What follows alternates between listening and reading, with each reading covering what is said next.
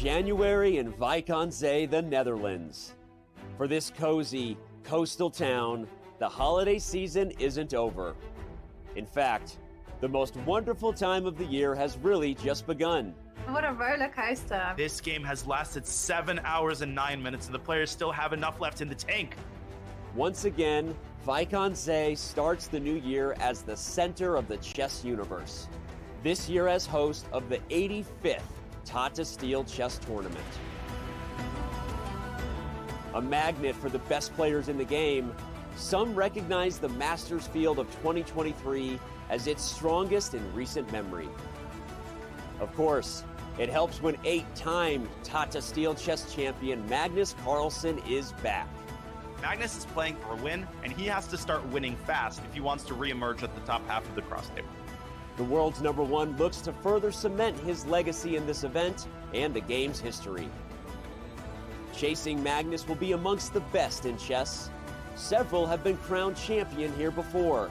Some have even shocked the world in doing so. And don't leave out those poised to capture their first Tata title. Anish is taking down the world champion Magnus in absolute shock. Although winter, Tata Steel chess is also known as the place new stars come to bloom. Magnus won here as a teenager. This year's event has its fair share of young players on the rise, each hoping to follow in Carlsen's footsteps. Soderbeck just playing a modern brilliancy. What a performance. The Dutch refer to Tata Steel as the Wimbledon of chess. For 85 years in running, this tournament continues to be steeped in prestige and legacy, and does so again in this welcoming little Dutch town by the sea. Mein Vrienden, it's the 85th edition of the Tata Steel Chess Tournament, and it starts right now.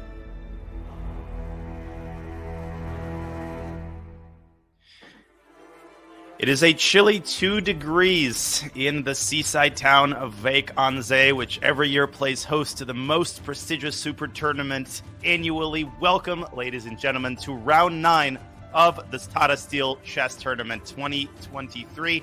I am your host, Grandmaster Daniel Naroditsky. Happy Tuesday, everybody, and happy Tuesday to my co-host, International Master Jovanka Huska. Jovi, welcome to the show. Yeah, it's a pleasure to be here. It is still chilly here in Norway as well. 7 degrees, actually. Better than 2 degrees. -2 in Charlotte, so it's actually colder here. Yeah, it is. I was influenced by that. And we see the hustle bustle of the crowds as they're getting ready for some fabulous matchups.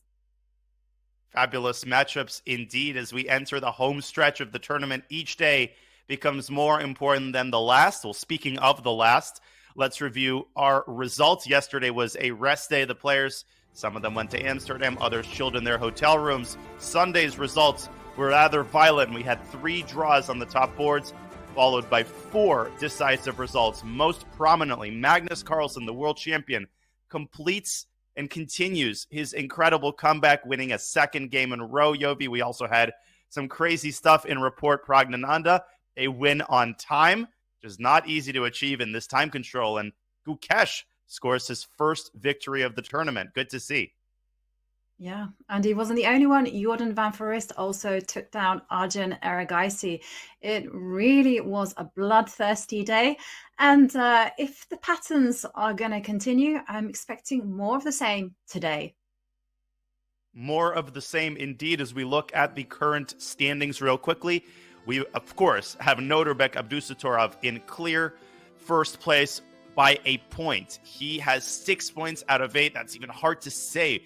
An incredible result through 8 rounds, but he is rather closely tailed by Anish Giri and Wesley So. And Magnus Carlsen, the world champion, is now lurking on +1. Let's not forget that he was -1 just 2 rounds ago, a big contingent on 4.5 out of 8. So the young Uzbek phenom's work is most definitely cut out for him in the last couple of rounds. And it is cut out for him today as he has the black pieces against Vincent Keimer. Let's review today's matchups and go through them one by one. We've got so many mouth-watering matchups as per usual. On the top board, we have Parha Maksudlu against Wesley So. And Jovanka, Wesley He sits on 5 out of 8. He is in second place. And he faces a Parham who is fresh off a brutal, devastating loss against Gukesh. This is a game Wesley is thinking about trying to win. Yeah, absolutely. There's no doubt about it. And of course, then we have Magnus Carlsen against Gukesh. The youngest participant faces off against the world champion himself. What do you think about this one? Indeed. Magnus Carlsen, 2 wins in a row. He has the white pieces. Let's be real. The world champion is thinking of this as a must-win game. He's not mincing any words, and he is going to go after the Indian talent. So excited to see that game. And Pragnananda against Fabiano Caruana. That game brings a smile to my face. Both of those players coming off very disappointing games. Fabiano, of course, losing in less than 30 moves to Magnus, and Pragnananda losing on time. But he did get soundly outplayed by Richard Rapport, who himself, Yovi, faces a very difficult challenge in Arjun Erigaisi. Yeah, absolutely. And both these players do need to start notching up those points in order to start motoring up the board. And they're not the only ones, because we have Levon Aronian, who again needs to start winning if he wants to get a good placing, is facing off against Jordan van Foreest, who of course scored his very first victory in the last result. It was a sparkling victory over Arjun Erigaisi, capped off by a incredible knight sacrifice on a7. He won that game with a pair of passed pawns that moved furiously up the board and promoted to queens. We then have Vincent Keimer, the young German talent. He faces the tournament leader, Norbek Abdusatorov, and Norbek leads the field by a point. This is a game, Yovi, that Norbek most definitely does not mind drawing, but something tells me that we are not going to see a Berlin draw. We are not going to see a peaceful opening. Vincent Keimer has had it with draws and losses. He is going to try to shake up the tournament standings with what would be just a monumental result if he can score a victory. Yeah, and I have to mention both of these are all-time rivals. I mean, they've been playing each other since the World Juniors Under 10 Championship. So definitely a lot of pride at stake. And of course, Abdusatorov, he is riding at the top. He wants to hold on and not fall off.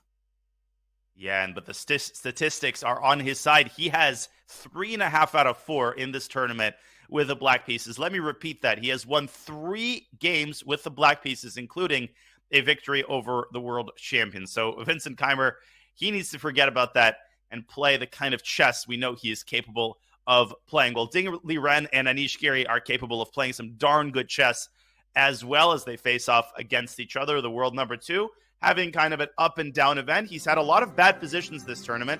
In the last round, he's had to climb out of a slightly worse position against Wesley. So as we take a look at their matchup card, and Yovi Anish Giri has just been in phenomenal form this tournament. He seems to be playing, like he's 16 years old. Like this is his first Super tournament. Such inspiration behind his preparation. Yeah, you kind of nailed it there. Preparation. I mean, I've been incredibly impressed by the way that Anish has been playing the opening. He's been catching everyone in his own home-cooked territory. And of course, I have to say he's been very impressive. But we mustn't forget that Ding Liren, of course, is the 2023 World Championship challenger and is trying to hide his own opening preparation. So for the first time ever, we saw Ding open with moves like e4. He's not really known for that. We also saw him try a Caracan. So he's kind of ducking and diving, trying to avoid revealing his own cards. And as we look at the playing hall, 21 draws there in the head-to-head between Anish and Ding Liren. Well, everybody seems to have a lot of draws against Anish Giri. But there you see the players. They adjust their pieces. Norbek Abdusatorov in the foreground, wearing a dapper white suit. And here, Vincent Keimer, his opponent. We are going to quickly go over the format before the gong sounds and the game begins. This is a 13-round event by invitation only.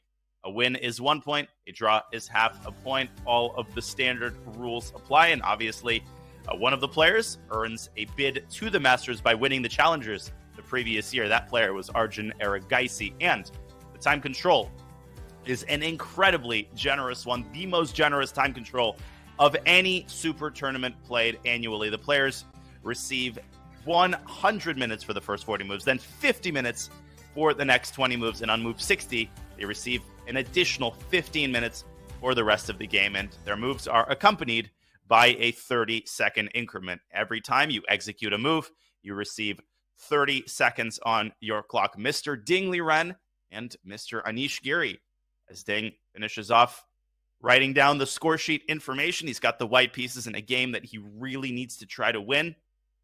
Yovi, we are set up.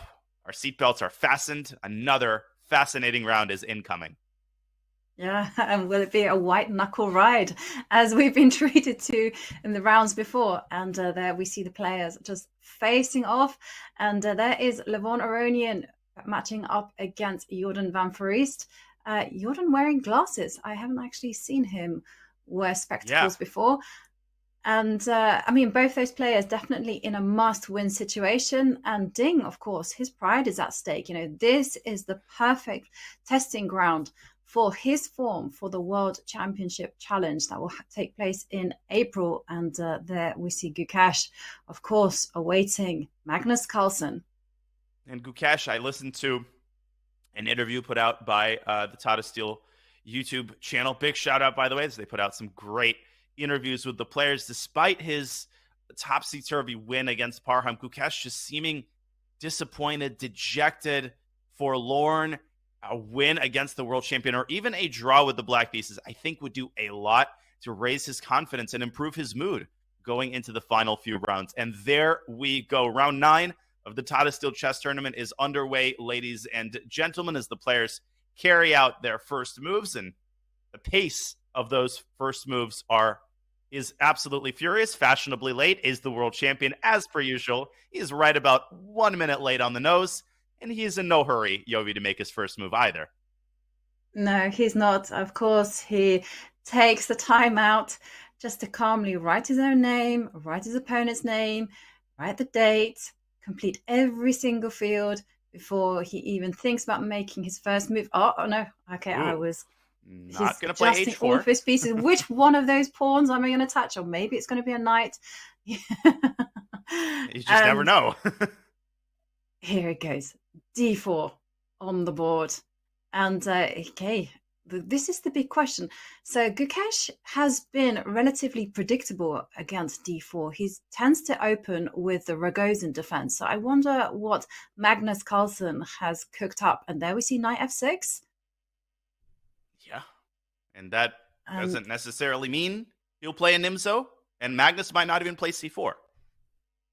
No, he might not. We have seen Magnus, of course. He's kind of played the Catalan in the first game against Levon Aronian. He's also played the London system against Ding. I wonder what he will choose now. Well, I wonder where he is. He played D4 and got up. If you want to use the bathroom, you normally do it before you come to the round.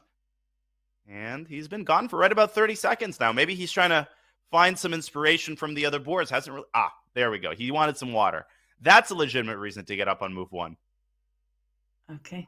And here comes the response. C4. It is C4. I am fully expecting E6, although Gukesh has also played G6 and gone into Grunfeld lines. What do you think? If you were facing off against the world champion, would you go into something that is your tried and tested E6 on the board? Yes. So it could be Nimzo, could be Rogozin, could be Catalan, knight F3. Exactly. Okay. I would definitely stick to what I know, Yovi. I would not choose this game as the time to experiment with my openings. The good thing about the Rogozin is that it's a pretty expansive opening, and the black does have a fair amount of variety in some of the main lines. So you can play the Rogozin and still remain relatively dodgy. But we will see. I'm very excited to see what Magnus has in store for us here. And now the big moment. Okay, he does go for a Rogozin.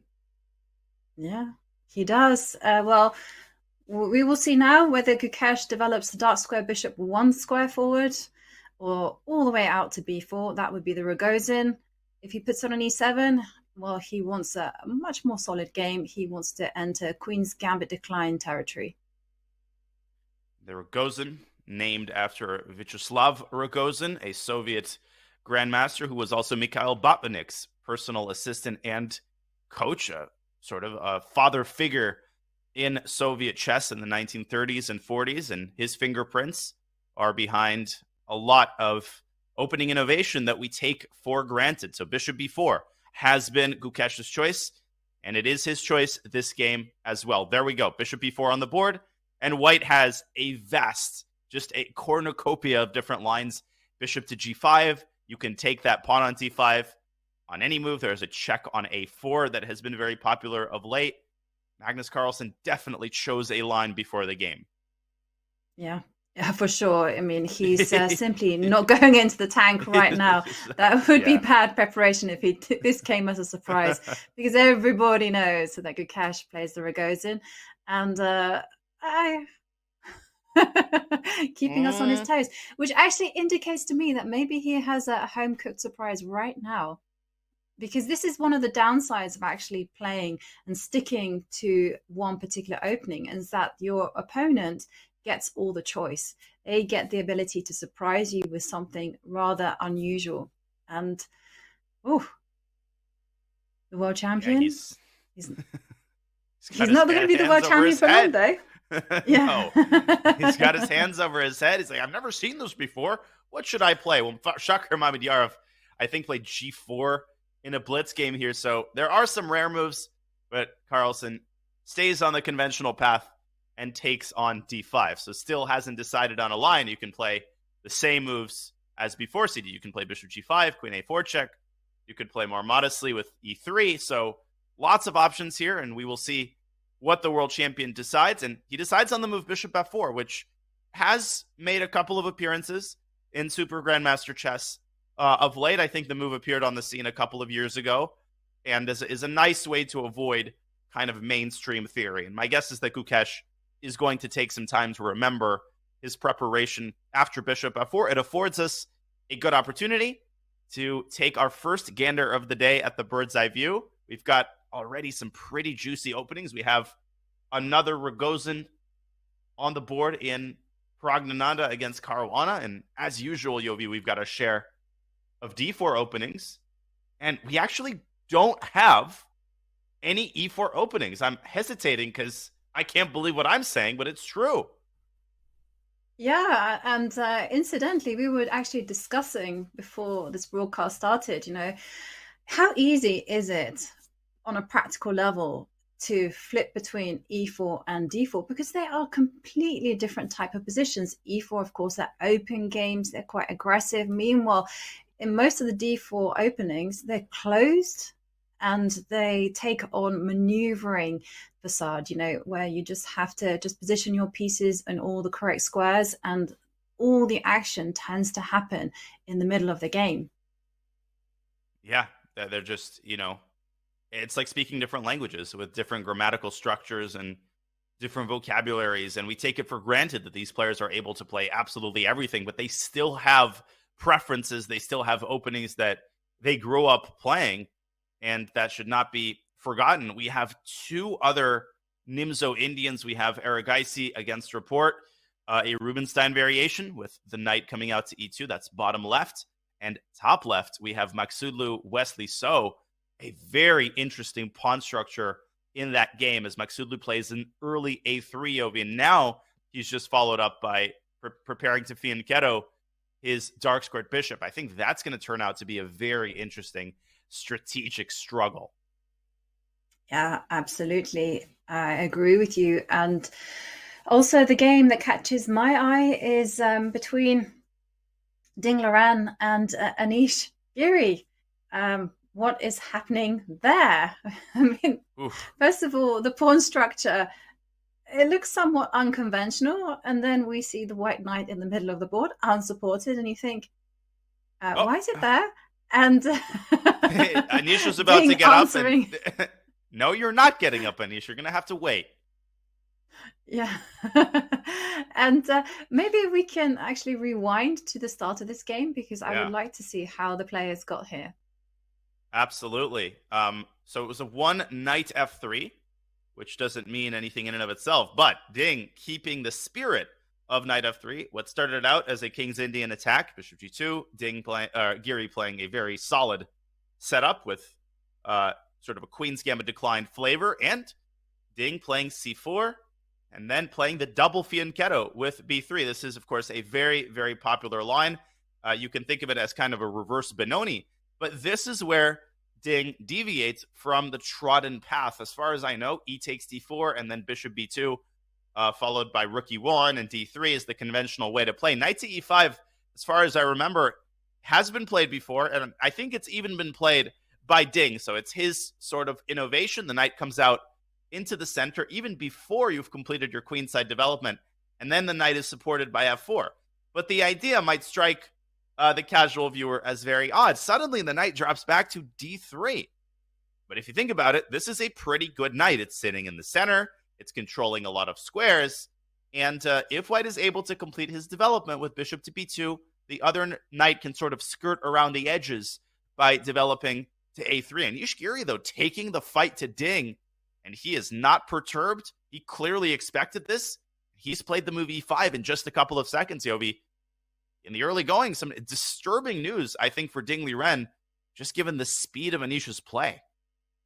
Yeah, I have to say it does look very natural to me. You know, after all, Black wants to solidify the center in the middle and also wants to just develop the pieces. And if you can initiate a trade of knights, for instance, after pawn takes pawn, knight takes knight, and I don't think Ding is going to do that. And indeed, he doesn't. He puts his knight to the edge of the board. Here, the knight is planning to go to c2, and as Dania indicated, it plans to support white's, or can even go to b5. I hadn't quite noticed that square, but I like not putting the knight on c2 in order to generate some queenside attack with event at the right time, b3, b4, and chip away at the black stronghold in the middle. And the big question is, can those pawns just carry on advancing? Because I for sure would be tempted. Yeah, I don't think so. I think after e4, knight f2, you're just going to lose the pawn on e4.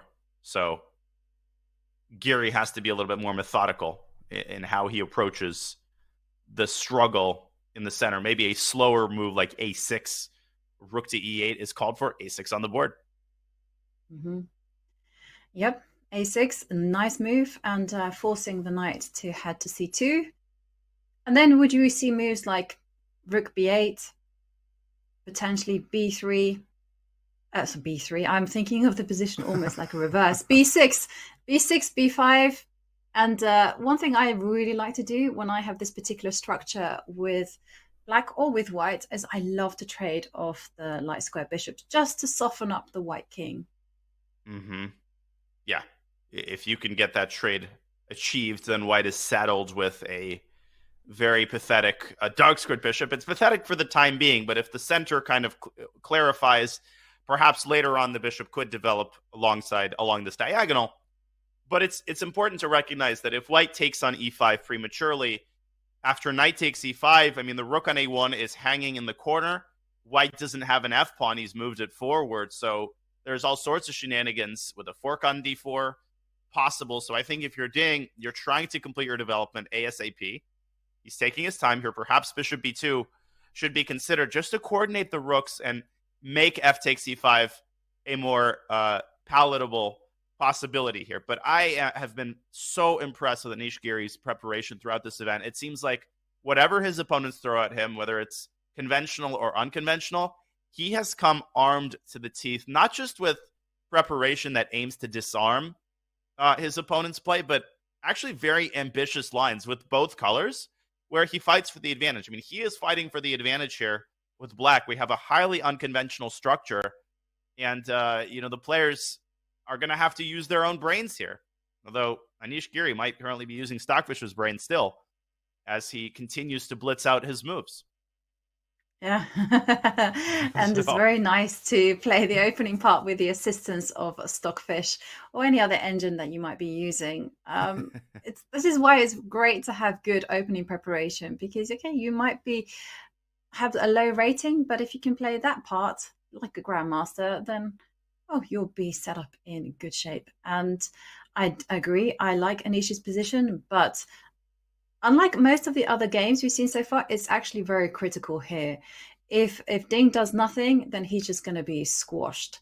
If Ding is effective with his counter strike, then the position is just going to open up and it's going to be a free-for-all.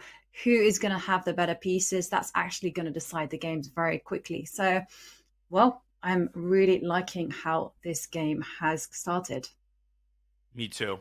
Very exciting. A lot of meat on the bone, and we will bring you regular updates as the world number 2 ponders his next move. Let's come back to the bird's eye view for a hot second and see how the other games are progressing. More interesting stuff in Maksudlu Wesley. So we might want to go to that game next because all sorts of shenanigans are happening on the queen side. Some of the other games are a little bit calmer. You can see Richard Report establishing a knight on e4 very early. I mean, it's a common square in the Nimzo Indian, but I haven't never seen the knight come out to e4 quite that early. Very interesting pawn structure as well in Vincent Keimer's game over on the right side against Norbek Abdusattor. Very ambitiously handled by the Uzbek junior as he pushes the pawn down to c4. Yobi, my eyes are competing for attention between Parham's game and Norbek's game. I'm experiencing my usual indecision. Which one? Yeah, I have to say, I'm really attracted to Parham's game because it's so unconventional. But at the same time, the lull of the Caro-Kann pawn structure is calling me like a siren. And I'm also being drawn to Vincent Keimer against Abdusattorov. I mean, everyone at home might be going, why is she calling this a Caro-Kann pawn structure? Because this is very much a position that you see with colors reversed in the Caro-Kann in the Panov variation. You know, black has committed very, very early with c5, c4. The pawn structure is determined, and this means that there's all sorts of things at play. The pawn on d5 is weak. Oh, maybe we should go there because I'm getting a bit carried away. No, this is and fascinating. Then let's dash over. And he is the tournament leader, so I don't think anybody is going to fault us for looking at his game more closely. But please continue. So maybe I should show how this structure can be achieved with colors reversed for context before you proceed. So if we rewind all the way back, in the Caro-Kann Panov variation, if I understand you correctly, there are some variations. This is the Panov attack. Yeah. And in many lines, just for the sake of illustration, white pushes c5. Maybe not here, but at some near-term point. And then you get just like a very similar structure where black tries to break through in the center and white tries to clamp down on that square and combine that with a furious queenside pawn storm.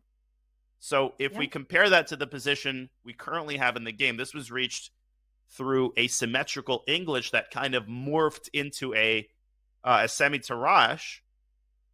Black makes the very committal decision, pawn-off style, to push c4. And we have very similar characteristics, Yoey. I think this is a great comparison. Now, what do you make of the differences and similarities between this type of position and what we normally get in a pawn-off? Well, in the Panov, you highlighted one particular line, which was very good, which is to kind of solidify the structure with the e6 pawn. But you can actually do a fianchetto variation. And you do exactly what Nordebek has done without the insertion of a2, a3. And you sit there and you do this. And the whole idea is that you are trying to make moves to disrupt this pawn structure in the middle of the board, the d5, the c4 pawn. And you can do that in two ways. First of all, you can destabilize this knight by actually capturing on f6 at the right time and just piling on the pressure on this d5 pawn. Another way to do it, and you can do it in a much more radical way, is actually to spring forward with your knight to e5 and capture on c6. And then you break open the light square bind that black has by actually going b3 at the right time. And you leave black with very passive and immobile, weak pawns on the queen side. So it is not a given that black wants to play h6 here, which is an automatic move for a lot of players. But this actually encourages white to do what one could argue white wants to do anyway. And just to follow your line, after knight d2, black can still protect the pawn on d5. But the issue is white just keeps piling on. A move like queen h5 comes to mind. Maybe not even the best way to attack the pawn. There's queen f3. And I'd like to point out that there are even... You are Sorry, reading my there are mind. also There's some sacrifices. tactics.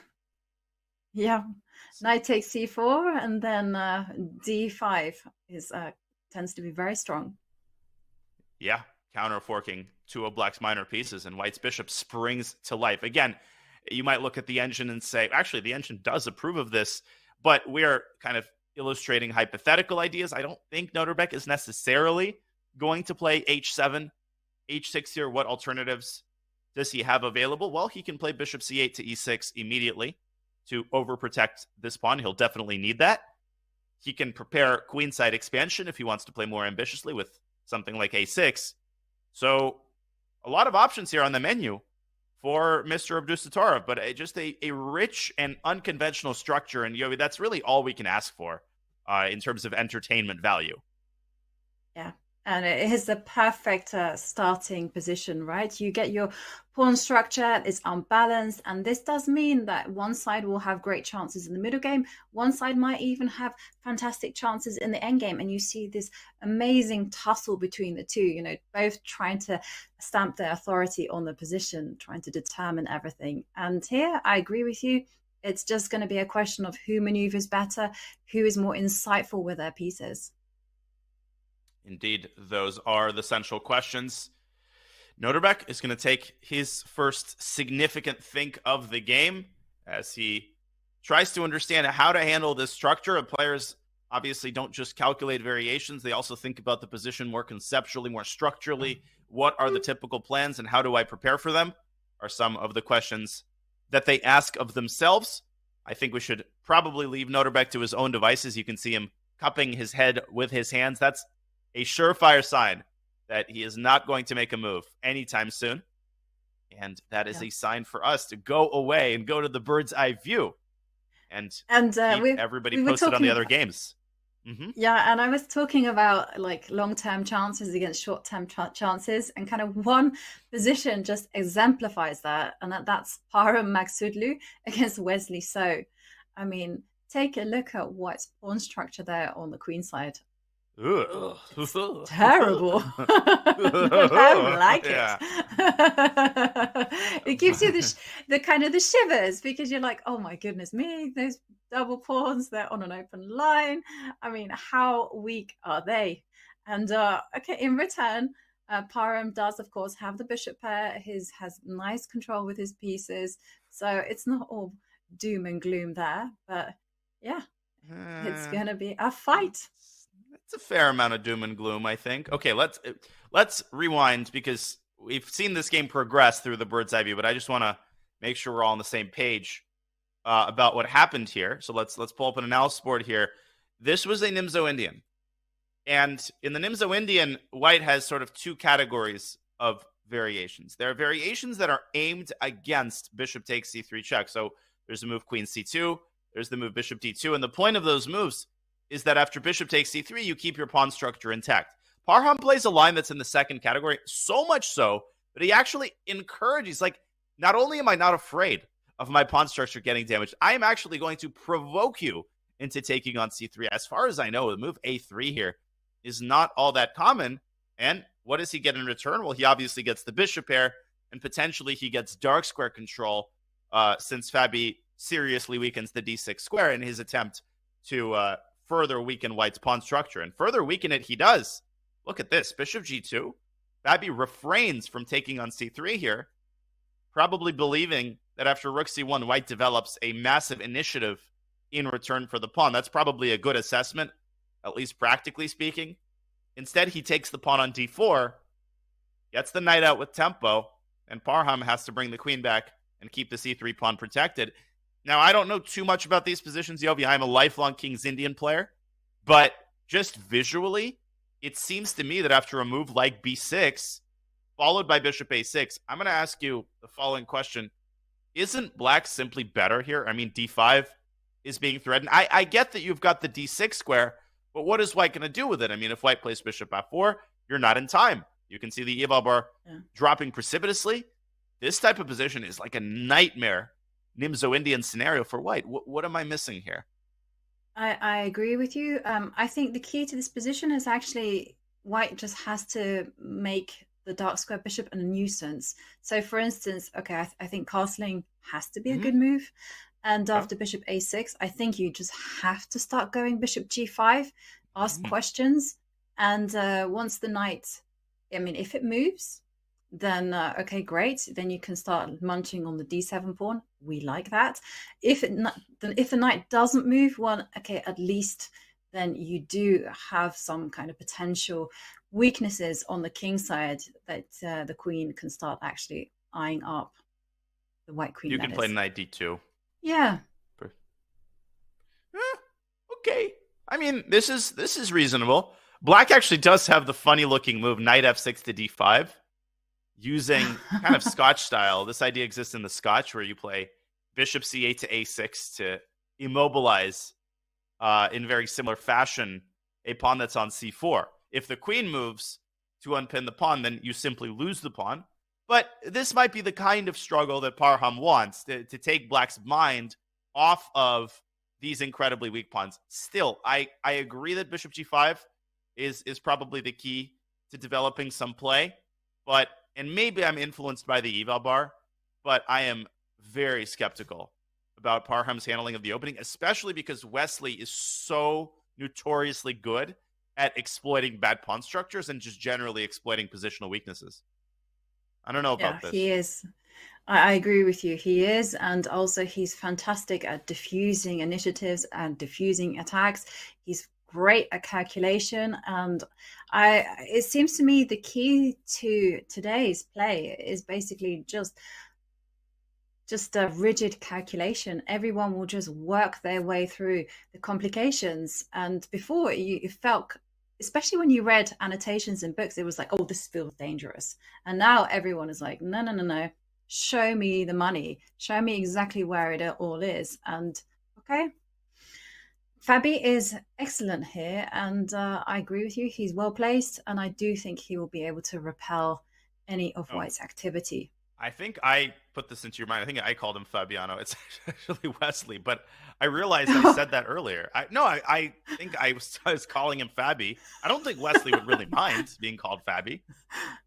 But yeah, no, sorry about that. It was Wesley. Well, all those things I said about Fabi also applicable to Wesley. Of course. That's the great thing about Super GM chess. What you say of one Super Grandmaster generally applies. You know, it reminds me of when I was taking my introduction to psychology class. They distributed in the discussion group, they distributed these sheets that purportedly had insights derived from the professor carefully studying each of the 400 students in the class. And the point was everybody read them and started nodding their heads. Yeah, this is me, prone to this, tends to do that.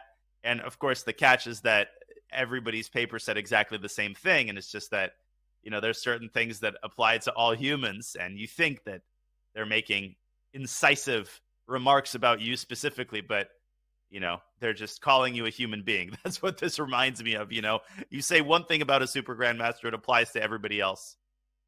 Yeah, I do agree with that. I mean, these guys are so good. They're so universal. And also, when it comes to psychology, I learned a nice trick that in order to find out whether someone likes you or not, you have to use a kind of a phrase that's a bit off the beaten track, and if they repeat it back to you, it means they like you. Interesting. Like any phrase. Yeah, like literally any word, phrase, or anything. Mm-hmm. So if you use that word and they repeat it back to you, it means that they like you and all is good. Beautiful. Yeah, very nice. And I taught you that, so. Yep. Yeah, I was going to say, I forgot. This is a phrase off the beaten track. I don't know what I'm implying there. Okay, so we have a rather off the beaten path opening chosen by Parham Maksudlu. Is it going to pay off, or is he going to pay the price for his rather ugly queenside pawn structure? That remains to be seen. I'm expecting b6 by Wesley So, but he's going to take his sweet time to carry out that move. Let's go back to the bird's eye view. We've got more action on a lot of the boards. The World Champions game is progressing nicely. Yovi, we've got some of the games we haven't looked at yet, including the actual Fabiano Caruana's game, which has another very rich pawn structure. Yeah, I'm just looking at the bird's eye view and I'm thinking White's pawns are very impressive on the queen side. I mean, just look at that. I mean, there is a big danger that one of my favorite pawn structures might actually happen. So can we actually take a deep dive into that position? The Fabiano Caruana game. Yep. Just to clarify, the one and only Fabiano Caruana. The one and only, not the Wesley impersonator. Yeah, the pretender. There's also crazy stuff happening, by the way, in Ding's game against Syria, so we will bring you an update there. But I agree. Let's look at Fabi's game because you don't get a structure like this every day. You also have a big time disparity. Fabi seems a lot more comfortable with the way that this game is unfolding. Prague with an hour and 18 minutes. Let me rewind. This was our second Rogozin. So both Indian talents involved in a Rogozin from opposite sides. Gukesh on the black side and Prague on the white side. He gives that check on a4 that we mentioned. Follows it up with e3. And the queen drops back to c2. The point is to force the knight onto c6 so that black cannot push the pawn down to c5 or solidify the center with c6. Fabi says, you know what? I'm just moving my knight away. I'm moving my knight away, and then I'm moving my bishop away, and I'm basically transitioning this into a semi-Slav structure. You would never guess, Yovi, that this came from a Rogozin when you see this classic Slav pawn triangle.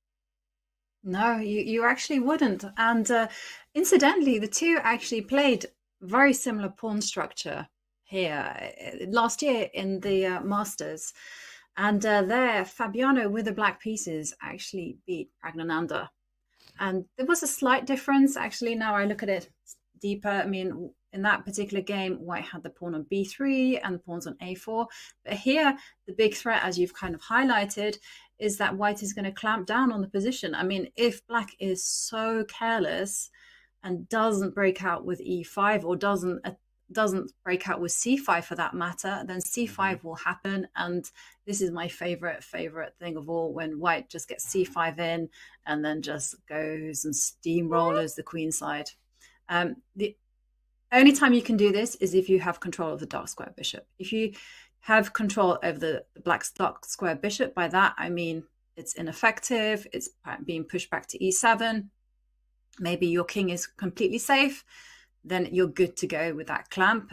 If you are not safe, for instance, you've castled kingside and that dark square bishop is sitting on this b8 h2 diagonal, then don't do the clamp. It's not as good as it looks, basically. Learn it from me. Interesting, because you're allowing Black to counter-strike at the center more easily with e5, and as you're saying, when you castle kingside, you have to watch out for pressure on h2. So it's actually a pretty big dilemma here and right now for Prague. Do you want to go c5 with tempo, or the alternative is obviously to just bring the bishop out either to e2 or to d3? I will point out one thing you have to be very careful about. One downside to not playing the move c5. And let's bring up the analysis board one more time here, just really quickly. Let's say that Prague plays bishop d3, very natural move. Well, the issue is that Fabi could say, you don't want to go c5? You're going to regret it, because I'm going to take it and I'm going to go c5 myself. And the center opens up, and I really think White has nothing to show for it. Let's say that all of the trades happen in the center and White castles kingside. Well, after bishop to b7, I would already argue that Black is the only one who can be slightly better. This bishop is a monster. The rook is coming out to c8, and it'll x-ray the white queen. I mean, White's dark squared bishop is very passive. So, you don't want the position to transition into like a symmetrical pawn structure or an open center if you're Prague. Now, maybe the engine was indicating a move like e4, just adding more heat to the center. This is another thing to consider. And after the trade on e4, White preserves his sort of imposing pawn mass on the queen side. But still, after a move like a5, Black starts chipping away at the edges, and Black's structure is just so solid. Everything is nicely defended. The c-pawn is protected by the knight. So Prague, with a lot of very committal decisions to make, Yovi, in the early going of this game. Is it really a surprise that he's taking a lot of time? It really isn't to me. No, it isn't surprised. This is a very critical situation, as you've kind of highlighted. To play e4, that's an incredibly committing move, you know, because after all, you're not really ready for that.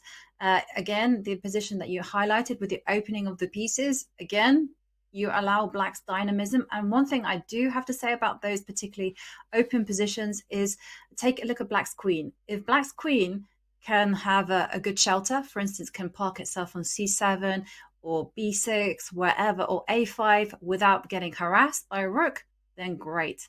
Black is doing absolutely fine. If the Black queen has to park itself on e8, then Black has a problem. Black has not fully equalized. And in the line where there were no pawns in the middle of the board, I do think Black is doing more than okay. I mean, after all, Black hasn't done anything wrong.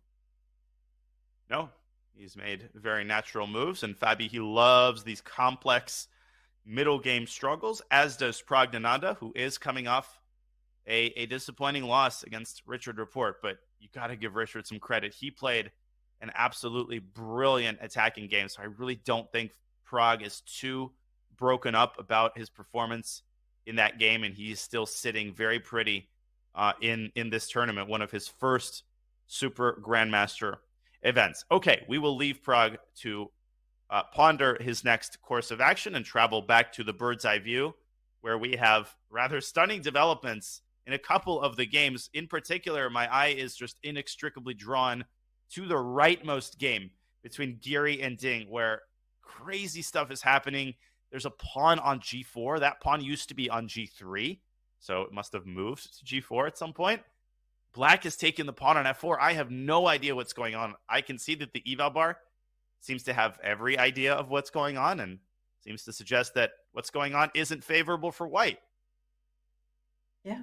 Can we go over there, because it looks a bit random over there, especially on the king side. Looks like I got the dice and I just like scattered the pieces wherever I go. The pawn on g4, and also the clock time baffles me a little bit, because I mean, take a look at Ding's of course burning time on his clock, but this looks like it was all in Anish's prep, even this g4 move. I mean, that's the horrible thing about facing someone like Anish. You know that almost every game in this tournament he has benefited from excellent preparation. And when he's playing fast, you get into your head. You're like, is this preparation too? How could he possibly have predicted this? How is he still in his preparation? And when you start thinking these thoughts, you often lose your objectivity, because you start making moves with the sole aim of taking your opponent out of preparation. And you might succeed, but at what cost? So if we rewind a couple moves, we saw knight a3. After a6, Ding deploys his bishop. Anish solidifies his own center with bishop d6. And here's that g4 move, starting a kingside attack. Giri responds with e takes f4, and white has at least 3, actually 4 candidate moves. You can take the f4 pawn in 2 different ways. You can take the other pawn on d4 and then try to go after that pawn with knight c2. But most likely, I think, are none of these moves. Rather, I think Ding will play g5. And if we bring up an analysis board, we will need it, because this could lead to complete and utter pandemonium if Black takes on e3 here and sacrifices the knight on f6. Just look at this position. gf, you can take on h2, or you could just take back on f6. And Yovi, if white just nonchalantly grabs the pawn on e3, after knight g4, I feel like there will be hell to pay on the king side. I mean, this is coming. White's pieces are just not very well equipped to handle the chaos on the king side. How do you think Ding is going to dodge that bullet? By not capturing the knights, by not attacking it. I mean, it just looks absolutely wild, if I have to say so. So let's rewind. I mean, This is just like mind-boggling complications. Okay, so first of all, if you capture the pawn, can you kind of, I always like to have like a fail safe, you know, that if all goes wrong and my calculations don't work, I've got something in the back of my pocket to help me out. And is pawn takes pawn, knight, I like knight takes pawn as well. something like this is not my position. I'm not familiar with playing these crazy things. So okay, I will have to kind of work my way through them. So knight takes makes sense. It opens up the rook. Is this something that you can kind of depend on as giving white good chances? If it's not, then okay, I have to rewind as quickly as G5. Yeah, this might be a problem. And I'm listening to what you're saying. I promise I was just mesmerized by this move. And that was like, I was going to say, what witchcraft are you performing there? Just like opening up your king. Really? This is wow. It's in the finest spirits of this position. Hey, you played the Grab. I'm allowed to do that too. It's like the symmetrical bond cloud. You can play G5 as long as your opponent plays G4. So I don't even want to analyze this game. I'm going to leave this to the Super Grandmaster. I think E takes F4, though. I think that was your initial inclination. And then I just that was my inclination, yeah. I feel like I gaslit you into playing knight takes F4 because I was playing that move on the analysis board. But E takes F4 is probably the better recapture. Okay. So, yeah, but on the reason why I was actually ready to be convinced about knight takes F4 is because if you go E takes F4, take a look at that dull. I was going to insult that piece. I'm going to very, very sorry. The bishop on B2. I mean, it's doing nothing. I mean, it doesn't have a single function in this position, and that offends me. So that's why I kind of liked your knight takes F4, because I thought, okay, let's just amp up the tension. Because this is something that I have in the back of my mind when I'm playing these type of positions against. I'm always playing on the white side against the Benoni. Is that okay? If you put your bishop on B2 or B7, then if it's blocked, you have a bad piece, basically. That's exactly right. And Black can follow up with a move like rook E8 here. The only asset white has is this kingside pawn storm, but it doesn't look all that impressive. Black can push the knight down to E4. The bishop doesn't have a function. The knight on A3 doesn't have a function. That's why Anish played A6. We mentioned that the knight can swing back to C2, but again, the knight suffers from the same faults as the bishop does, where it's just biting on granite. It has no prospect at all. So I feel like Ding is in too deep. I think he's got to go G5 if he wants to attain a feasible position. By hook or by crook, I mean, that is the only way that he can stir up complications. I think in a position like this, he's simply worse. Has he made a move? He was writing something down on his score sheet, or at least I hallucinated that he was. No, Let's go back to the live you can't write down. Just as a point, you can't actually write your move down and then play it, because according to the rules of chess, that counts as note-taking. And no notes allowed. That was an old rule. I mean, that's been in effect probably for over a decade. I remember when you were allowed to write the move down before playing it. There were a lot of players who would do that. There are some players who would even write down the wrong move deliberately and then allow the opponent to take a peek at it. I mean, there are all sorts of psychological ploys that you could play. But I agree with the rule. I think you should have to play the move. The function of writing down a move should be to record what's already happened, not to record what's going to happen. Just intuitively. I agree with you. But I do miss the old performance, because, of course, I was a kid when this rule was in play. And there was a huge performance and acting involved. You used to write down your move and then you'd hide it from your opponent, and the opponent would just try and peek, and you'd be like, no, you would put a piece in front of it, and then you'd cross it out. And then, I have been guilty of writing the wrong move. This is so relatable.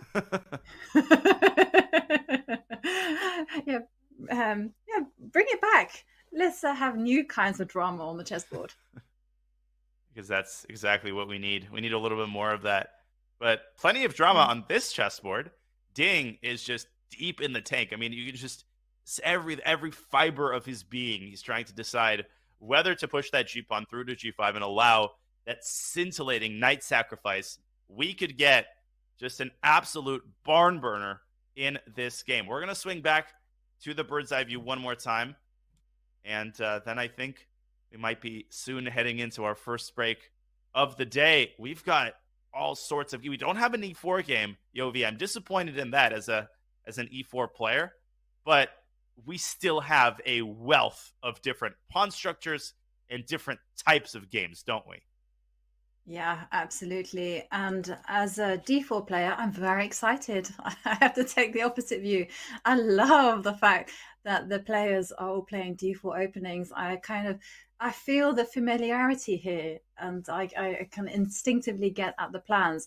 Meanwhile, some of the E4 openings, okay, they're just wild, and they are really you have to figure them out move by move. Sometimes you just have to know exactly what you're doing.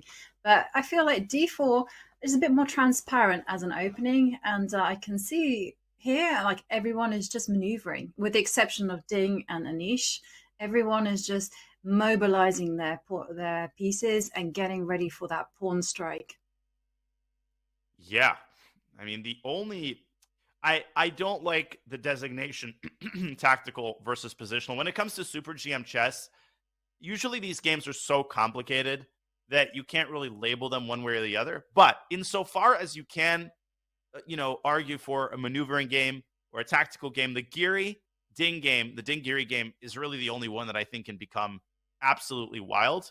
If you look at the top right, you've got Carlsen against Gukesh. You've got a piece symmetry where both sides have the same assortment of minor pieces. Both kings are relatively safe. In fact, both kings are still in the center as Gukesh tries to establish a blockade on that c4 square. He's gotten his knight to b6. The Aragaisi report game, another game that has the potential to become tactical. Black's got a queen sitting on h4. But right now, Yogi, I feel like the players have had their fill of situations where their king isn't safe, and they've decided to calm themselves down a little bit after the rest day. Haven't they? Yeah, I have to say I agree. And also we have to remember we are entering that last stretch. The players are tired. They have played some grueling chess games, and let's not forget the nervous tension, the energy that they've had to use. So I'm not really surprised actually that they've kind of tended to start what they've actually started this particular round in a more solid manner. Like you say, either get the king to safety, just try to play a different kind of chess. Indeed. And the players are tired. The commentators are a little bit tired too. And the commentators will give themselves a breather. We will go on our first break of the day as we catch a glimpse of that beautiful playing hall filled to the brim once again. The round has only just begun. All of the fun is still ahead. You're watching the Tata Steel Chess Tournament. This is a crucial 9th round. You will not want to miss more of the action coming your way on the other side of this short break.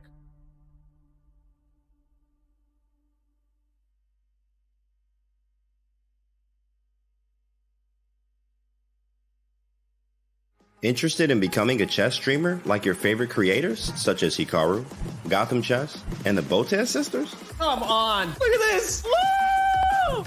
Chess.com is excited to announce the Community Streamer Program.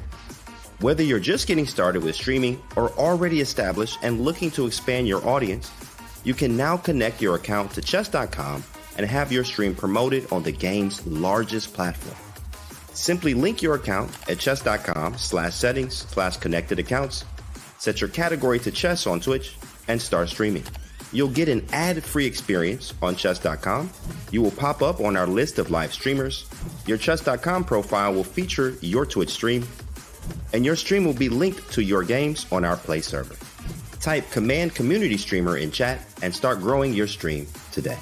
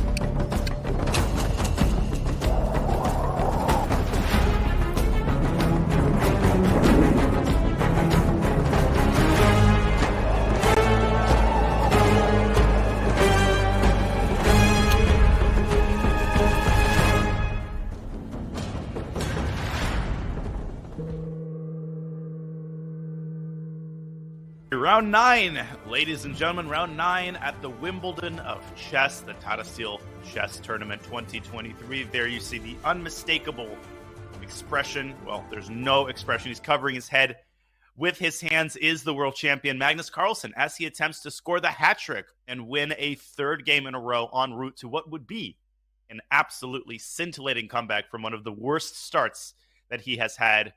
Wouldn't be an exaggeration to say.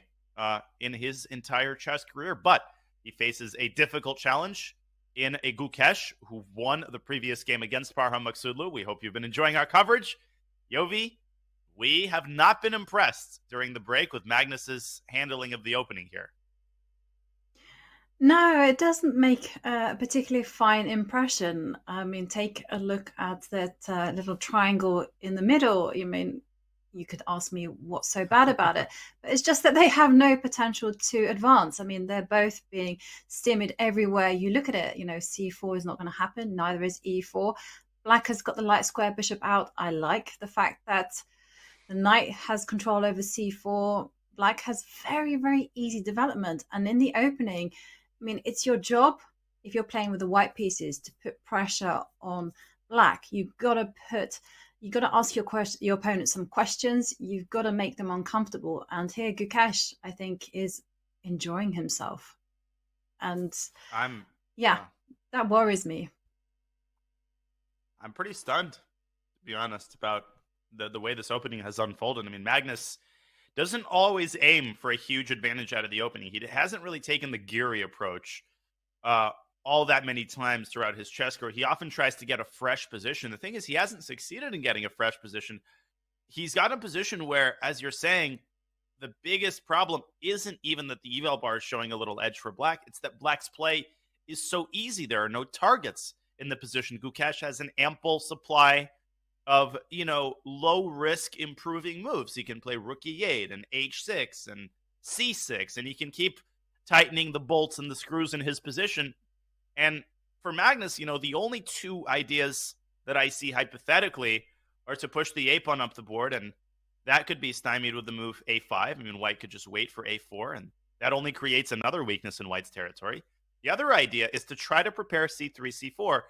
The way you would do that is by dropping the knight back to d2. And again, if black smells a rat, he could always drop his bishop back to e6, or black could counter-strike on the queen side himself and beat White to the punch with c5. So I am very, very surprised at how Magnus has handled the opening, and I'm impressed at how Gukesh has risen to the challenge thus far.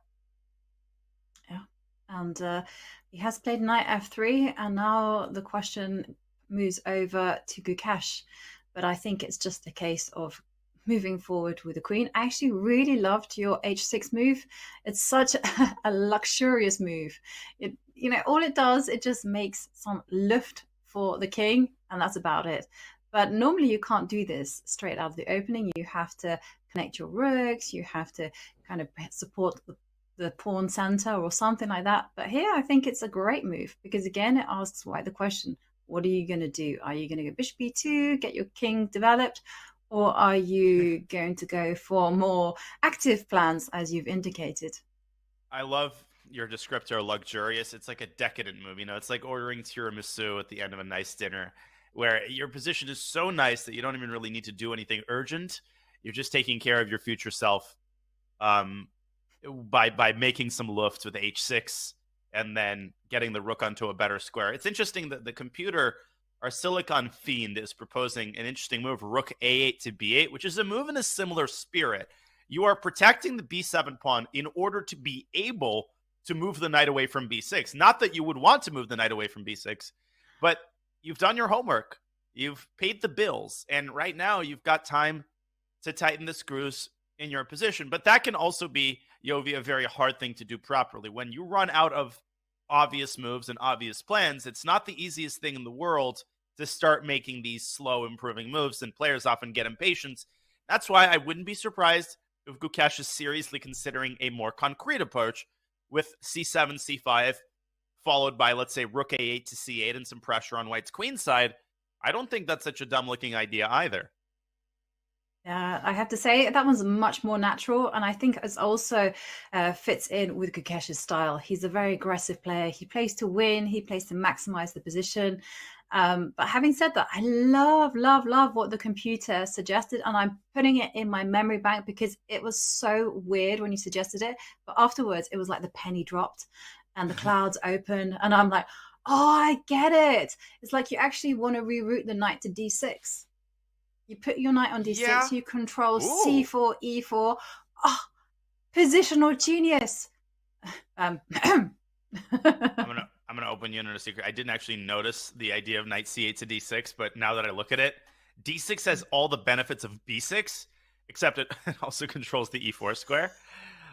So man, Gukesh is in a good spot, but I would caution the viewers against thinking that the game is decided or that White has no winning chances. I mean, how many times have we seen Carlsen just squeeze a win from positions that are honestly a lot worse than this? There's plenty of chess left to be played, and the world champion is obviously in much better spirits. I think he's feeling more confident. And we have an interview for you. After his win against Fabi, Magnus shared some insight into how he felt after that incredibly convincing win against Fabiano and his outlook for the end of the tournament. Let's listen in to Mr. Carlsen. I didn't expect this win, so that's very good. Now I have 5 pretty winnable games left, so I'll just try and keep going. So yeah, it's looking better. I'm not really concerned about winning the tournament, but the chances of actually playing a decent tournament increased a lot, obviously. Well, that they've increased a lot after 2 wins, as we see his round-by-round results. Not easy to just jumpstart your tournament like this when you lose 2 games in a row for the first time since 2015, and for the first time in Tata Steel since 2007. Not the easiest end to the tournament, Yovi, for Magnus, but I think he'll take it. He's got a double White in rounds 11 and 12. So, I mean, as I said after the day before yesterday's round, I think he's already thinking about winning the tournament.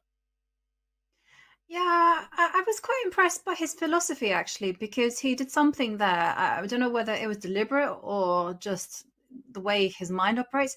He just split the task ahead of him. He made it into chunks, and he just simply said, I have 5 winnable games. And so he just said, I'm just going to take it on a game-by-game basis. And that's exactly what you do need to do whenever you have a big thing ahead of you. You need to win 4 games. Okay, winning 4 out of 4, pretty difficult. But winning 1 game, that's okay. And then winning the next game, maybe that's possible as well. And before you know it, you might have 4 out of 4. And it's just a question of mindset. It's just so that you don't make something insurmountable. Yeah. I mean, I also made an insight that has absolutely nothing to do with anything he said. I like doing impressions, and I've been trying to do Magnus for a very long time to absolutely no avail. I mean, I think the Norwegian accent in general is a very difficult one. But one thing I did notice is that he is a voice raiser. He tends to raise his voice at the end of sentences, which is not an attribute shared for everyone. I, for instance, am the opposite. I tend to lower my voice at the end of sentences, much to the chagrin of the chess.com producers and everybody else listening to my commentary. I tend to trail off at the end of sentences. But Magnus does tend to raise his voice at the end of sentences, and I'm going to just try to win 5 games. That's a very Norwegian thing to do. Yes, that's the very Norwegian thing to do. They all speak like that because they're singing. They're like, hurdy-gurdy. Okay, anyway. You led me down a trap there. Oslo. Yes, I am from Norway. Yeah,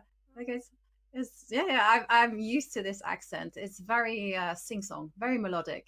I love any Scandinavian accent is amazing. I almost feel like I almost prefer it to being in the US. I remember when Peter Heine Nielsen came over for a chess camp just this past summer. It was just such a pleasure to spend time with him in general. So I will keep trying to work on my Magnus accent, maybe one day. And Gukesh, by the way, he's played c5. He's played c5, and I think this move makes perfect sense. He's just taking it to Magnus. He's saying, what you got, boy? I agree with you. And it's his very much his style. He's an active player. And the big question here, I was just going to ask you, if I were playing white, I would be terrified of the move c4. So therefore, I would be just reaching for that c5 pawn just quicker than there was no tomorrow. I just think c4 is just a very, very dangerous move, because take a look at the rook on b3. It's out there.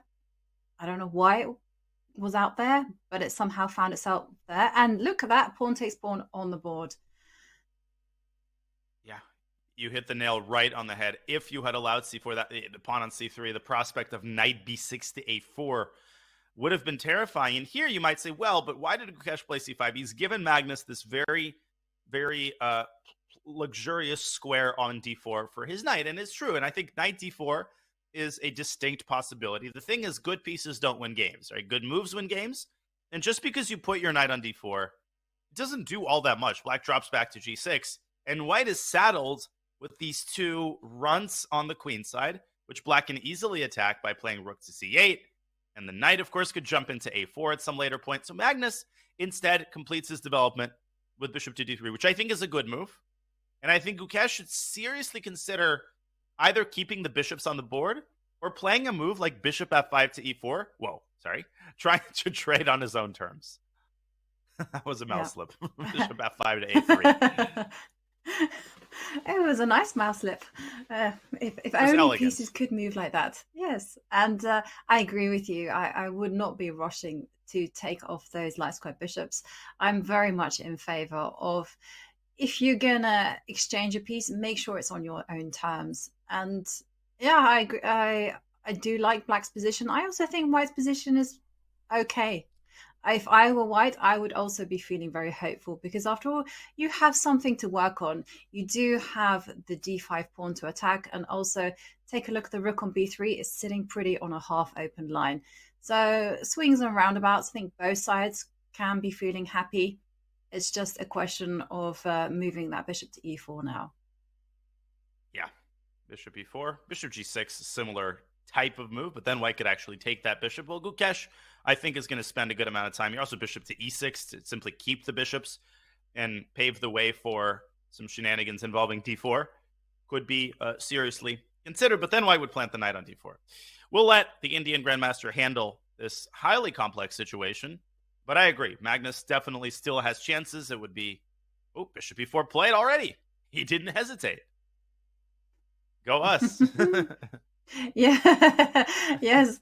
I'm always I don't know whether it's a good sign or a bad sign when the players follow our recommendations. I remember in Fabi's game against Magnus, I mean, Magnus really criticized one move as being horrible, and who advised that move?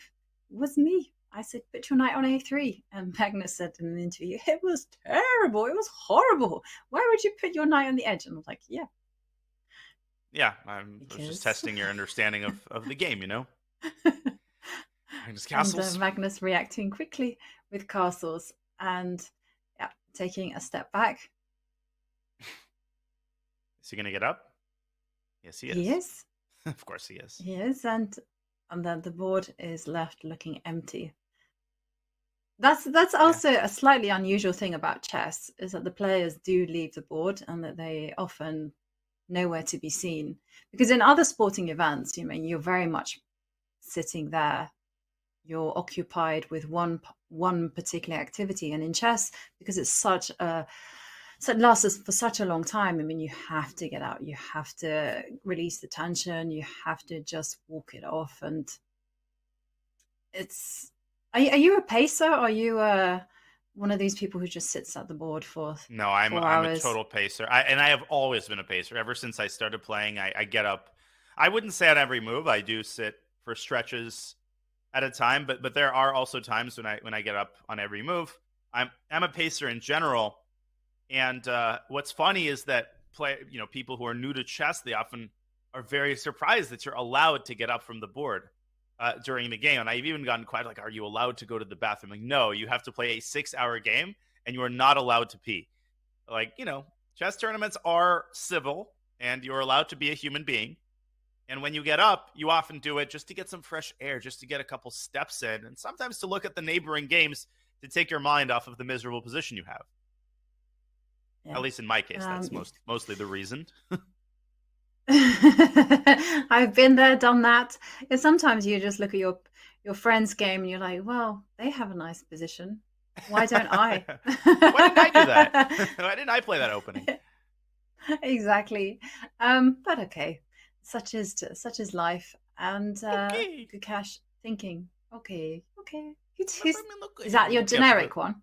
Yes, Gukesh will be thinking about his move, but maybe we should take the opportunity to go bird's eye view, because, Gukesh might spend, 15, 20 minutes even on next move. Critical position, Yeah, generic 2640, Russian schoolboy GM. Whoa. We've got crazy action on all the boards. Look at Maxud Wesley on the top left. You called it. Bishop G5 takes F6 has happened. And at least Parham has something to fight for on the other side of the board. I still think he's worse. But that position heating up. Richard Report has just pushed his pawn to G5, kind of echoing Anish Giri's idea from the other side. My eyes are just like running around.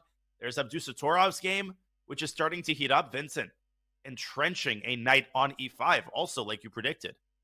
Oh my gosh, I wish we could go to 4 games at the same time. Okay.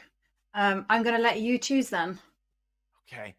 Let's start by looking briefly at Erigaisi Report, just because we haven't looked at that game yet, and then we will go to the tournament leader, Norbek Abdusatorov. How's that plan? I can't make everybody happy. There's going to be Norbek fans who protest, and there's going to be Richard Report fans, but we try to bring you all of the games in due course. What on earth is going on in this game, and what is Richard Report's last move? Yeah. To me, it looked like a very normal move until G5 happened. But then again, I have learnt my lesson. I am not going to question Richie's moves, because in his game against Pragnananda, from nowhere, he went H4. And I was like, whoa, what is this? And in the interview, he said, to me, it seemed very normal. And that was the end of that. And I thought, okay, mine is not to question why. And G5 on the board, seizing space. It's a space grabber.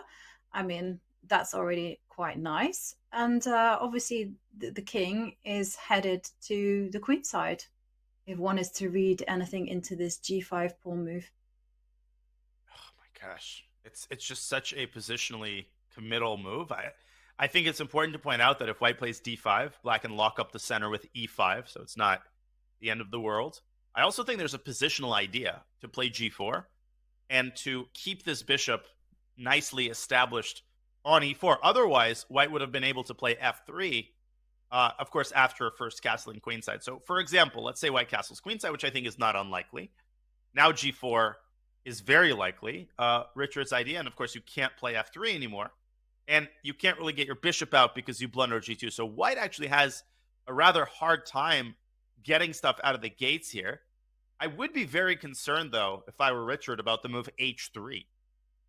Now, you can move your knight out of the way, but Yovi, I think you see what I'm saying here. I mean, this whole construction over here on the king side, if that topples over, your whole position is just going to collapse. Yeah, absolutely. And let's not forget that this bishop on E4, which is, again, sitting pretty, but it could be left stranded, say, for instance, after D5, because once E5 happens, and say white takes the action to the queen side, that bishop is just jammed. So I'm kind of... it's Richard playing, so I don't want to be critical at all, because obviously this is genius level stuff, but I'm very, very worried as well, because my instinct was, of course, if you're going to go G4, I will try to break up that pawn as quickly as possible with H3. Yeah. Can I tell you why I was laughing? It was for a very immature reason. It was because of the line knight C5, which actually is the best move. And I was looking at queen C3, queen F6. And wait, this loses? But it's just such a beautiful mate. I had to show this on the board. I'm sorry. Yeah. That one has a name. It does? It does have a name. It's called I don't know. Suffocation Mate. A suffocation mate. Where Yeah. what is the hallmark of it? Is the bishop and the knight mating? The bishop and the knight. Wow. So smothered mate is just the knight, obviously, but the bishop and the knight is suffocation. Oh, sadly, that's good to know. The move loses because of b4, and you have a choice: either blunder the queen, or in the event of the trade, the king has just one square. It has enough air to breathe. No suffocation mate, and talk about suffocation. Black will lose one of his minor pieces. In any case, these are the ideas always available in Richard Report's games. You can bet a silver dollar that any position he has, you're just a couple of moves away from a queen sacrifice or some checkmating pattern. And this is what everybody loves about Richard Report, I think, which is that no matter what form he is in, whether he's in killer form or he's in bad form, he is going to play the same way every tournament.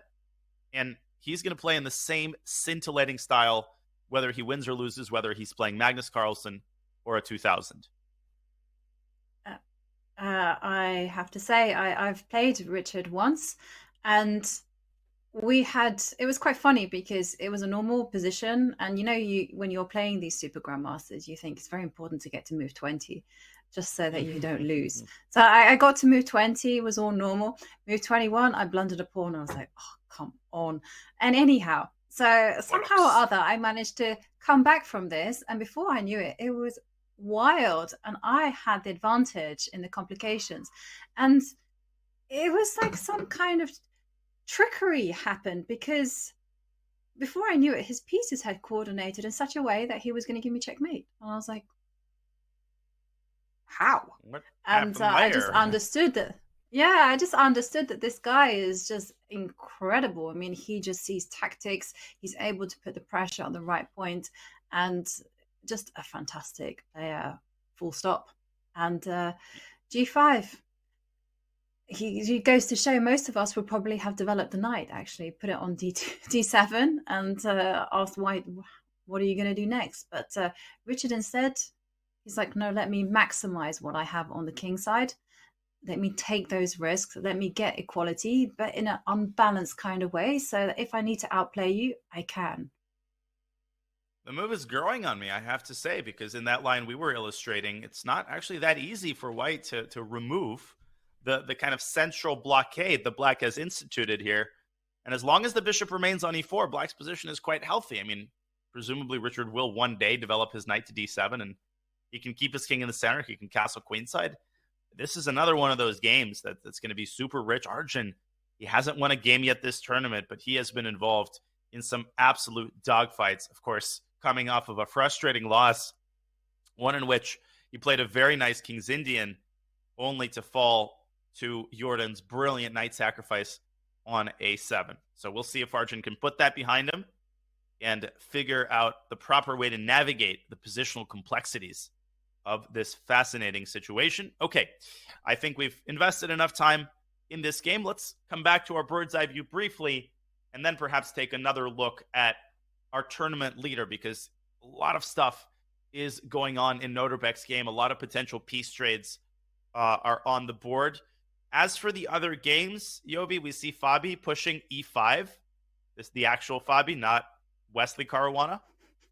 But Prague has some stuff to deal with in the center. That is a pawn sacrifice. I mean, White can take on g6 and then take on e5, so something to look out maybe after Noterbeck's game. And Giri didn't go for the knight sacrifice, of the other piece of breaking news. No, but it's just completely messy. We definitely do have to revisit that game as well, because it's so tense, and you feel that both sides are kind of like just on the cusp of either winning or losing. It's that kind of position. And it's, again, I'm just looking at the clock times, and I can see that Anish just feels like he's in his prep. 1 hour and 34 minutes, if I've got it correctly. Just use 6 minutes on the clock. And very disconcerting to be in such a sharp position where you're sat there trying to rack your brains, trying to think of a way out, and your opponent, I've seen this position before on my computer with Stockfish. Could also be a bluff, but Giri, he's not usually a bluffer. It could also be the case that he just feels very confident and he feels that there's only one path to follow in a given position. I don't know. I think he might have missed the opportunity to sacrifice the knight with d takes d3, but whatever it is, he's got his hands tied. That knight on f4 is potentially going to jump to d5. The pawn on d4 is now destabilized by White's pawn on e3. And I think we should take a look at Noterbeck's game just because I think a lot of stuff is going to happen on that board. We see Noterbeck on the camera there. Oh, Vincent and Noterbeck both locked in. You can just tell the position is complex by the way that they're sitting, by their body language. And last move by Noterbeck has been knight f6 to d7, Yovi, opening up a line of communication between the two bishops.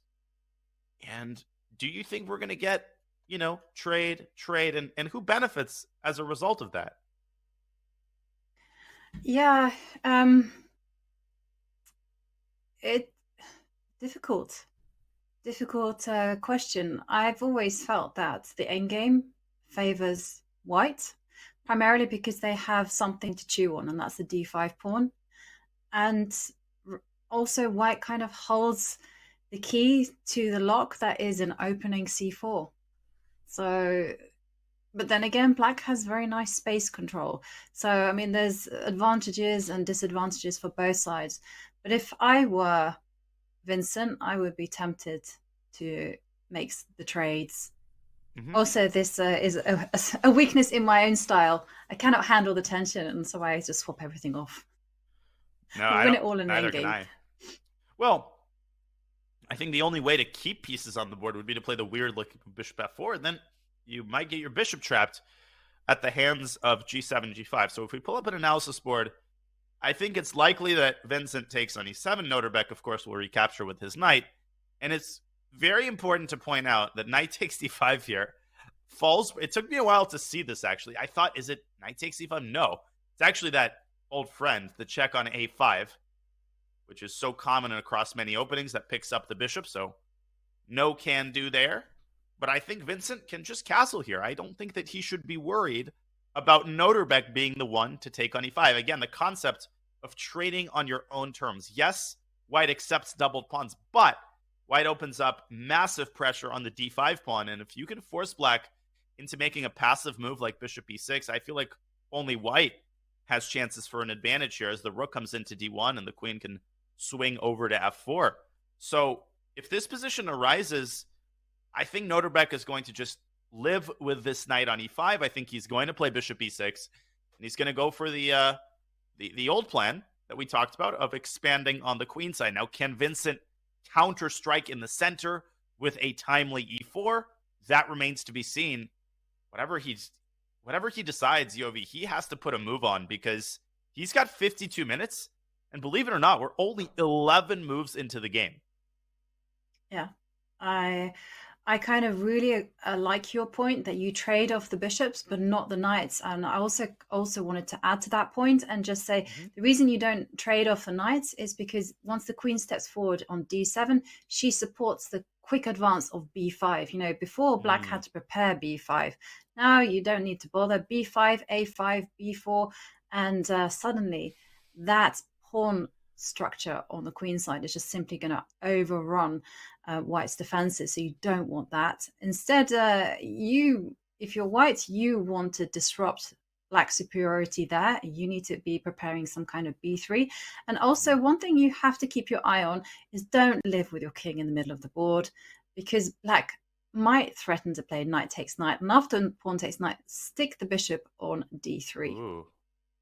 That is a very appetizing idea. In fact, when you point this out, I feel like knight takes e5 is a distinct possibility that needs to be calculated. Vincent, I mean, he is just so deep in the tank. He's been taking 10, 15 minutes per move here. I think he's just trying to find the best way to resolve the central tension. Can he get e4 in? Can he play b3? A lot of questions, not a lot of answers. And Noterbeck's play is easier from a practical standpoint. He doesn't have as much of a choice between different plans. He's really only has one plan. So as we go back to the live position, as Vincent continues to ponder the best way to resolve the tension, let's have a quick look at Noterbeck's round-by-round results and his subsequent pairings. It's been Just a tour de force performance by Noterbeck. 3 wins out of 5 games come with the black pieces, including a win over someone named Magnus Carlsen in round 5. It's not just his result itself, Jovi. It's the way that he's won his games have been so smooth. He has not been worse, I think, a single time this tournament, which is just mind-boggling. Yeah, and you have to remind ourselves, he's 18 years old. This is one of his first classical Super GM tournaments. And with the black pieces, it's Richard Rapport, Magnus Carlsen, as you pointed out, Arjun Erigaisi, in every single one of those games have been won in spectacular, very confident fashion. And he just seems completely unstoppable. He hasn't been in trouble, as you've pointed out, in a single game. In fact, he had Fabi on the ropes, and his partnership with Rustam Kazimazhanov just seems to be paying off big time. Yeah, it has most certainly borne fruit. He still has yet to play. Both players currently tied for second place in Anish Giri and Wesley So, and he's got both of them with black. Brutal end of the tournament. This is the opposite to what Magnus has. He's got double white in rounds 11 and 12. Noterbeck has double black against 2 opening juggernauts, 2 players in very good form. So this tournament will not end, until Noterbeck delivers in the final couple of rounds. He most certainly cannot start celebrating and cracking open the champagne. Yeah, he's a point ahead of the field, but we know that everything these super tournaments can change at the drop of a hat. Okay, so 97 is the last move played. Vincent is still thinking. He is down 30 minutes on the clock. And it's important to point out, Jovi, before we go back to the bird's eye view, that you look at 49 minutes and you think, what are we talking about, right? We're overblowing this. He's got plenty of time. But you just have to think about how many moves still have to be played until time control. We were talking 49 moves for 49 minutes for 29 moves. That's basically 2 minutes per move, and that is not a lot. I mean, he's already in time pressure. And that's actually something that Wesley So actually reprimanded Gukesh about. He said, all Wesley had to do was play very normally, and Gukesh just burned all the time in the clock. So when the situation got very critical, he just could not handle the complications, and he just completely cracked. And as you see here, this position is it's building up to something big. So you have to leave yourself some energy. You have to leave yourself some time to navigate this. Yes, you do. And finally, a move by Vincent Keimer. He has taken on E7, and we will keep you posted on the progress of that game. Well, the progress of some of the other games is pretty hard to believe. I mentioned Fabiano Caruana, who played E5 and has caused Pragnananda to go very much into the tank. Crazy action there. And Erigaisi still thinking after Richard Rapport's brazen G-pawn advance. Jovi, we also haven't looked at the Aronian Van Forest game. I think the reason for that is that has been the most kind of conventional structure. It's like sort of classic Moran where black is preparing C5. I have a feeling that game is likely to liquidate into a pretty colorless draw, but we certainly won't neglect that game if it gets interesting. Yeah, definitely not. One of the things I've discovered in this tournament is that there's no such thing as a dull game. Even the ones that end relatively quickly and seem lifeless and maybe tame actually have a lot under the surface. There's been some moments of tension. Everybody has fought. No one has just kind of made 25 moves of just kind of swap, draw. It's been a lot of hard fighting. Yeah, it most certainly has. I'm conflicted between Anish's game and Fabiano's game. Perhaps we should take a look at Fabi's game just because it's so concrete. And Anish Giri, he might have blitzed out the first 10 moves, but he has taken over 20 minutes now after quickly moving the knight back to E8, a decision that he might be regretting as we speak. Well, we will assess the damage in that game. But first, let's travel to Fabiano Caruana's game. He is up 48 minutes now on Pragnananda after playing this very daring move, E6, E5. Now, this is a typical idea when white has a pawn chain, the reason I called it daring is because it is a pawn sacrifice, and Prague could snap off the knight on g6 and then take on e5, Yovi. Do you think that is a likely course of action here? And what might Prague be afraid of? Prague has to do something because let's face it, e4 is a coming. That's a really ugly move to face. So the first question I would be is I almost certainly would be looking at bishop takes knight or knight takes pawn, just accepting that, okay, the opening wasn't necessarily the best for me, but, you know, needs must. So I would be very hesitant in general to give up that light square bishop for this knight on g6, to be honest with you, because I feel that white controls all the light squares, and just to get an extra pawn that is really not an effective extra pawn, I don't think I would touch. Just looking at the position, I mean, that has not been backed up by any form of calculation. So my first choice would be actually to capture the pawn with the knight or the pawn. I don't think it matters. Knight takes c5.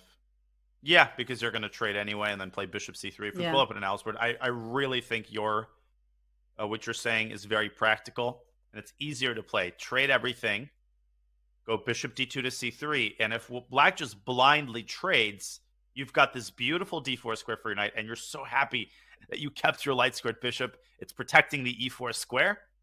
And contrast this pleasant position with what could happen if white takes on g6 and then gobbles up the pawn. Black doesn't even have to move the knight right away. This comes out with tempo, and this comes in, and black, this is exactly what Caruana wants. Bishop b4, sending the bishop back is the move. a5. No, I don't think Prague is going for this. I think if he takes on g6, he's probably going to take e5 with the knight, but the spirit of the position remains the same. Black does the same exact thing, and I don't like this all that much. I'm totally with you, Yovi. I think, especially given his time situation, Prague should opt for a more pragmatic type of position, and d takes c5 or knight takes c5 seems to fit the bill. Yeah, give up the light squares like that. Ooh. Exactly. I've fallen foul of that too much. To be honest with you, it does feel like Prague has gone wrong. That something has happened, that he hasn't quite been as incisive enough to stop e5 happening.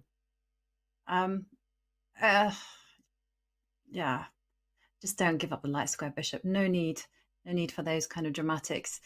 And I mean, how is the position like if you preserve the light square bishop? Say, for instance, you capture on e5. I don't think it really matters whether you capture it with a pawn or a knight. But let's say you capture with a pawn and you ask the question. So you're saying you take the pawn. Yeah. And then black takes back. And sorry, I missed your second point. Yeah, you just live with the bishop on d3. That's all I'm saying. So nothing more complicated like that than that. And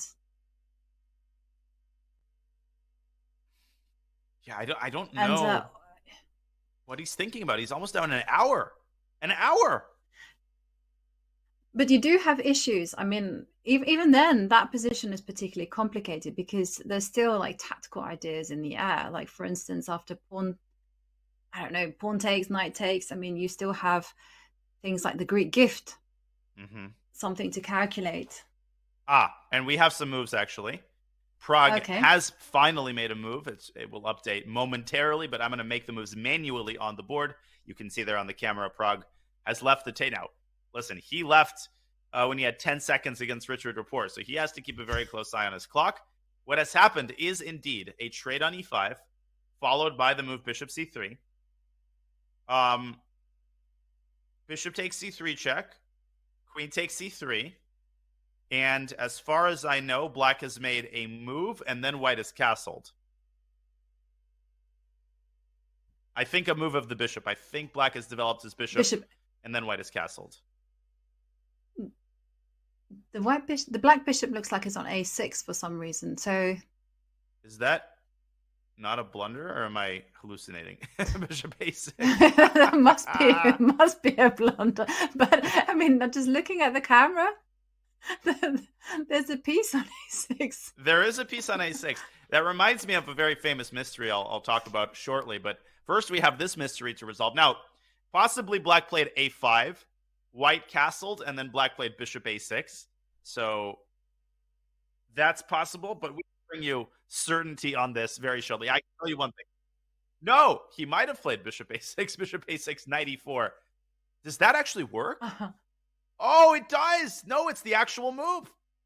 Oh my God, Yeah. This is amazing. Wow. Yeah. Look at this. We needed an analysis board. This is an amazing move by Fabi. Oh my God. Knight e4. Now, if the queen moves, there's queen a5 check picking up the bishop. I saw this. I thought queen b4 refutes the line. But no, Black has rook b8 piling on. And if you go queen a4, knight takes c5. Whoop, and the queen has to move and relinquish its control of the bishop. Maybe I'm making too big of a deal out of this, Yovi, but this is an amazing move. It is. I mean, it's obviously the problem is that White doesn't actually have to capture the bishop. We need a change in rules to get that to happen. But he has some choice. He can just simply castle or maybe put his knight on. No, I think castle. Get the king to safety and let that be the end of that. Because the lines that you highlighted were just so shaky. I mean, but even then, I mean, do we still have a lot of play? For instance, you do have knight e4. Yep.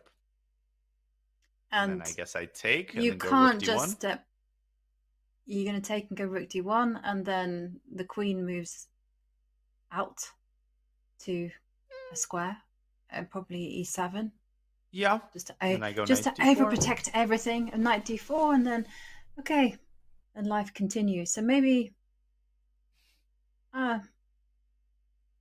think this is what Fabi is deciding between. He can play knight e4. The live position, by the way, is again takes, bishop c3, takes, bishop a6, castles, and in that resulting position, again, I'll make the moves one more time just to update everybody on what's going on. There's a trade. Fabi makes an amazing move, but Prague does not bite. He castles, and I think Fabi is deciding between bishop takes d3 and the other candidate move, knight to e4. He has a big time advantage, and so he has plenty of time to burn. He has made a move, and it is indeed bishop takes bishop. So he's decided to reach a symmetrical piece balance with both sides having one knight. And I think, Yovi, there's a high probability that this game, one way or another, fizzles out into a draw.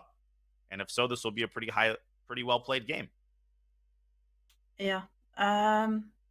I agree. I think it probably will fizzle into a draw, but I think that they're not going to let the fizzling happen. I suspect that Fabi will maneuver his knight and put Prague under pressure, because he seems to have solved all his opening problems. And we see Fabi there looking at Prague. One thing I've noticed about Fabi is that when he's losing, he seems to shrink physically. And when he's winning, it's like he expands. He expands, and like he takes up more space. It was just something I observed that when he played against Magnus, I don't know whether it was because I was feeling sorry for him, because it just didn't go his way. But it seemed to me that he became smaller and smaller. Meanwhile, here, looks like he's completely focused, ready to outplay Prague.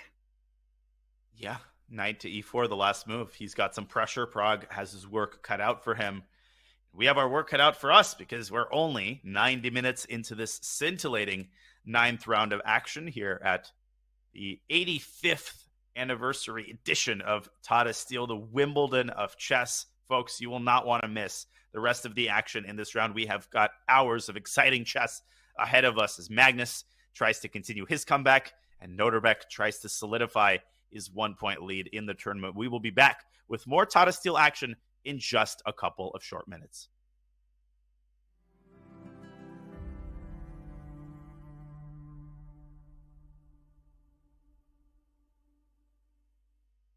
Do you wish playing a chess game with a friend was as easy as sending them a text? Well, good news. Now it is. With Chess.com's new iMessage app, you can start and play a game directly in iMessage. Your friend doesn't even need a Chess.com account. It's just tap and play. Head over to go.chess.com/iMessage or use the command iMessage in chat to learn more.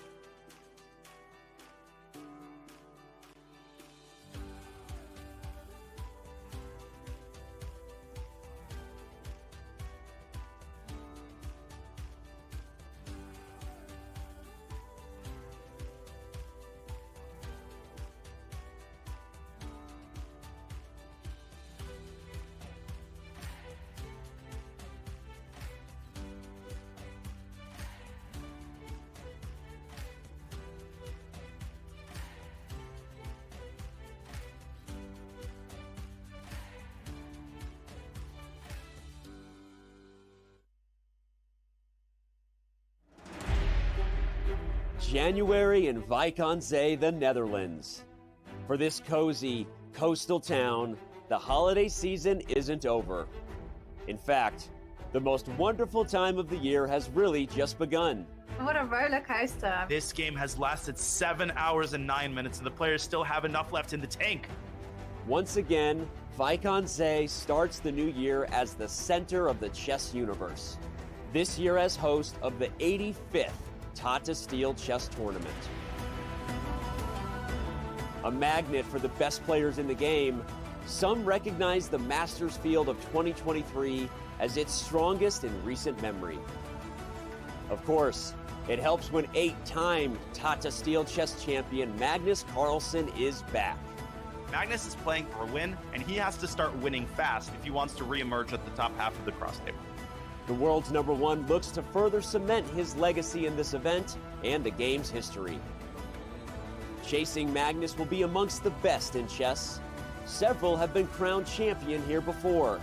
Some have even shocked the world in doing so. And don't leave out those poised to capture their first Tata title. Anish is taking down the world champion Magnus in absolute shock. Although winter, Tata Steel chess is also known as the place new stars come to bloom. Magnus won here as a teenager. This year's event has its fair share of young players on the rise, each hoping to follow in Carlsen's footsteps. Noterbeck just playing a modern brilliancy. What a performance. The Dutch refer to Tata Steel as the Wimbledon of chess. For 85 years in running, this tournament continues to be steeped in prestige and legacy, and does so again in this welcoming little Dutch town by the sea. Mein Vrienden, it's the 85th edition of the Tata Steel Chess Tournament, and it starts right now.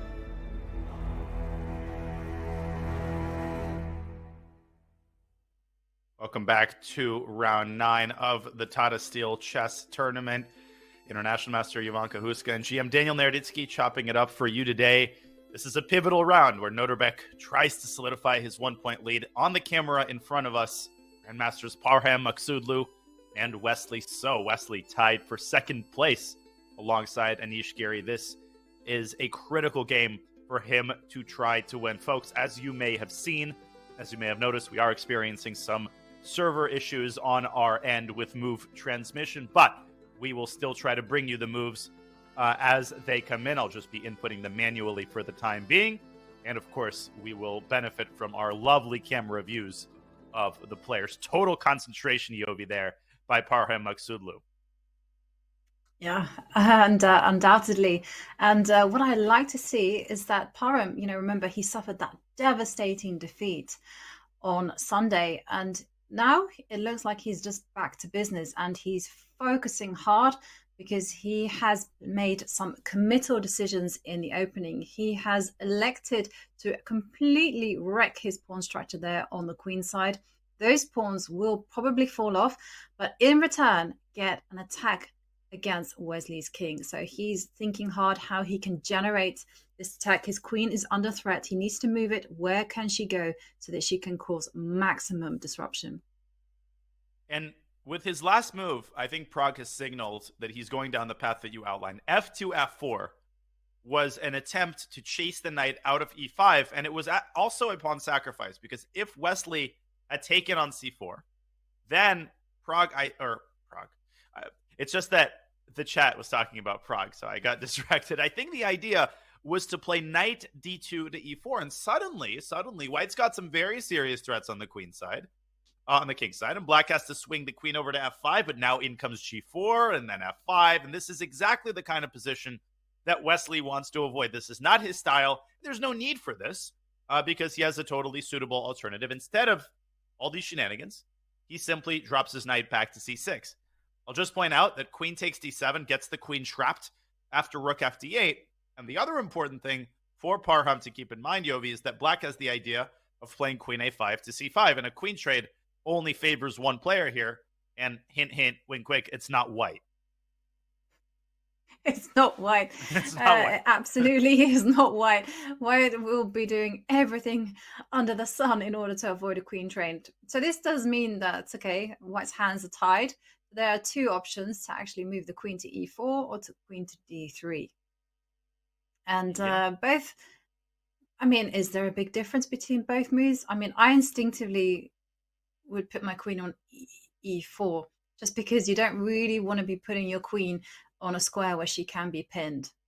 And then from there, you know, hopefully the queen can shuffle along to f3 and start looking at some checks.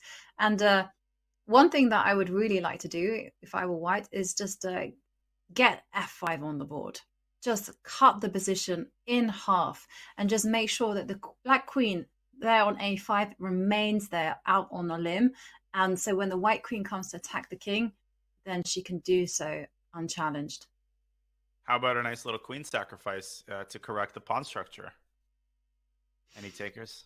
Yeah, tempting, but no thanks.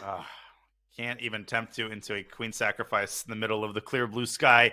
Yeah, queen e4, queen e3, queen d3. I'm not thrilled with white's position, but I think, okay, Parham has done a decent job of complicating the game and at the very least generating a healthy dose of kingside counterplay. I mean, he's managed to damage black's pawn structure.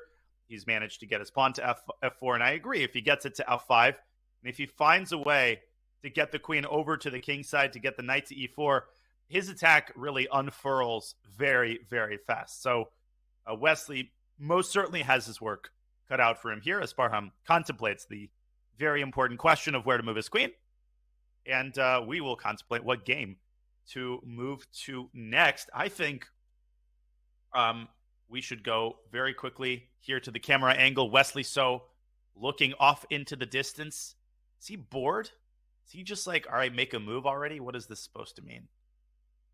I think he's cold. If I were to make a I guess that's how I sit. But I think he's Wesley. If I were to guess something, he's figured out what he wants to do. I'm suspecting that he's going to play it safe. He's going to throw everything he can to protect the king, because after all, let's face it, those weak pawns are not going to run away. They are completely restrained, and Wesley is just feeling happy. He is indeed. Somebody who is also perhaps feeling pretty happy is Ding Liren, who played that very creative King's Indian attack opening. They entered a critical moment where Anish Giri had a knight sacrifice on the table. He didn't do it. And now it seems to my untrained eye that Ding Liren is taking over the initiative. So I'm going to input the moves that they made after the knight capture on f4. Anish Giri trading on e3 and then trying to root out the dark squared bishop with bishop e5, to which Ding responds queen c2, trading on his own terms. Anish gets his knight into the game. Ding does the same with his rook. And I love Ding Liren's move after rook f8. He says, you know what? When I put my knight on a3, it had a role. Now it has no purpose. Let's find it a purpose. And he moves back to b1. I love moves that undevelop pieces. And this is the current position on the board. Giri's time advantage has fully evaporated. His position, Yovi, I think is actually extremely, extremely concerning. Yeah, it looks that way. I mean, after all the fireworks, it's all kind of just completely dissipated. And now we have a positional battle. And like you mentioned, it's going to be all about white mobilizing this knight and plonking it on d5. And from there, just launching forward with an attack against the black king. Because take a look at the black queen. The black queen can't do a thing. And it's worrying. It is really, really, I'm actually lost for words because things have just gone wrong. It's just so bad compared to what it was. Yeah, I know that was the thing. You know, it just looks so promising for black. And now it looks like, well, very promising for the fickle beast. I mean, knight coming to d5, how can you handle that? You can't. You don't really want to be putting on... I mean, what you really want to do is just somehow just don't panic. Yes, a knight will come to d5, and my instinct feeling was to get heart palpitations and go, oh my goodness me. But now I kind of calmed down and it's not the end of the world. What Black needs to do is just start rerouting his pieces to the king side. He needs to go knight f8, you don't get mate. Do you know who said that quote? It's not James Canty, is it? H5 No. we live. Knight f8 we don't get mate. I feel like it's a British GM. Is it a British GM? No. I was going to say like James It's a Danish Plaskett one. or something like that. Peter Heine Nielsen? No. Thunberg Hansen? No. Lars Very Bent, tall. Sorry, Bent Larsen? Bent Larsen, yeah. The Great Dane. Nice. He's one. If Knight it's f8, you don't get it. You go on? Yeah, long variation, wrong variation is the only one that I associate with him. But I thought that was Fischer. Oh, maybe that was Fischer. Yeah, same thing. Larson Fischer. They're actually the same person. It's just alter egos of each other. I don't know, actually. Don't quote me. I might have bamboozled you. But anyway, as I was saying, knight goes to f8 before I sidetracked myself. And I was thinking if the knight can come to g6, and from there it kind of goes on a journey to h4, then that this is just the h4 part is like just a pipe dream. It's not really going to happen. Yeah. So I just think that knight goes to g6, and then it'll be fine. Put the bishop out, develop her somewhere, and you can survive as long as you find a nice home for the queen. All you really need here is about 4 or 5 moves, and you'll be totally right as rain. No, but this is, I mean, I don't think we're exaggerating by saying that one more mistake, one more, small little inaccuracy, and Black's position can collapse like a house of cards. This game could be over conceivably in 5 moves unless Anish Giri, turns on stockfish mode here. So just for example, we keep talking about how bad this is. Let's derive a sample scenario. How could this turn from bad to decisive for Black? Well, let's say, first of all, that Black takes on b2. First of all, if Black takes on e3, then the queen and the rook gets forked, and here Black can resign immediately. But if Black makes a nonchalant move like knight e5, which maybe he should actually consider playing, it just feels like after knight b to c3 and knight to d5, already Black's position collapses yet again. You move back to b8. The knight sandwiches itself on b6, and White can follow up with the rook to d5.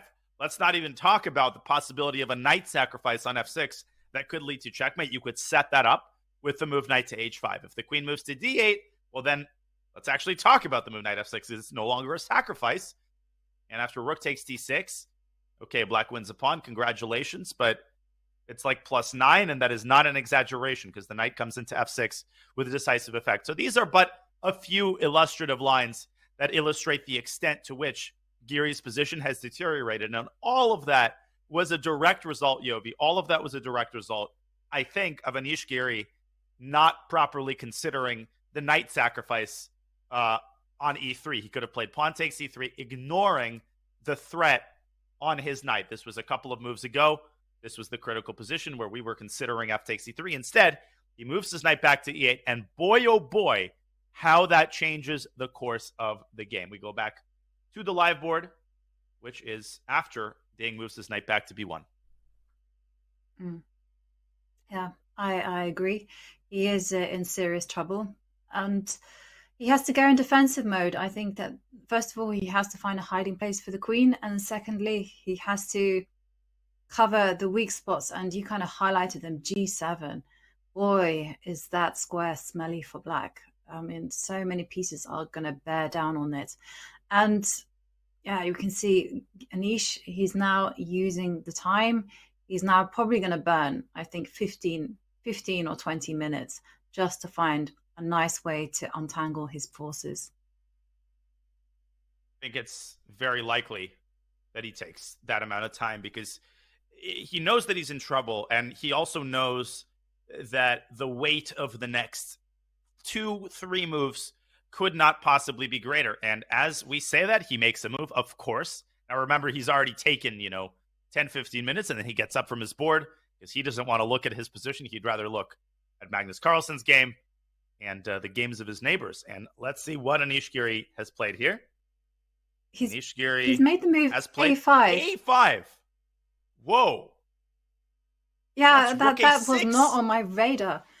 Yeah, but rook A6 and then swing the rook over, but really? Really, Riley?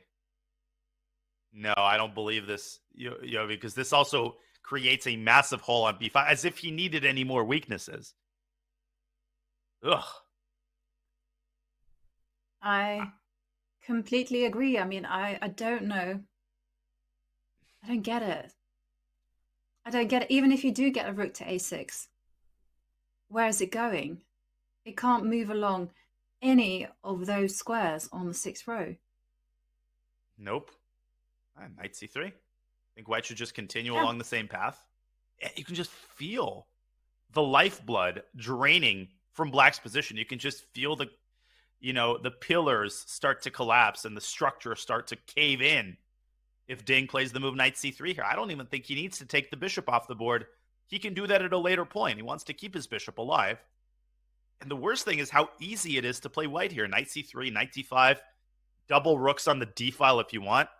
Knight H5, White has such an overabundance of tactical ideas here and ways to improve his position. Yeah. I'm completely mystified because it kind of plays itself like you've indicated. Knight on D5. For me, the position is just screaming out for the knight to come to H5. And then you just can't help but look at these kind of devastating sacrifices, like something try to blast open on F7, or you, as you've indicated, rook D2 to rook F2. And every single time Black tries to move a piece, you give ground, you concede control of one square. I mean, no, okay, so okay, now I get his point. So he is so afraid of this knight F6 idea that his idea is just simply to put the rook on A6 in order to defend D6. That's it. There's nothing more subtle than that. Yeah, but it's like trying to put a Band-Aid over the wound and you've got like 50 wounds. You're just trying to patch up one tiny corner of the building and the whole foundation is collapsing. And I feel like you experienced that after Knight C3. It's not the D6 knight necessarily that White is going after. It's more just planting the knight on D5. And, ultimately that will lead to some sort of a tactic. But you're absolutely right. He clearly wants to play rook A6. I think it's safe to say he's not trying to go A4 and attack White's pawn chain. That would be a slightly lackluster attempt at counterplay. And I think what might be going through Ding's mind right now is like, is this too good to be true? Am I actually this much better, or am I missing something about the position? And he is not. I mean, the eval bar is confirming that Black's position is already, with a couple more accurate moves from Ding, borderline lost. So will Anish Giri be able to hold on here through some defensive heroics? Well, we will see. But Ding Liren has enough time here to figure out an effective path forward. By the way, speaking of a path forward, there is virtually no path forward for Levon Aronian and Jordan van Foreest. I think it's safe to say that might be our first result of the day because pieces are being traded at furious pace. And it looks like Jordan van Foreest has played a nice, solid positional game, Yovi, and really given Levon Aronian no chances. Yeah. And that's what you want with the black pieces. You really want just to get a very equal game. You want to neutralize the initiative. And basically, okay, if the game ends in a draw, that's not a problem. But the point is, Levon will have to go back now and do some homework on this particular line. He needs to patch it up. He cannot have this sitting there as an easy way for players with the black pieces to get a draw. And you're right, H5 being played instantly. And I swear, they look like they're going to look at each other and just go, draw. A little smile. This is a bishop ending, both players with a dark squared bishop. The thing is, Jordan van Foreest has an impregnable fortress, and Levon, just in the way that they're making the moves, you can tell that the draw offer is forthcoming. Once again, we remind you that draw offers are not expressly forbidden, but they are, in a certain sense, discouraged unless the position is obviously a draw by all accounts, which it is here. I think Levon should be the one to offer it, though. Jordan is just going to keep going back and forth. He is nominally on the defensive here, but it's a purely symbolic advantage. Levon has absolutely no path forward. And yeah, you can just see it 1,000 times over in their body language. And the speed as well. Look, Bishop C3, there you go. They've reached the threshold where they can offer a draw without any form of retribution. So there you go. Fair play. Yeah, discussing the position there. But you're right. I mean, Jordan played a very conventional Slav. He didn't invent anything. He just played it according to modern recommendations, and Levon really did not test him in the least out of the opening. Van Forest's opening preparation is well known. Of course, he was part of Team Magnus, and that's one of his greatest strengths, as he keeps showing again and again. Yeah, and Jordan, he's I kind of call him a maverick. He has a very fresh approach to the openings. He's always going his own way, and I think maybe it was a surprise to Levon that he chose such a conventional opening.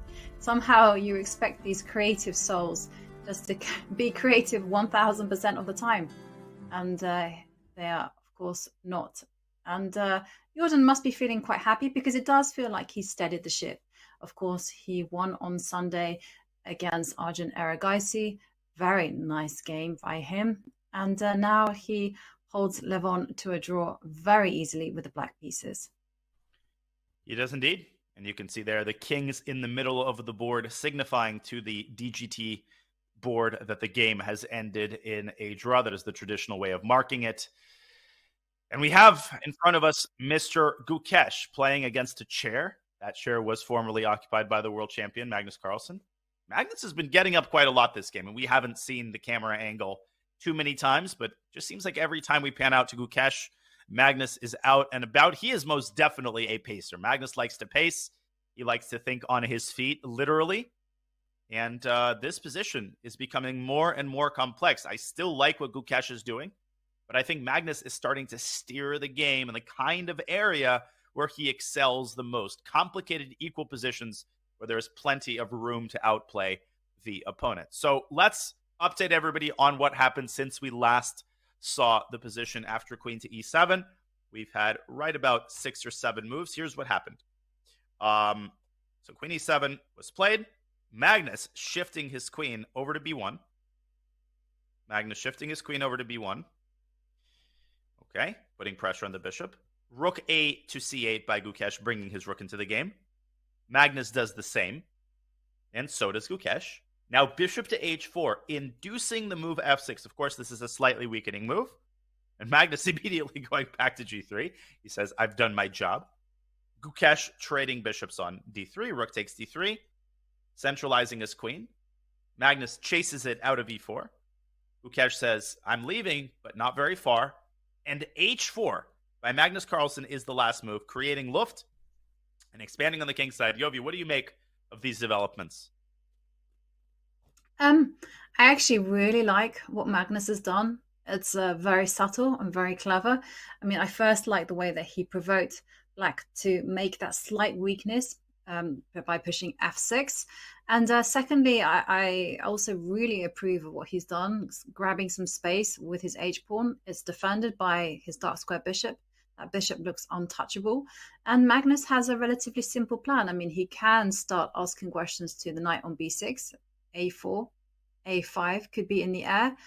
And also, this knight on d2 can actually find itself maneuvering around to the d4 square. And unless it has more aggressive intentions, I don't see where it can go.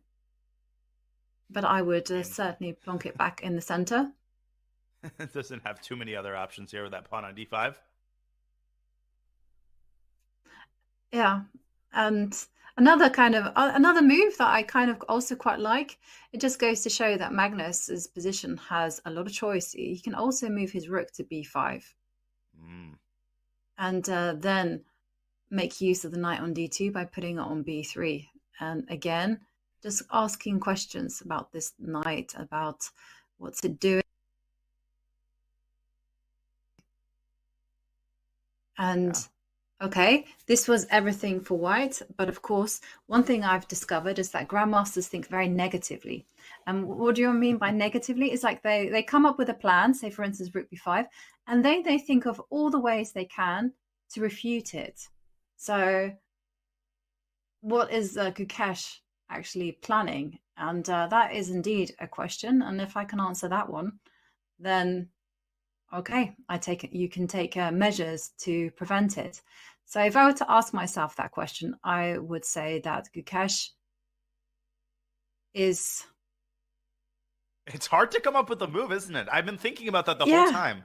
And I can't quite pinpoint an idea. I don't mean to take the words out of your mouth, but it's just weird how hard it is for black to make an improving move here, isn't it? Yeah, it is. Yeah. And so my vibe would be, okay, h4 certainly has some consequences. So the first thing that I would be thinking about is exchanging off those dark square bishops. So maybe dropping the bishop back to d6 and asking white to take care of this pawn. Yeah, c3 is under fire and h4 is isolated a little bit from the bishop. So in the event of bishop d6, I guess white will trade and then perhaps opt for your idea, knight f3 and knight c4. And I don't think this really changes the evaluation. Perhaps black can reposition the queen back on e4 the moment the knight leaves d2. I'll tell you what black will not do. A tempting move, which does not work, is knight b6 to c4. And the reason it doesn't work has to do with, of course, the standoff between the queens after knight c4 dc. Is it a fork? Yes, it is. Not a very good one. Rook takes d8 check, and whoop, you lose the queen on f5. And very importantly, some genius played the move h4 and created some lift for himself. Gee, I wonder what Magnus was thinking with that move. So that's how world champions play. They make moves that have one intention, but those same moves, they come in handy in the most unexpected moments. The fact that he's got the h2 square helps him out in this line. So knight c4 is out of the question. We pointed out bishop d6. I would say that it might be a good idea for black to put this queen onto a defended square. Either go back to e6 and just get off of this annoying x-ray, because white's queen is defended, and the side of the undefended queen generally pays the price in these situations. Also, queen f5 to g6 could be a nice way to keep the x-ray, but establish the queen on a safer square. So I think there are choices for black. I think the position, it's safe to say, is still equal from a objective standpoint.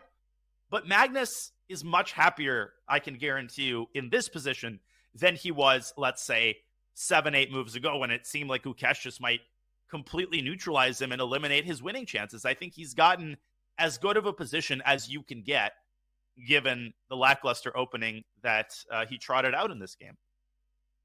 Yeah, I do agree with you there. I mean, Magnus has kind of consistently said in these last two interviews that all he wants is a fight. That's it.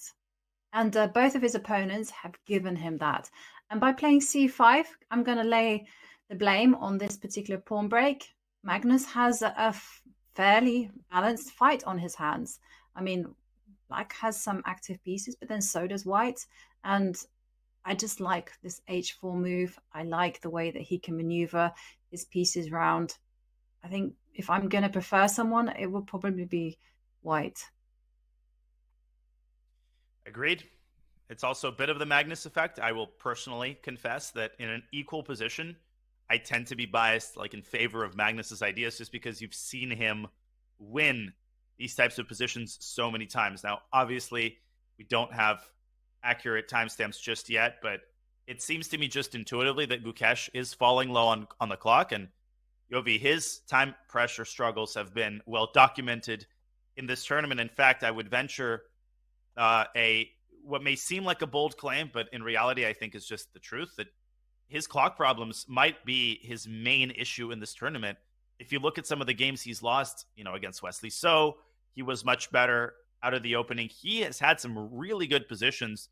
He just doesn't seem to have quite the confidence that he needs to hold his own on the clock. And that leads to time pressure.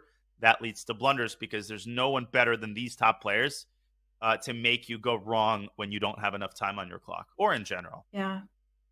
Yeah, it has to be said that Gukesh also got off to a very unfortunate start. We have to remember the first game, Ding chose a brilliant opening and completely outplayed Gukesh. Unfortunate.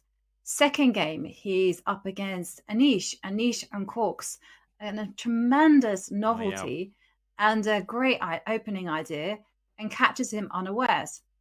That's 2 losses in a row. And this is the thing, it makes those 2 losses do make you vulnerable as well. And this causes you to lose faith in yourself. You double check, you triple check lines, and you're just simply burning unnecessary time on the clock. And of course, you fall by your own sword because you get into trouble on the clock, and that's it.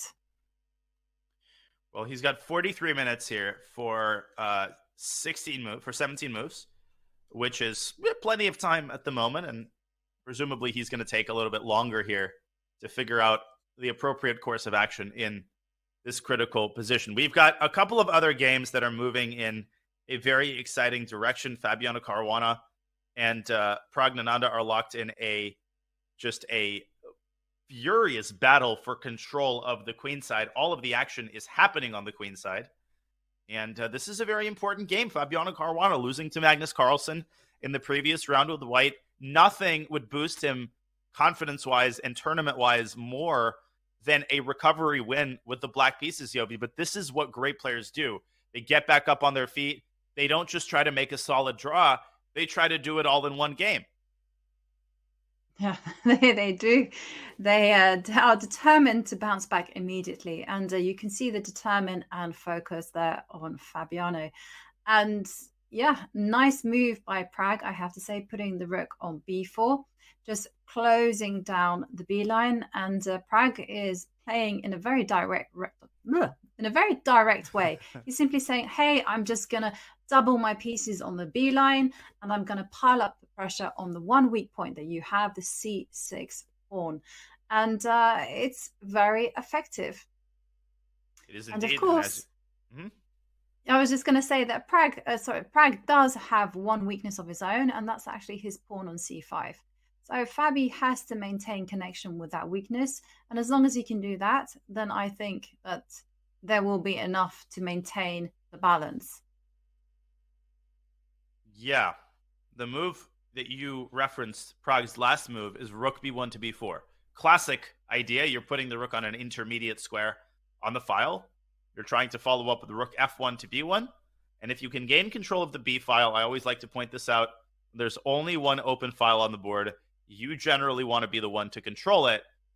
What can black do in order to fight for control of the b file? I don't see all that much that black can do. I mean, maybe rook to b7 can be considered.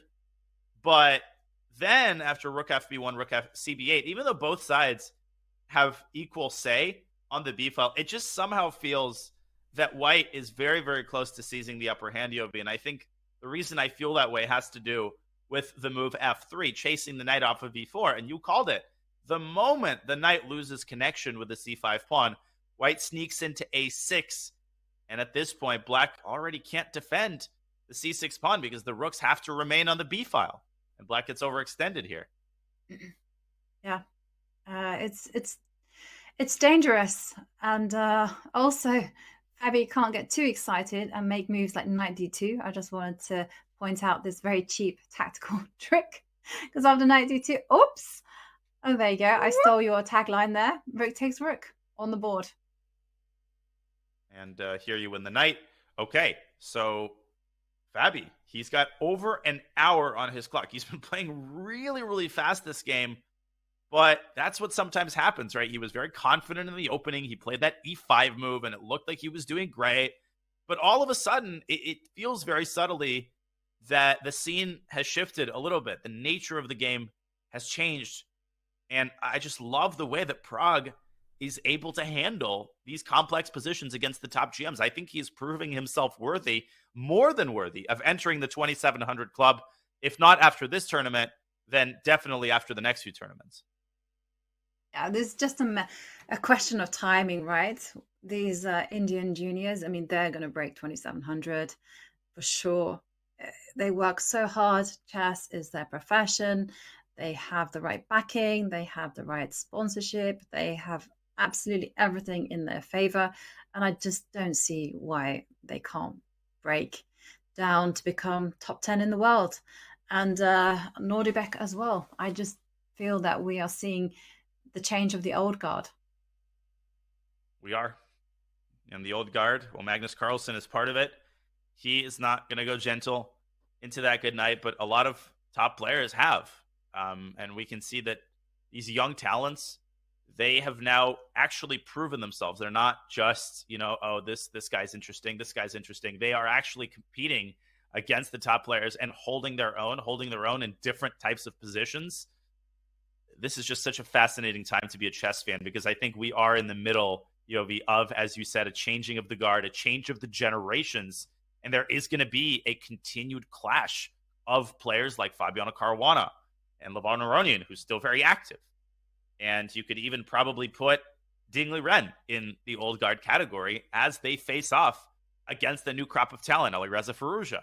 But now also Nordebek and the Indian players, Gukesh and Praggnanandhaa. And that's just the tip of the iceberg. You look at the challenger section, you've got a couple other players who are not too bad and who one day may fill the shoes now occupied by Praggnanandhaa. And perhaps they can unseat him. And that's how the generations work in chess. Yeah. I was going to ask you on the subject of generations. I mean, chess is one of the few sports where you can carry on competing until, well into your late age. I mean, of course, we have examples like Viktor Korchnoi, who was playing chess well into his late 70s. Should federations encourage this? I mean, should older players be encouraged to step down and become coaches? Because I know certain countries do this, without wishing to name a few. If you pass a certain age, you're told, excellent, well done, thank you very much for your service. Now you can inspire the minds of the younger ones. I think it's an interesting approach. I think there are players who do it very elegantly. I point out my old coach, Gregory Kaidanov. Now, there's no pressure in the U.S., I think, to feed the next generation of talent, but Kaidanov is a full-time coach. He, at his peak, was top 15 in the world, I think, in the 90s. And he still plays. He's in his 60s now. He maintains a high rating, 25-50. He plays maybe 5 or 6 tournaments a year. He plays them very well. I mean, he keeps himself fresh. But for the other time, he obviously is a full-time coach. So I think I always love it when older players, they coach, but you'll also see them play a couple of the big tournaments each year because they still love the game.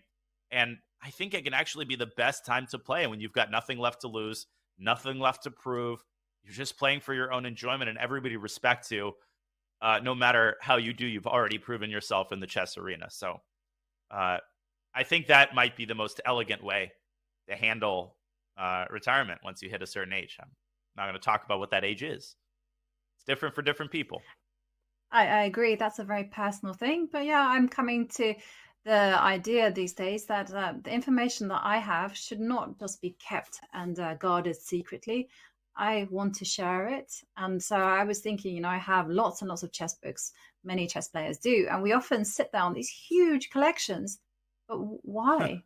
Why not just, and obviously I'm not advocating anything illegal, but just simply have that collection available, have those resources open to everyone so that we can share the information. And I really do believe in the hive mind, in collectively getting better together. Mm-hmm. Absolutely. You have to pull other players up in chess because the path is so steep. There have been self-taught players, but they're few and far between. Coaches are always in demand.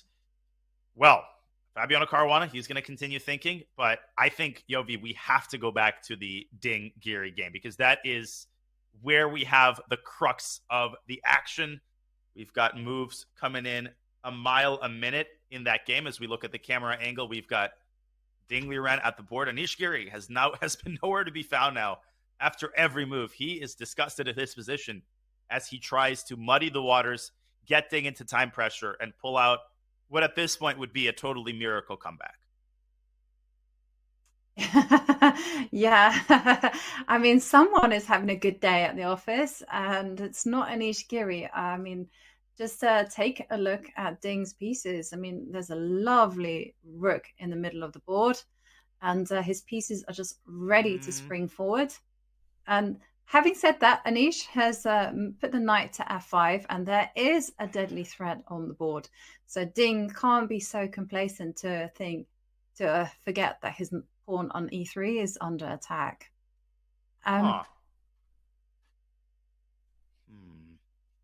Did he mess this up?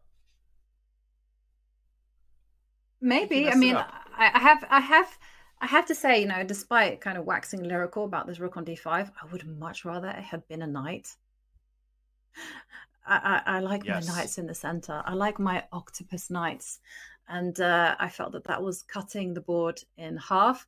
Here, you have to take some action. Either you're going to go all in and just say, hey, not even going to bother defending material. I'm just going to go straight for the king. Or you have to take a timeout and play a move such as something like queen f2. Because I don't really want to be going rook e1. I feel like rook e1 is too loose. And Ding talking to himself. Did you just see him? He muttered something under his breath and focusing hard. I'm shocked at how many twists and turns we've had in this game. It's like I'm not even keeping up. I feel like Ding has messed this up. I think he's probably still better, but I'm puzzled at some of his decision making. If I may rewind just a couple of moves after Giri's a5, he played a move, and I'm going to be totally frank here. I'm stunned at this move. He played the move a4, and the question that this begs is a4 really the best use of his time? Is it really necessary to prevent the further progress of Black's pawn? Is it really necessary to secure the b5 square one more time? I think the answer is very clearly no. I think he just took a tempo and threw it into the wastebasket, and that has given Anish Giri the tempo that he has needed to somewhat coordinate his defensive forces. We were talking about knight c3 here. I think that would have yielded a near decisive advantage. Here's what happens after a4. Anish says, you know what? I'm going to get my knight into the center.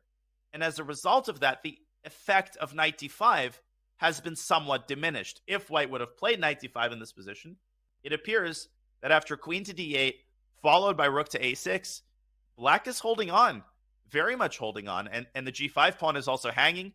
So there goes another tempo. Instead, Ding finally got his knight to c3, but that enabled Black to develop the bishop at tempo. And the square on d5, you called it, is now occupied by the wrong piece. You want a knight on d5. The rook is a pretty good piece, but Anish Giri has muddied the waters. And at this point, Yovi, it's so much more double-edged than it was just 5 moves ago. What was a4? That was a puzzling move by Ding. Yeah, I agree. Perhaps it was just instinctive, though. Your opponent plays a5, and the hand just goes, yep, no harm in copying, no harm in securing the b5 square.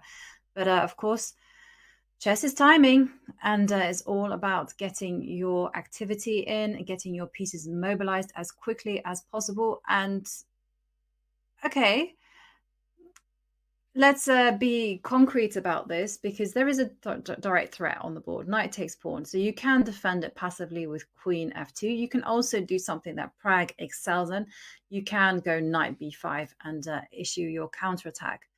And how is the situation here?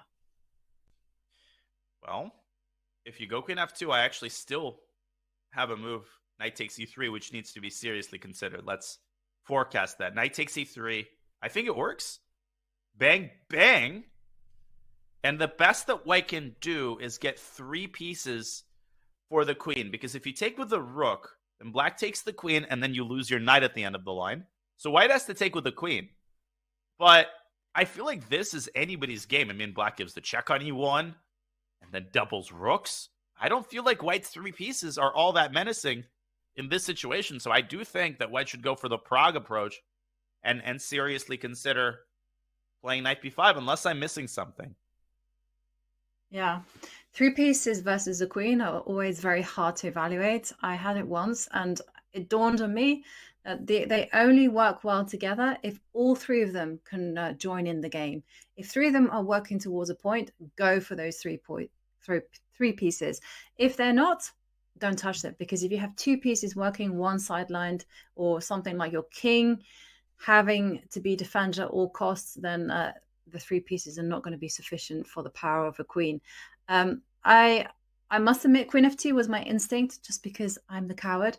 But once I kind of warm up and see other possibilities, I did like knight b5, and I was very interested in this. And there are, again, running with this idea of counterattacking by then following it through with h3. Ooh. I mean, that bishop is actually trapped. Fun fact. Yeah, maybe this is why Ding missed knight f5, actually. He thought that he had h3 and like missed knight takes e3 anyway, and there's pandemonium on the board there. Yeah, that's the last thing he wants is a chaotic position, because he just, where's my control over the position? He must be wondering, where's my dominance? I mean, what happened to it? How did this evaporate and go so wrong so fast?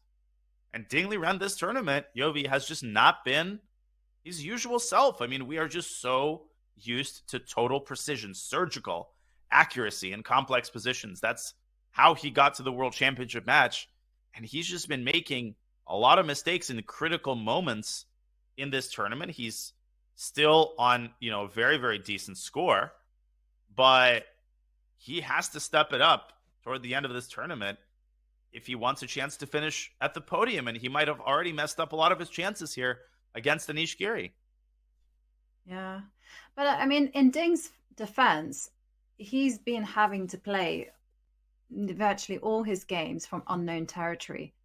And that automatically puts you at a disadvantage. I know Ding is very fantastic. He's 2,800, world number 2.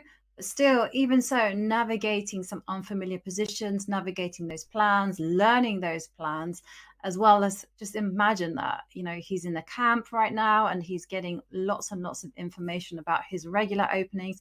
So I kind of feel that maybe it might be information overload. And so I can kind of see why he's been struggling in certain types of openings, because it's just unfamiliar with them, basically. And here, okay, he slipped up. But okay, it was one mistake. Mm-hmm.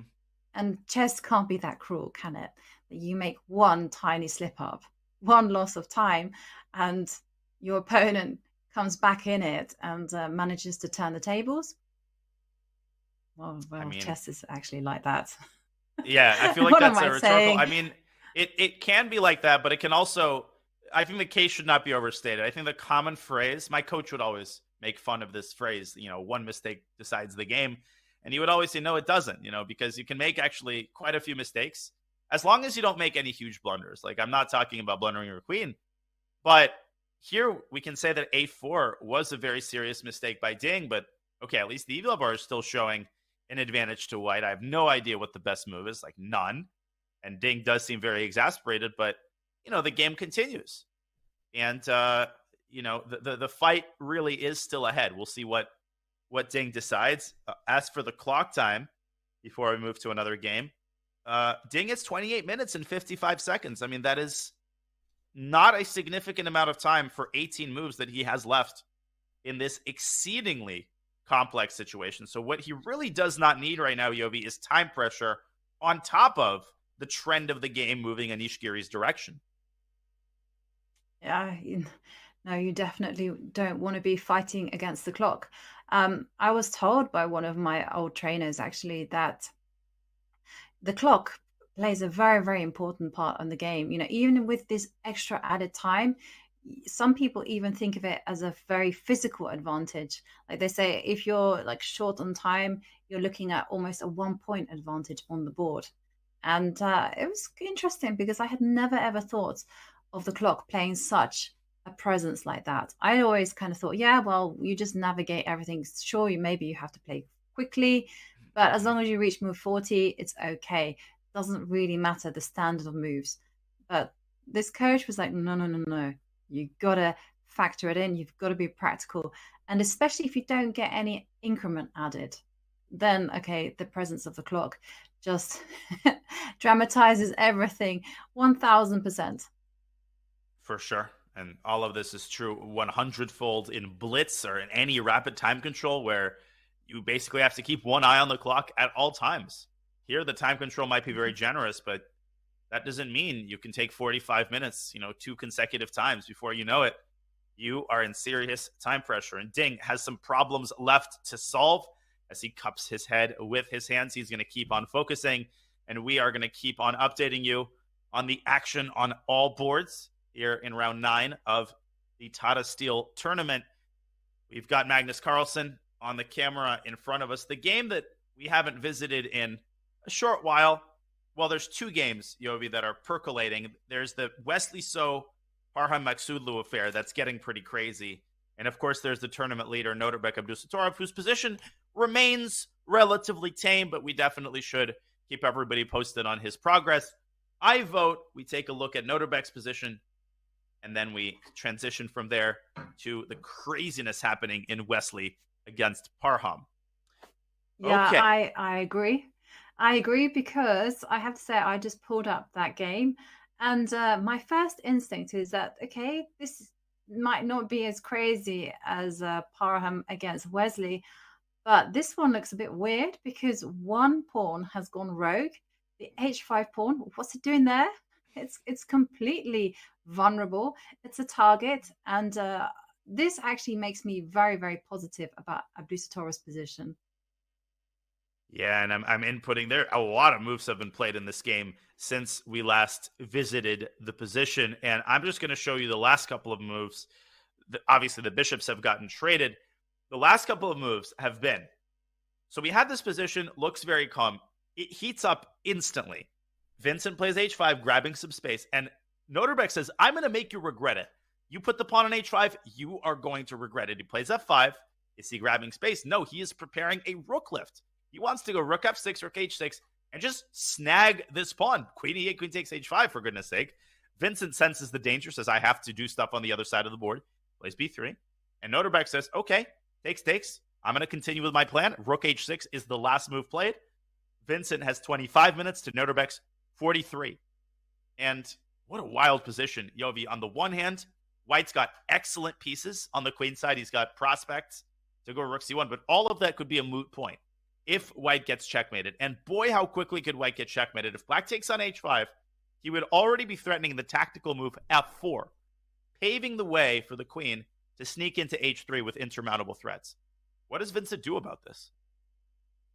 Well, he has to step his king forward or drop his queen back. He has to start shoveling the pieces towards the king side and basically defend.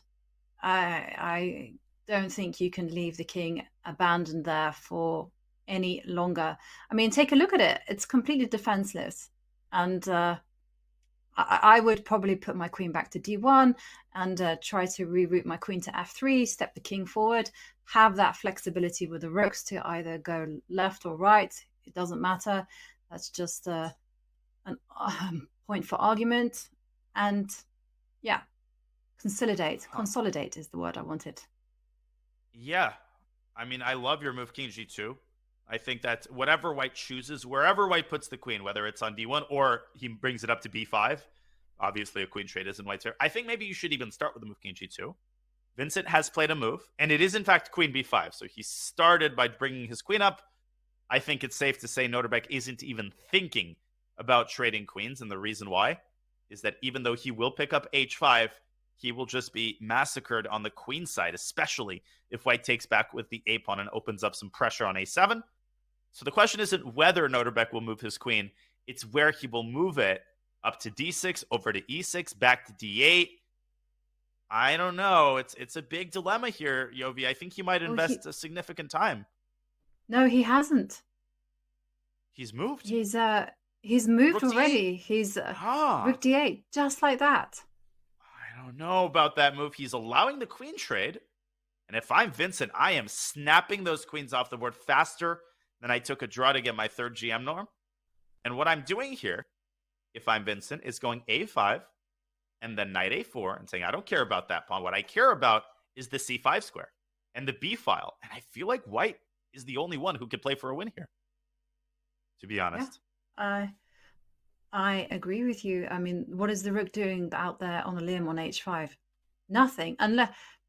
Nothing. And I agree with you. I would be capturing that queen as quickly as I could either as well. I mean, I'm just too impatient. I can't handle the tension. And I'm thinking about all those lovely in-game possibilities that White would have. And Vincent now thinking. I mean, there's a nice warm feeling when you take the queen. You know that feeling? I'm not going to get checkmated. I just know I can play with no risk. I love that feeling. Yeah, it's a big relief, right? Especially when your king was feeling a little bit shaky. You know, it reminds me of a quote from Alexander Grishuk. You know, he was talking about an opening that he completely messed up, and he was like, "Oh, I got a bad opening king," and then he was like, "Oh, I got a bad middle game king." And then somehow or other, he survived long enough, and he goes, "Now I've got a good in-game king." A king on f4 becomes an asset once the queens are off the board. Oh, exactly. That's exactly right. Yeah. And Vincent. yeah, thinking. Okay, so whilst Vincent is considering whether to capture queens, maybe we should dash over to the very sharp Parham against the Wesley game.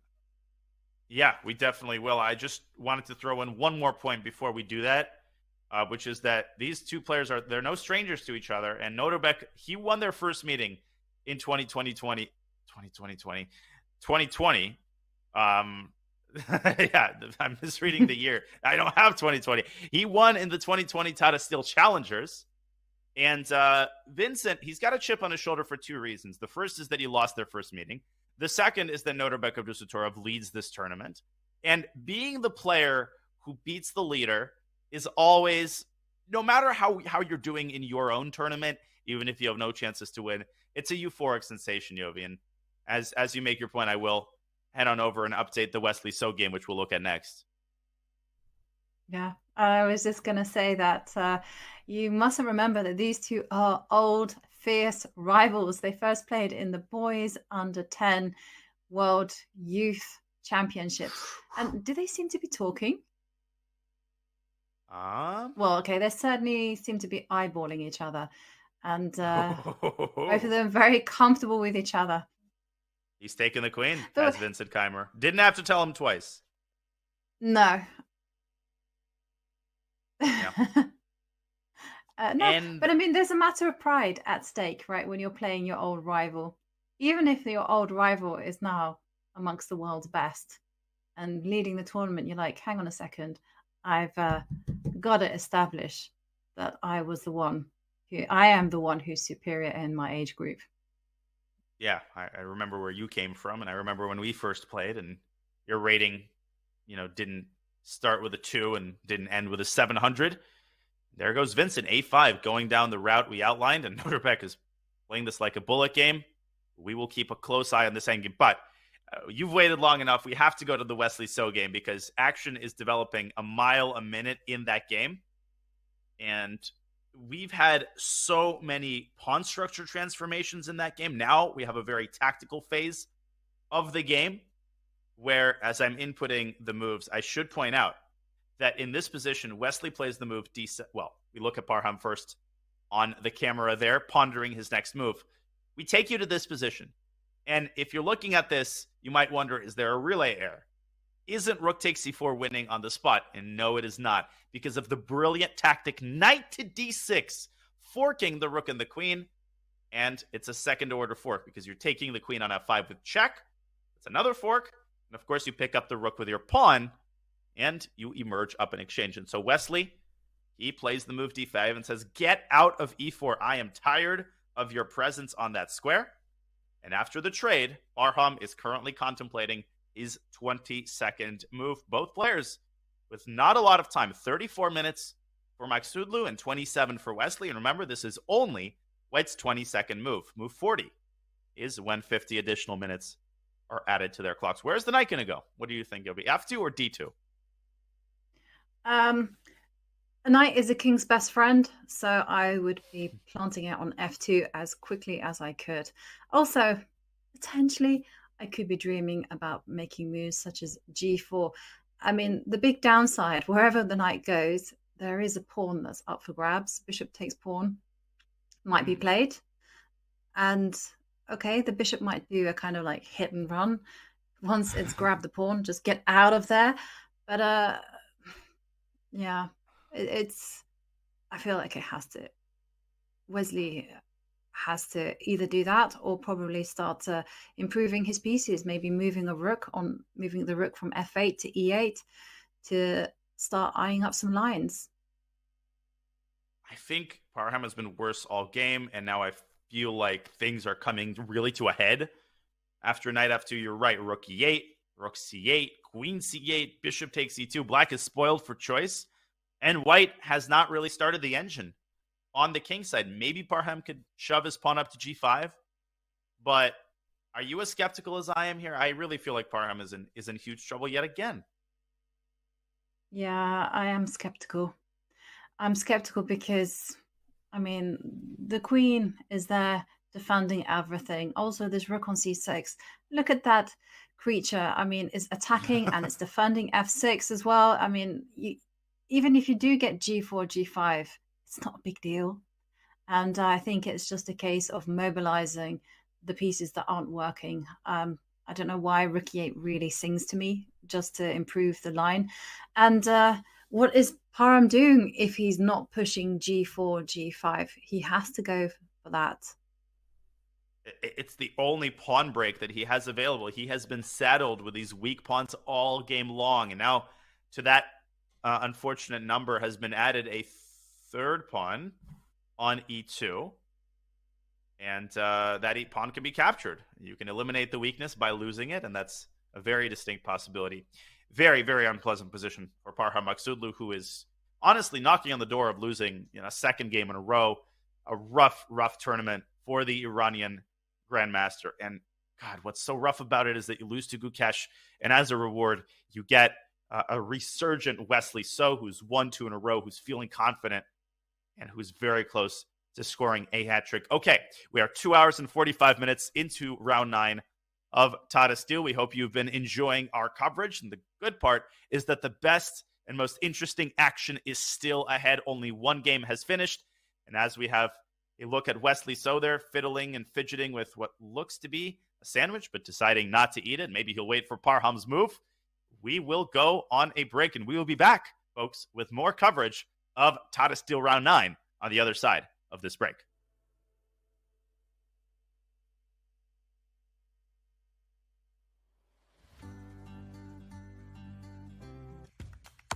Struggling to improve your game?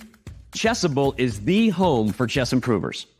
With hundreds of courses by incredible authors like world champion Magnus Carlsen, Christoph Selecki, Andras Toth, everyone's favorite social media troll known as Anish Giri, and so many more, Chessable can help you raise your game to the next level. Most importantly, all of our courses are powered by Chessable's exclusive Move Trainer technology, which uses the science of spaced repetition to make sure it all sticks. Check out Chessable today and get 30 days of Pro for free. Go to chessable.com/begin.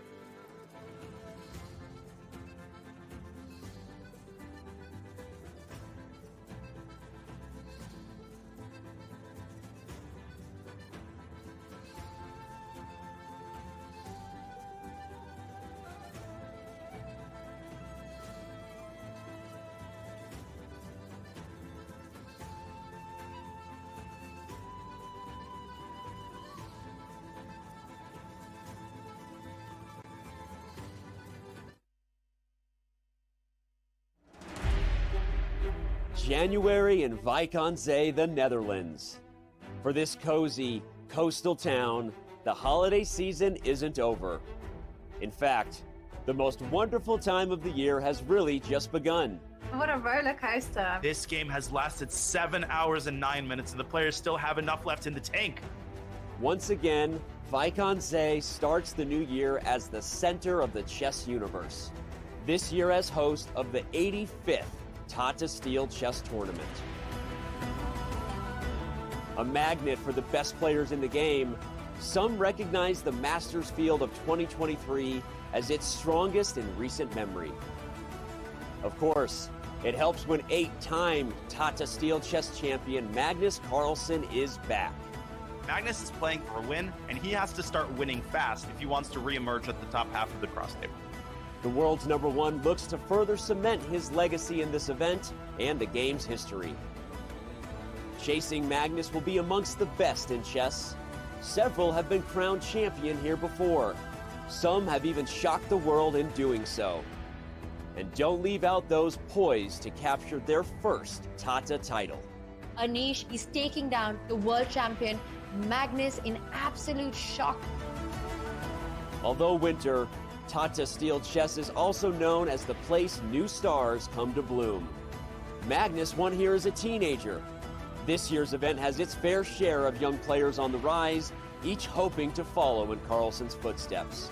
Noterbeck just playing a modern brilliancy. What a performance. The Dutch refer to Tata Steel as the Wimbledon of chess. For 85 years in running, this tournament continues to be steeped in prestige and legacy, and does so again in this welcoming little Dutch town by the sea. Mein Vrienden, it's the 85th edition of the Tata Steel Chess Tournament, and it starts right now.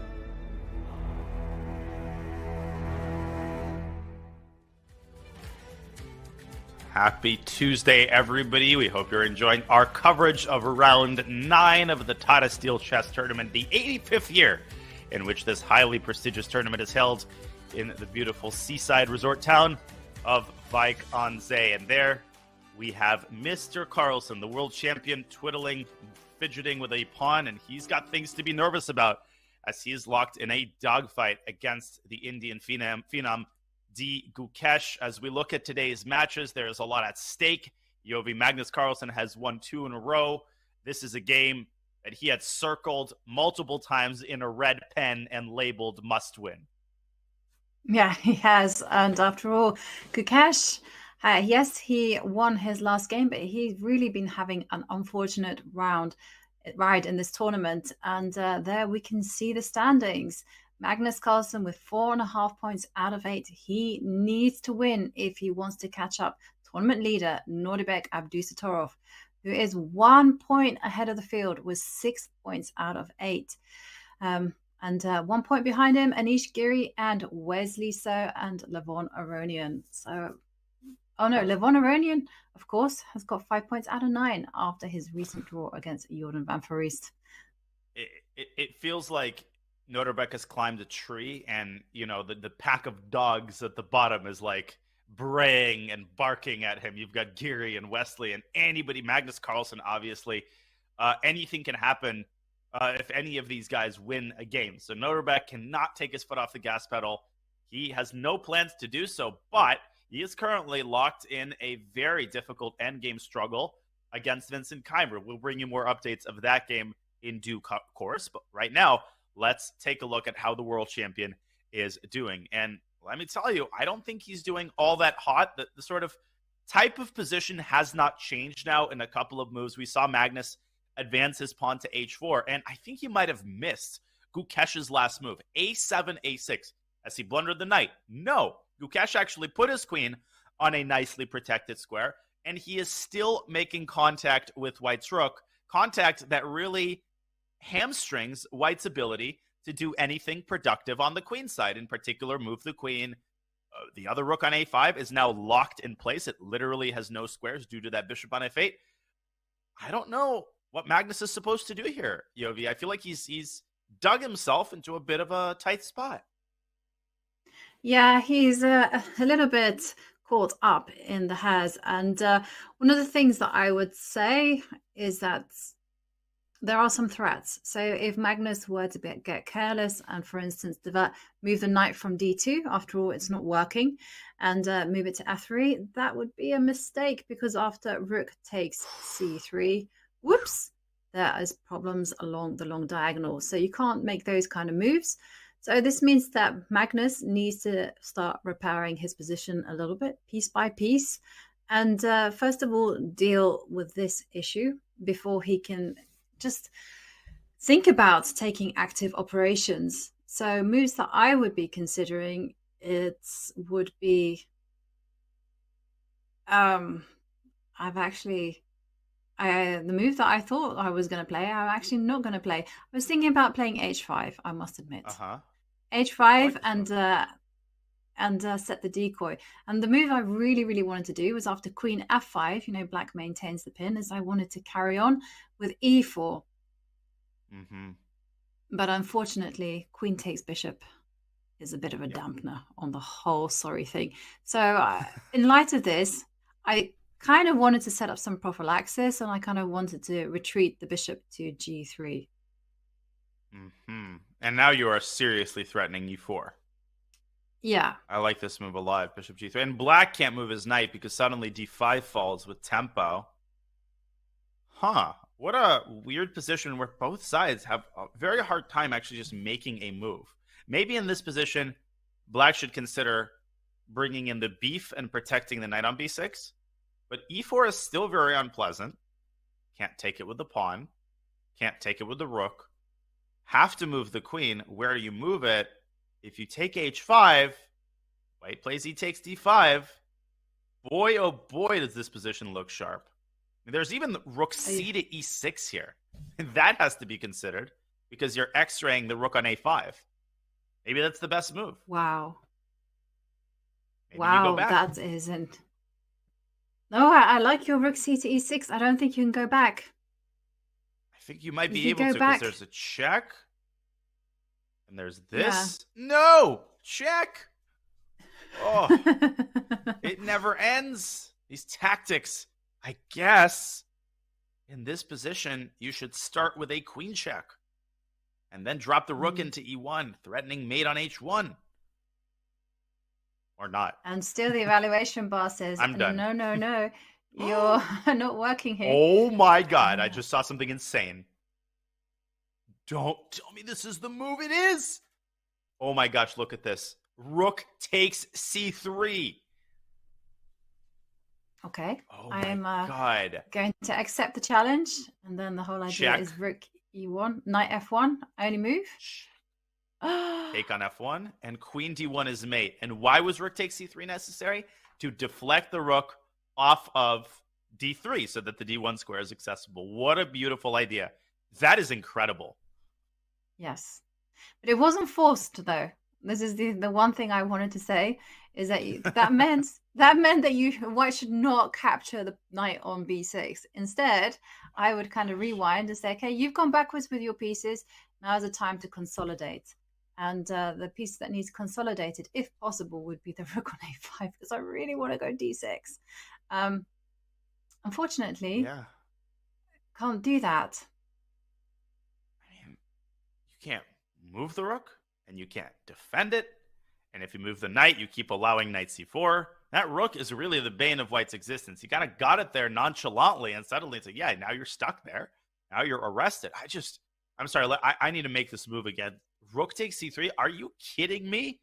A double rook sack with mate. But like you said, we've gone pretty far into the line. So if we rewind, at which point did things go off the rails? I mean, this is not totally unlikely. If Magnus plays h5, none of the moves that we subsequently made, Yovi, were like crazy. Imagine if this actually happens. That would be absurd. Magnus plays h5, I'll start getting excited. I think he has to, because this pin against the rook on d3 is so annoying. You have to start somewhere, and white's forces have just got no coordination whatsoever. It's pins and skewers wherever I turn, and so just get rid of that queen on g6. I don't care if it costs a pawn. So I would almost certainly play h5. And then from there, I would think about bishop g3, or whether I could make a different type of move, like f3 even. Yeah, this game has been a slow burn, but I think we're going to get a nice payoff as Magnus drops to 25 minutes. We have to go to the Wesley So game, though. I think we're about to see a result in the Maksudlu So game because it seems to me that Maksudlu has found a way to force a perpetual check, unless Wesley So opts for an end game that I don't see him going for. So you can see there Parham Maksudlu is leaning back. It seems like he has found a way to navigate out of the chaos, out of the position he's had riddled with weaknesses as it was, and whip up just enough counterplay against Wesley So's king. Here's how it happened. After knight f2, Wesley did indeed grab the pawn, but it wasn't a hit and run. It was just a hit. He remained on e2. Parham brought his other rook in. Now Wesley dropped back to a6. And this, it appears, allows Parham to take on d5. Rook takes c3. Queen takes h5. And suddenly, after rook takes c3, he doesn't have to take back and blunder his rook. He just gives a check on g4. And Wesley So's king has nowhere to hide. And if black goes queen g6, then white just takes and takes on e3. And I don't think white is worse in that endgame. I think Wesley should just go for a draw. I don't know exactly where Wesley missed his chances, but we're going to see a handshake here in just a second. We certainly are. And I'm really happy actually to see Parham recover like this, because he's had two devastating games. He nearly pushed it too far against Caruana, and there we see the handshake. And of course, he just took one risk too many in his game against Gukesh. And here, what a resource. Parham, of course, showing us that he is one of the world's best tacticians. Honestly, a very impressive recovery, and analysts are going to indicate, maybe Wesley So is going to understand where exactly he went wrong. There's no question that black was better for most of the game, and Parham's opening experiment with that early a3, inviting the capture on c3, that was not a success, and he's not going to repeat it. But his creative play, his ambitious play, his resilient play, it is rewarded, and Parham manages to hold the draw, a nice bounce-back game after his devastating loss in the previous round to Gukesh. It looks like he put the rest day to pretty good use. Yeah, and we have another result. Arjun Aragaisi, well, his woes continue because he lost to Richard Rapport. Yeah. What? Yeah, and I'm looking here in the final position, and it looks devastating. Ooh. Oh my God, things went downhill for him so quickly. And we're going to have to update you on how this happened. This game turned from complex, double-edged to dead lost in right about 7 moves. Incredible stuff for the Romanian Grandmaster. Finally, his style of play pays off. And Arjun Aragaisi is struggling in a way that he has not struggled in a very long time. Here's what happened. After h3, g4, white castled. We considered this line, Yovi. And black plays rook g8. This pawn on g4 is very difficult to get rid of. Arjun switches his queen over to e2. Rapport brings his own queen back to h5. Rook to g1 by Arjun. Rapport develops. And this is where Arjun starts stumbling. Rook to g1 apparently was a mistake. What Arjun overlooked is that after hg4, black has the move queen h2, trapping the rook. I'm positive he overlooked this detail. He had to waste another move on queen e1. This allows Rapport the opportunity to take on h3, and already Arjun is in trouble. Bishop e2, intermezzo, queen drops back, gh. But now white's pawn structure is ruined, and black castles queenside to connect the rooks. Another mistake by Arjun, walking right into the move f5. I mean, he is just tilting here in a way that he doesn't tilt normally. He gives up the g-file, Rapport invades the g-file, and the defeat is hastened by the move h5. f4, smashing through on the king side. f3, Richard calmly takes on h5. Can't take the bishop because your bishop is lost. And Arjun, bishop f1. just allowing rook c2, and he resigned. Oh, Yeah, man. that He is was a already killer lost, blow. though. He was totally lost, but still, I mean, it doesn't quite feel like a fair game somehow. It just feels like Richard got under his skin. He played in such a way, it disturbed the usually cool Iceman Eragaisi, and instead he got flustered and lost his way. I mean, what you're seeing here is the product of not just one bad mistake, but it's literally like 3-4 small mistakes in a row, and you just lose track, you lose momentum, you basically tilt, as Danya says. And a friend and I were discussing this. Richard Report per capita tends to make more mistakes than his Super GM friends and colleagues. Why does he succeed? Well, part of it is because he forces his opponents to solve problems that they are not used to solving at their level. And one of those is just the problem of finding unconventional tactics. When Arjun played rook to g1, he, in his mind, is thinking, well, I'm preparing h takes g4. How often do you get this weird idea of queen h2 trapping the rook on g1 because the white bishop can't move out of the way? So it's these types of ideas that Report lives for. And once Arjun realized that, he went downhill very quickly. The engine is showing that the best move was actually to go back to h1. That would have minimized Black's advantage. But Arjun sort of stubbornly stuck to the idea of wanting to take. This allowed Report to open up the king side. And of course, the follow-up mistake, one could even say the decisive mistake, was this incredibly impulsive move, rook to g4, trying to trade on his own terms, but making matters 100 times worse by allowing Report to entrench the bishop on e4 and win control of the only open file. What a game. Beating Arjun in 26 moves with Black. Yes, it's an off-form Arjun, but still a very impressive result for Report. Yeah, I agree. And he will come to the rest of the games even more motivated. It sometimes feels like all you needed was that one victory. And that one victory is enough to kind of offset all the terrible form from the previous games. And instead, you can just focus on the rest of the tournament positively. It's just a strange psychology. Like sometimes I will have a dreadful tournament, but if I win the last game, it's like the luck resets and I start the next tournament in a fantastic frame of mind. That's so true. And, you know, we're all experienced. When you play a lot of tournaments, you learn not to get too high with the highs and not to get too low with the lows. You learn that, yeah, a single game can change your outlook on the tournament and on life. I mean, you could go from, you know, dejected, sad, inconsolable to absolutely euphoric, really on the basis of one move that you make. Well, that is that, folks. Richard Report is our first decisive game of the day as he defeats Arjun Eragaisi. I think we should probably go. So the Abdusattorov game has reached that end game. We're kind of aware of the direction it's moving. The Carlsen game is heating up. The Giri game continues to enter and to exist in a stage of general pandemonium. Between Carlsen and Giri, Yovi, who do you have the feels for? What's your vibe? My vibe is I want to see Carlsen because I want to see how he untangled himself. And at the minute, I'm just looking at the position and I see that the white rook found itself on d5. So, well, the world champion weaving his magic.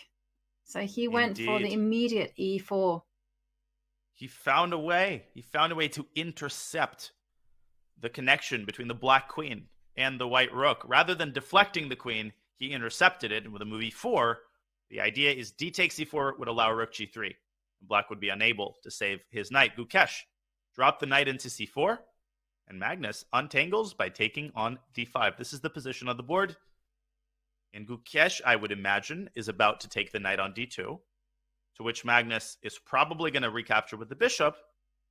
And what do we make of this type of position, which is very likely to occur on the board? Is it a dead equal?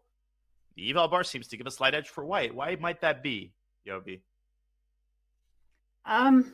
Well, primarily the white rooks are very impressive on the D line. That's point number one. And secondly, I feel that this f6 pawn move will be, well, Black will come to rue the day that he weakened his king. And I can see moves such as h5, h6 in the air. Magnus is like pieces that overprotected. I know for a fact Magnus has no ambitions such as queen takes pawn. You don't want to be doing that. You want to protect your king at all costs. And once he's done that, then he can think about launching an attack. Yeah, in fact, queen takes pawn walks into rook b8 and then rook b1, and queen takes h4 is checkmate. Well, actually not quite, but I mean, that is unappetizing to say the least. Agreed. I think h5 is such a Magnus move. He thrives on these sorts of open-ended moves that create unpleasant conditions for the opponent, that give the opponent enough rope. And I feel, at least intuitively, that Gukesh might have taken his foot off the gas pedal here and given Magnus the kind of position in which he excels the most. I suspect that so. But okay, we can see Gukesh, of course. He seems to be fighting his way back to form, and still plenty of moves for Gukesh to play. You know, he can retreat his knight to e5. He can perhaps try to resolve this h4, h5 pawn thrust in some way, either by counterattacking, as Danya has indicated, or perhaps just stopping it full stop. Yeah, the issue is that he's got a pawn he needs to recover. So b5 could be a way to keep the tension, but then you've got to be comfortable playing down a pawn. It's not the greatest pawn in the world for White. White still has these deficiencies on the queen side, but it's a psychological problem as well, where you're playing with equal material and suddenly you've got to find compensation somewhere for the pawn. I just feel like Magnus is just starting to take over the game very subtly, very, very baby steps, but we have seen him win so many of these games. Things look totally innocuous. It looks like his opponent's going to hold a very comfortable draw, and then all of a sudden the landscape changes and Magnus Carlsen enters his element. But too early to say. Let's not shovel dirt on Gukesh yet. The position is probably closer to equality than it is to a white advantage. And I think he's about to make a move. He looks like he is. And the good news for Gukesh, though, is he is ahead on time. And considering that he's been struggling the whole tournament with his time management, I think this is a good sign. And I agree with you. Yes, it's a Magnus Carlsen type of position, but of course, it is more than possible that Gukesh will defend quite easily.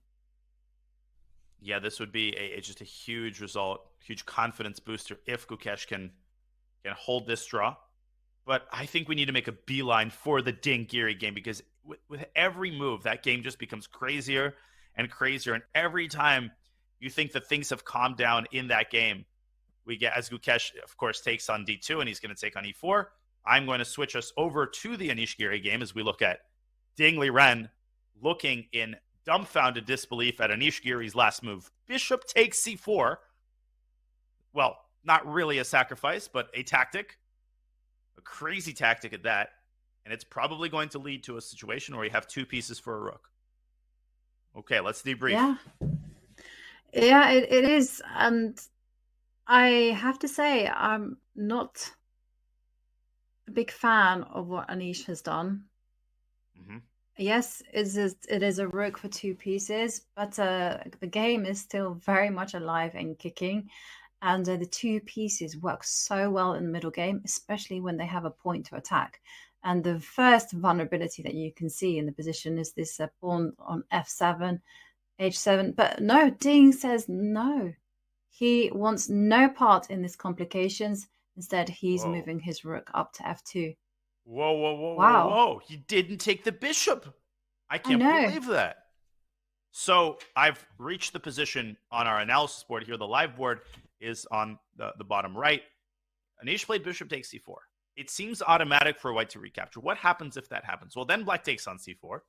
White plays queen c. Then we get this position, right, where white has two very strong pieces. As you're saying, bishop can come to d5. I think this position is very double-edged. Eval bar show is a small advantage for black because he does have three pawns and the rook for the two pieces, but clearly it's double-edged. Instead, Ding, as you said, wants no part of it. He just moves the rook up. He says, I'm going to give you the two extra pawns, but I'm going to keep both of my rooks on the board. My big question, what is he planning if Anish Giri simply moves his bishop back to a6. And I say a6 in order to prevent the knight from moving due to the fork on d3. Yeah, I must admit, my eyes did not stretch to that direction. I thought the bishop would probably park itself towards the king. I forgot it could switch like that. Okay, yeah, it is a question that Ding has to answer, and the first thing that I would be thinking about is ways to kind of just go, is knight d3 a threat? Because the first thing I see is that, you know, there are consequences to the knight jumping to d3. So say after rook takes, bishop takes, suddenly the long diagonal has been opened, and so you have ideas of knight h5 in the air.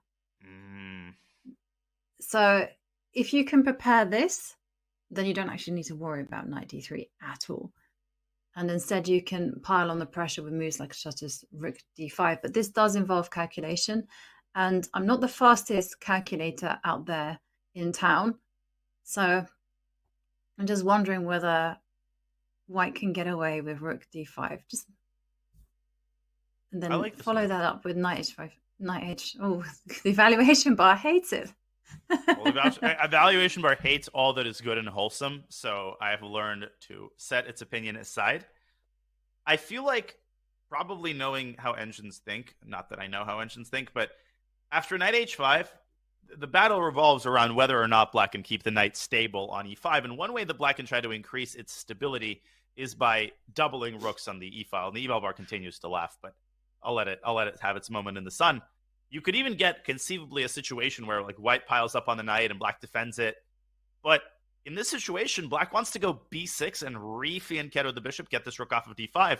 And there is a ticking clock when it comes to white's counterplay. Black is a couple moves away from consolidating, and if he does, 2 extra pawns at this level is essentially a decisive material advantage. So to me, the only question here, if Anish Giri chooses to move his bishop, which by the way is not a given, he can leave his bishop on c4, but I don't think he will. The question is going to be, what does Ding see on the king side? Is he misplacing his hope in the future of his counterplay? And is this counterplay actually going to yield the desired result? Yeah. It's a tricky situation. I don't quite see the natural counterplay. I mean, the queen and the knight, they're kind of focused towards the g7 square. Of course, you've kind of highlighted knight coming to d5. Ooh, I made a boo-boo there, my bad. Anish playing exactly what you highlighted. Bishop goes back to a6. Such a calm customer. I mean, and okay, so this was Ding's idea. The knight comes back to h5. And this is what I was talking about, you know. Knight is coordinating nicely with the queen on g7. But it is a one-trick pony, let's face it. Someone of Anish's caliber is not going to be picking up the knight on e5. And, okay. No, he's not. He's not. And I'm just making the moves on the analysis board, by the way. Sorry, because I accidentally pressed the wrong button. But please continue. I'm listening carefully. Yeah, that's okay. Okay. I'll wait until you get caught up. And in the meantime, I will kind of ramble on. Wow, that's quick. No wonder you're good at bullets. I'm a fast move enterer. I'm a fast move enterer. This is the live position, folks. Sorry about that. I still literally just pressed the wrong button. That's okay. I'm very impressed with the speed with which you managed to put those moves in. Too much 30-second chess. Yeah, but yeah, bullet chess is not my forte at all. 30 seconds is never ever gonna happen. Not this time. Okay, so so the knight comes to h5. Obviously, there's a big threat on the board. If the knight moves, it won't move. And I like your move that you suggested, queen c7, connect the rooks, rook d8.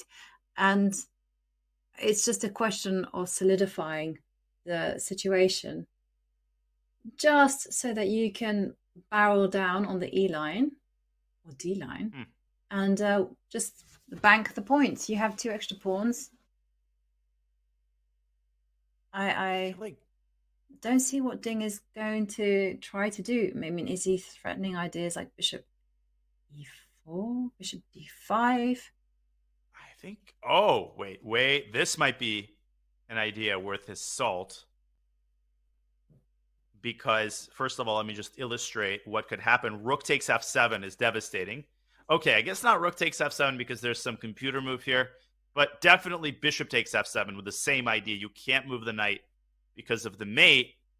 So, how is black going to respond to bishop d5? This is a question. You overprotect. Rook e7? Yep, rook e7. Yeah, I guess rook e7 does the trick. And here. And, yeah. Yep. Mm-hmm. And I was just going to say here, you just keep overprotecting. And then once you've overprotected, you go back to your old chestnut, which is just to go b6, bishop b7, drive the bishop away from d5. Black has all the time in the world. Yeah, I don't see this game ending in a draw. I see it ending either with a blunder by Anish, which I don't think he's going to make. I think if he avoids making one, then he's very likely to win this game. Because all he needs to do, he needs to consolidate, as you're saying, the knight on e5. He needs to make sure it's well protected. He needs to watch out for the kingside tricks. I mean, there's also knight h5 takes g7 and knight h5 to f6 with a check. And white can plant a pawn on f6. And all of that is very much scarier when you're playing OTB than when you're looking at the eval bar. It's very easy to say, oh, well, it's +2. That must mean these tactics don't work. Remember that Giri doesn't have access to that bar. He doesn't know for certain that the tactics on the king side don't work. So it's important, very important to realize that. But I think queen c7 here, the perfect opportunity to play that move. Mm-hmm. And let's not also forget the time situation for Ding. You know, he's just under 10 minutes, 10 moves remaining. And again, every single one of his moves must be on point. It must put pressure on Anish. So both sides really feeling the heat. And yeah, I agree with you. It's so easy to sit back and watch the game with an evaluation bar, with the engine explaining absolutely everything. You know, that's all very well and good, but try and put yourself in the player's shoes. Try to feel what they are going through and just enjoy the tension.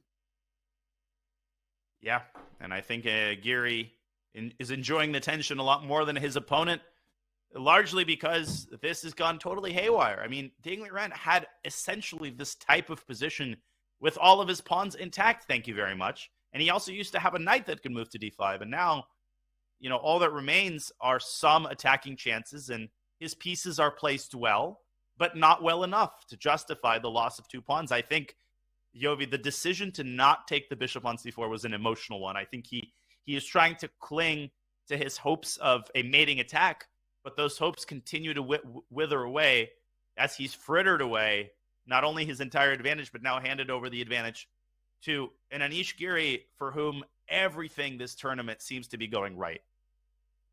Yeah. Yeah, I mean, I'm still astounded at how Anish managed to survive this position, because I must admit, I had kind of written him off when I saw the position. I was like, well, you know, Ding just puts a knight on d5, gets a great game, easy to play. You know, you just go A, B, C, D, and it almost felt like that spelled checkmate. But Anish, you got to hand it to him. He is resourceful. He is really finding everything. Like A5, it was a kind of weird move that absolutely bamboozled Ding. And this is consistent with, you know, their experience against each other. Giri leads their head-to-head score. It's 3 wins, 21 draws, and only 2 losses. He leads their head-to-head series at Wijk with no losses against Ding. He won their first classical game in Tata Steel. He defeated Magnus Carlsen in this tournament, one of only two people to do so. Usually there are 0 people who defeat Magnus Carlsen in a tournament. But Anish Giri, it just feels like he's always fighting for first place. Even if he doesn't win the tournament, it always feels like he's in the conversation, and he's just a very uncomfortable opponent for a lot of different players. And that list includes Ding Liren. Yeah. And if Ding were to lose this and maybe finish with a bad tournament, let's just kind of like write him off even though it's completely premature. I mean, what lessons will he take? Because he has a World Championship match coming up in April. Yeah, he will, I think, do well to blame at least some of the result, as you have been saying, on his openings, the fact that he's had to occlude, his main preparation. And we take it for granted that these top players can play anything, but they're humans. I mean, they've got preferences. They've got stuff that they learn. They can't just play a random opening and play it at the same level that they play their main openings. And I just think Ding, it's a cliche, but he needs to push this away from me. He can't let one bad performance, impact his confidence level going into the most important event of his life, of his career. He just has to find a way to say, listen, this didn't go my way. I'm going to analyze my mistakes. I'm going to play openings that I'm more familiar with. And I'm going to play an opponent that I didn't play in Tata Steel, blank slate. He's going to play Nepo. Nepo, of course, is not playing in this tournament. Yeah. I think what I would do is I would be tempted to participate in a top secret tournament and then just try to recover some confidence. But of course, this is a training ground for Ding. He will have a much tougher challenge ahead of him come April. He will indeed. Speaking of tough challenges, I think I know who we need to go to next. Norbek Abdusattorov is experiencing his first, well, not his first series challenge of the tournament, but for the first time this tournament, I should say, he is on the cusp, I think, of losing the game. And maybe I'm overstating the case. We'll take a closer look at his ending. But just first signs indicate that Vincent Keimer is, obviously playing for two results, yes, but also Norbek is very much on the ropes after allowing the transition to an endgame, Yovi, that we immediately thought was extremely unpleasant. He's had to fight for survival in that endgame now for quite a few moves. And I'm going to input on our analysis board the moves that have been played thus far. Rook c7, rook b5. Rook c7. Norbek first took on h5. Here. Vincent playing very natural chess. Here. Rook c6. Doubling rooks is Vincent Keimer. Norbek trading one pair of rooks. The problem is that didn't help because Vincent uses his other rook and his knight to win b7. Norbek decides to give it away on his own terms. They get this extremely unpleasant endgame for black. Vincent goes here. Now he's dropped his knight back and he's walking it around to f4. So what do we make of this? Whose chances are superior? Black's drawing chances or White's winning chances?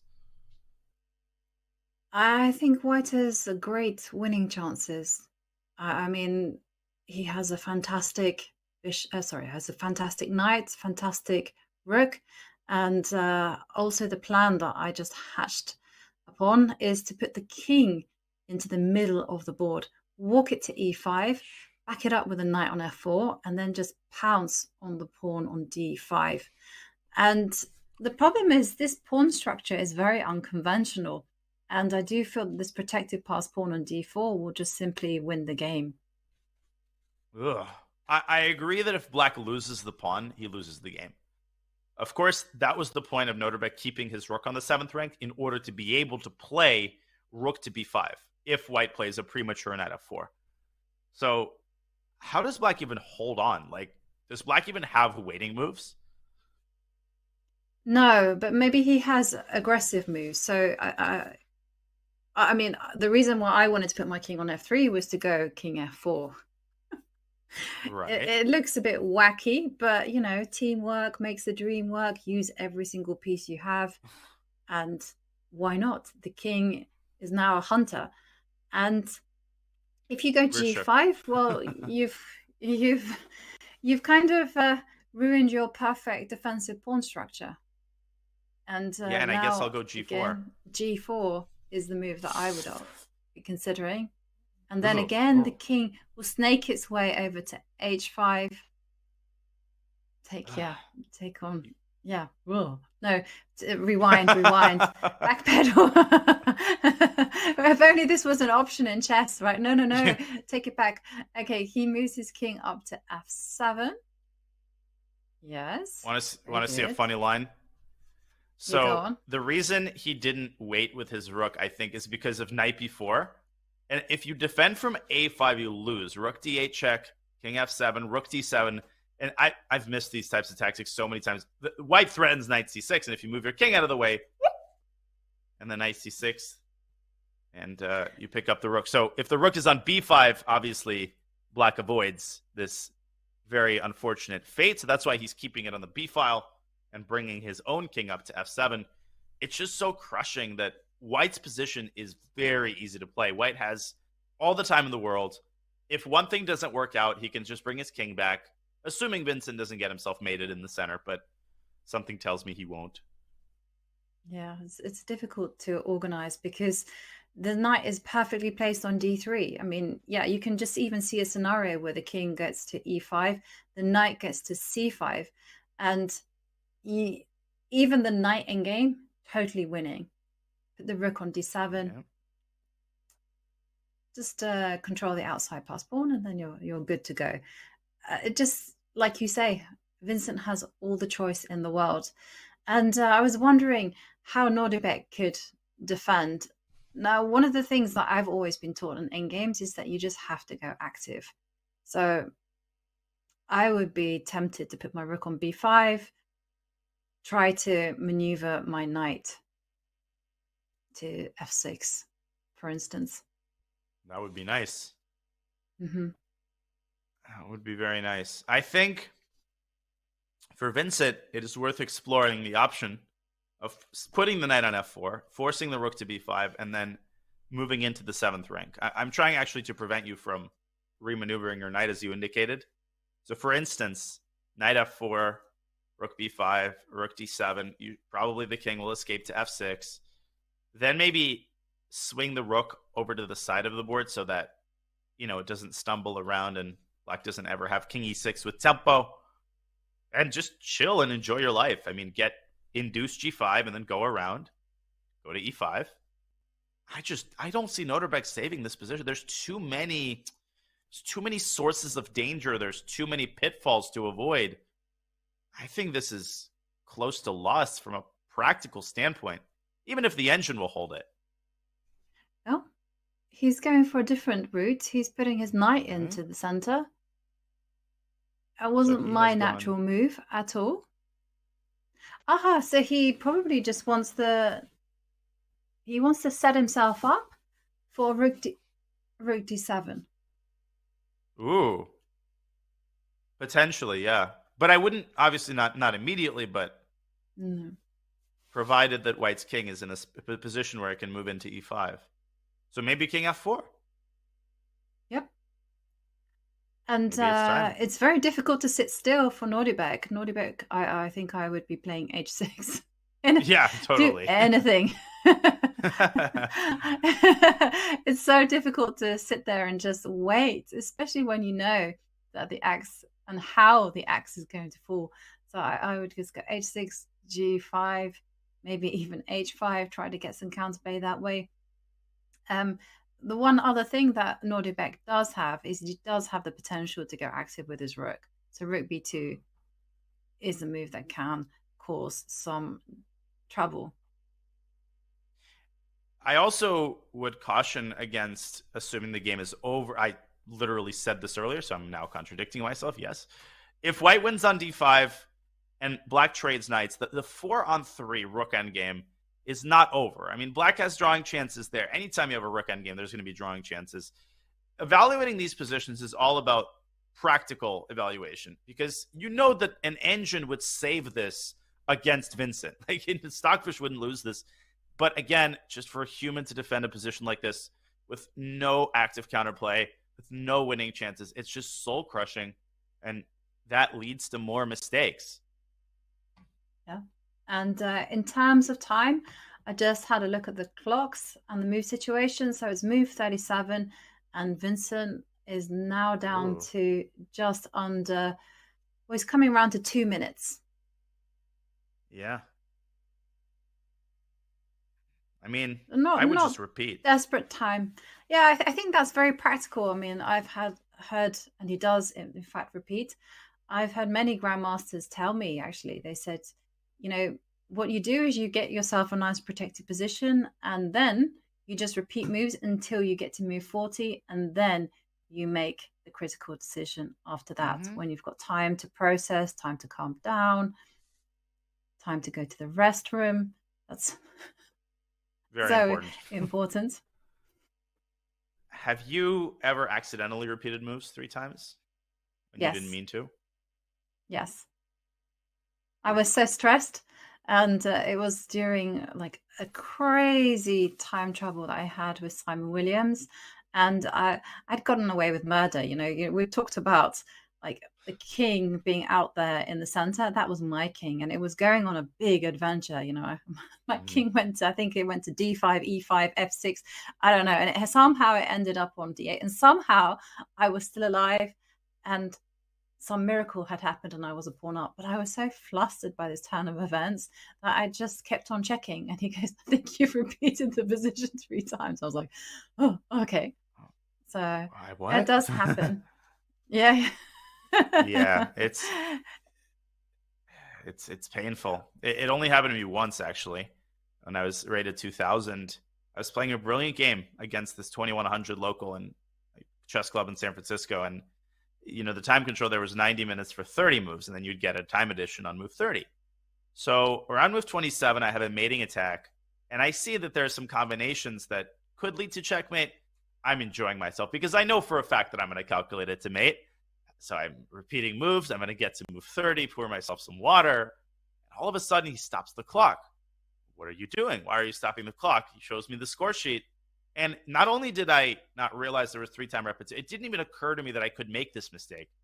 And it was literally forced mate in 6, and it was a beautiful mate too that culminated with a queen sacrifice. My coach was so mad that he told me that had I mated my opponent, he would have sent the game to all these magazines and to New and Chess. He really had to rub it in a little bit, but that's the Soviet coaching style. Yeah. I mean, that's the thing, though. You never make that mistake again. I remember reading a story about Garry Kasparov and how he could have won a piece by making the moves g4, g5. And, to them, it was so obvious that, he could have played g4, g5. And he said he was mocked mercilessly for that mistake for a good amount of time. And in fact, they didn't call him Kasparov or Gary. They just called him g4, g5. Yeah, that game. And, yeah. Go ahead. Sorry. No, I mean, I thought it was a nice story, because it's actually the way that my brother used to teach me chess, because he was my biggest rival. I mean, we used to play thousands of blitz games together. And it was always, if I made a mistake, he was relentless when it came to mocking me. It was really painful. But I responded well to it. And because I responded well to it, I was like, I'm going to beat you. You mock my words. And so it actually inspired me to work harder, and it taught me grit. That's the best way to come back from being mocked. That is a great Kasparov story. That game was against Alex Yermolinsky in a Soviet under 14 chess championship, and his coach at the time was Alexander Nikitin, who I think recently passed away. He's an international master, Garry Kasparov's longtime coach, and more than a coach, obviously, a confidant, a mentor, and a mocker, calling Gary G4. He would never miss that trick again. Okay, so this game is going to stabilize. You called it. There's H6 by Noterbeck. I think we should observe Magnus Carlsen's, I wouldn't call it a time scramble per se, but both sides under 10 minutes and 6 moves still to go until the time control. So let's see if Magnus can continue squeezing out a tiny advantage that he's been trying to nurse for a while against Gukesh. And I'm just going to, as we look at the camera angle there, Gukesh leaning back in his chair, he seems actually pretty satisfied with how things are going. I'm going to input all of the moves that we currently have. It is White's 35th move. Yep. And I have to say, Gukesh has been remarkably solid so far, and he's set up a wall of pawns to meet Magnus's activity. And take a look at that awful looking triangle. F6, G7, H6. Ugh, look at the light squares. But there's no light square bishop. I mean, one There's thing a I light would square say queen. is that there is a light square queen. So the first thing that came to mind was actually bishop takes H6. I was like, haha, let me at that king. But unfortunately, it doesn't really work because Gukesh can nimbly step forward with his rook on E7 and do some nifty horizontal defensive work. Rook E7 is a showstopper. And so maybe you can set up bishop H6 with the one-move threat, queen G3, but black can just slide the king over to H8. Probably there are also some tactical ways to stop bishop takes H6, which aren't occurring to my old brain right now. But still, it looks super tricky, actually. Like, I love your queen G3 move. I mean, first threat, there's bishop takes H6. And then the next threat, as you've indicated, is just plant that queen down to G6. And if she starts sniffing around, you really do have bishop takes H6 in the air. And you can't nimbly step forward with a rook to E7 because you concede the D8 square. Oh, and so yeah. There is trouble unless Gukesh is actually gonna go for the counter attack. I wonder whether he's got ideas of maybe coming down with rook C4 to go rook G4, or maybe try to trade off queens. That's a brilliant move. I actually think that's why I'm going to make these on the analysis board. I think rook C4 is the reason why Magnus hasn't played queen G3 yet. And just to show everybody the idea, bishop takes H6, and there's a large distance between two pieces. The interception tactics are very common. You just put a piece in between them. In this case, in between the queen and the black king. The queen has to move, and now you simply pick up the bishop. And if not bishop takes H6, well, rook G4 is actually a very nasty prospect. Okay, white can play rook D4, but then the trade of rooks favors the side that lacks space. And in this case, it's clearly black. I think Gukesh would have no problems at all holding his own. Here, I actually think black is not worse anymore. Man, so if not queen G3, he's played it. He's played queen G3. Will Gukesh uncork rook to C4 with his remaining 7.5 minutes? And this is move. Oh, I'm sorry. I pressed the button again. No. Don't worry. It's just because... Don't worry. I'm manually entering the moves, and the refresh button brings us back to the last move that we got in our live transmission. And I'm going to do my magic again here as you fill the time. Thank you, producer. Thank you, Mr. Producer. Making me look good. Yeah, very good, very good.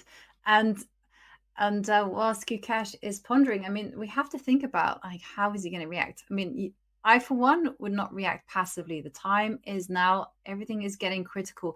And it plays into Magnus's hand if you just simply react in a very timid way. Magnus himself actually said, if you want to play me and you want to beat me, then he likes it when he's challenged. And I do like the counterattack of rook C4 and rook G4. At the very least, if you can also follow the rule, when your king is in danger, trade off queens. That is such a great general rule. And 9 times out of 10, you won't go wrong with it. You won't. And if you can force that trade, even better. So queen E5 is on the table as well. Okay, no harm, no foul. Nothing happened. You know, nobody pressed any buttons there. But rook C4 is one of those moves that when it's played on the board, you understand exactly why it's played, and the move is very simple to understand.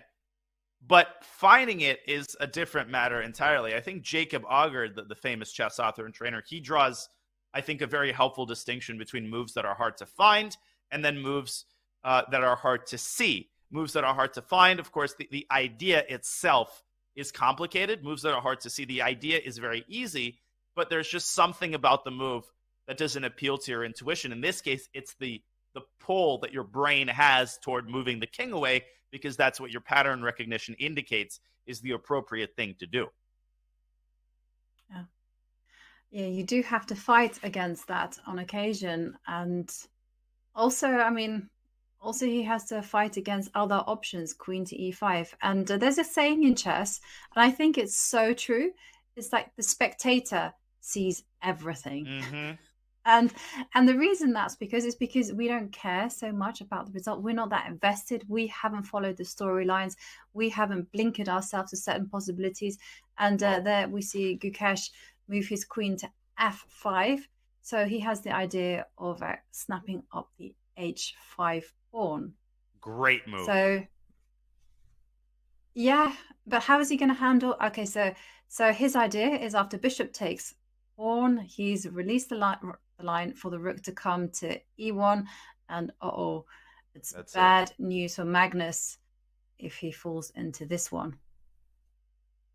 That's a great alternative to rook c4. In Russian, the expression is it's always easier from the side, which is just, it could not be more true. You know, Monday morning quarterbacking is so easy in chess. When you're sitting there and you're playing Magnus, you know, you don't know what's left, what's right, what's going on. But I love queen f5. Can Magnus go queen g6 anyway here and try to ensconce that pawn on a very nasty square for black? Is that endgame anything to write home about? I don't know. I think it's worth a shot. If you're Magnus, Gukesh with 5 minutes and 28 seconds to Magnus's 6 minutes, this is White's 37th move. Remember that 50 minutes are added to each of the players' clocks after they make their 40th move. Yeah. It's a tricky endgame to call, actually, because Magnus, not having so much time, will have to make a snap decision. Yes, this pawn gets entrenched on the g6 square, but on the other hand, it's very difficult to utilize the two white rooks. And of course, let's not forget that there are two players playing the game, and black has this beautiful pawn on a6 that is going to start marching up the board. So it's going to be very risky. Somehow I feel that Magnus might take the chance. Oh, he's going to tighten the screws and tighten the screw. He's going to do everything within his power to somehow muddy up the waters. Speaking of muddying the waters, Yobi, I'm sorry to keep jumping around. We have got to go to the Ding Giri game because that game is exploding.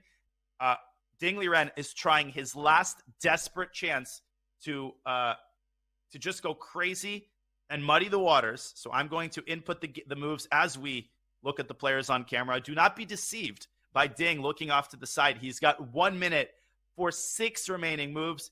He is in dire straits, and he has just sacrificed the knight as his last attempt to get something, anything, going in this position. Let's have a look at the live board. Oh my gosh. No, Giri can win. It looks like Giri has a brilliant tactic that can win the game. Oh, wow. And Ding sees it. Yeah, Ding This is the position. doesn't look happy. So if there's a tactic, I'm looking at it, just revolutionary moves. Like the knight springing forward to f3 with check. That's it. And then, okay. Oh my gosh, what a move. This is the only winning move. Just really quickly, don't move your rook. You can see the eval bar shooting up. Why? Because this is a check that wins the queen or leads to mate. Knight f3, Yovi, you called it. You can walk us through that all 3 recaptures lose. Yeah. Okay, so the first one is a bishop takes knight. We can dismiss this one as quickly as we chose it. Put the queen on g3. The rook is going to come down to e1. Game over. Put it back. Goodbye. Mate. Exactly. Okay, And, not queen takes. yeah, and they're not queen takes because of rook e1, and you're going to have to, unfortunately, step back with a piece on it. Yep, that's Or this. game over. And it's going to be the same. So you have to go rook takes, but unfortunately, it's the same thing. Rook e1. Yeah. And here And, after bishop the f1, bishop has this to is... step. Uh-huh. And Now. he's played knight f3. Unbelievable. But what's the move here? I'm just trying to find the killer blow. I mean, there aren't even any threats against black's king.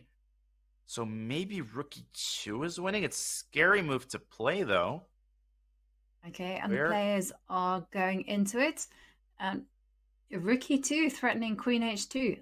That is one calm, collected move. I probably would capture on f1, just to force the rook back, get back, and then maybe I would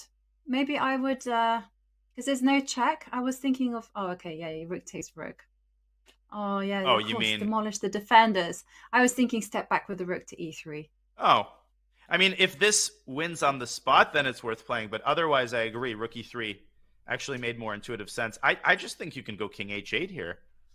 And the game is over. Now, let's not forget, black is also up a pawn. So you just have the idea of forcing a pawn endgame if nothing else works. But this is checkmate. Rook to g8 is coming to a theater near you. And if white steps back to cover, then whoop, in comes black's rook. Now to e1. And the rest I'll leave up to the viewers to figure out. We actually might see something like this in the game. The problem is these one-move ideas are just child's play for someone like Anish, who's managed his time incredibly well. He has 5 minutes. That's plenty of time to figure out the rest of the complications. Bishop f1 is on the board. This is the live position as you see it in front of you. And you can just see Ding's body language, the way that he's holding the pen. Yeah. He's just going to make the rest of his moves out of inertia. I mean, he is 1 foot out of the door already. He recognizes it's totally lost. And you might as well keep the game going because there's not that much time left. Bishop f1, niche. He has the time. Oh, he's not going to play bishop f1. He's picking up his rook. Is he playing rook e2? Oh, no, he's king. No, he's playing king h8. Also good. Same thing. Oh. You can start with king h8. Perfectly sufficient. Beautiful. Excellent technique. Tuck the king into the corner, line up the rook to g8, and it would not surprise me to see a handshake right now from Ding. I'm quite positive we'll see a handshake from Ding. And a sip of water by Giri, who can now switch off his brain. This is already the point in the game where your king is in total safety, surrounded by a nice little pawn. And Ding Liren, with his time winding down as well, as if the position wasn't enough, will convince himself that further resistance is futile. Anish Giri, Yovi, I mean, Noterbeck is obviously having a breakout event, but it's important not to just talk about the leader. Anish is having one of the tournaments of his life thus far. I mean, beating Magnus, now beating Ding. He beat both world number 1 and world number 2 in the same tournament. How many times has that happened in chess history? Very rare. And he beat Magnus with the white pieces and now Ding with the black pieces. And Ding, 40 seconds left on the clock. You either make a move or you extend the hand. Yeah. And Ding just seems frozen. I think we will see him extending the hand. He's just looking to see, are there any back rank tricks? Can I take that rook on e1? The answer is no, because black's queen guards the potential mating square on d8. In fact, black's queen on c7 as it stands, so well placed, lording over the entire position. And there we go. Handshake. And a resignation by Ding. Handshake. And we have to commend Anish on his resourcefulness because, wow, what a turnaround. What an incredible defensive, well, just unbelievable stuff happening really from Anish.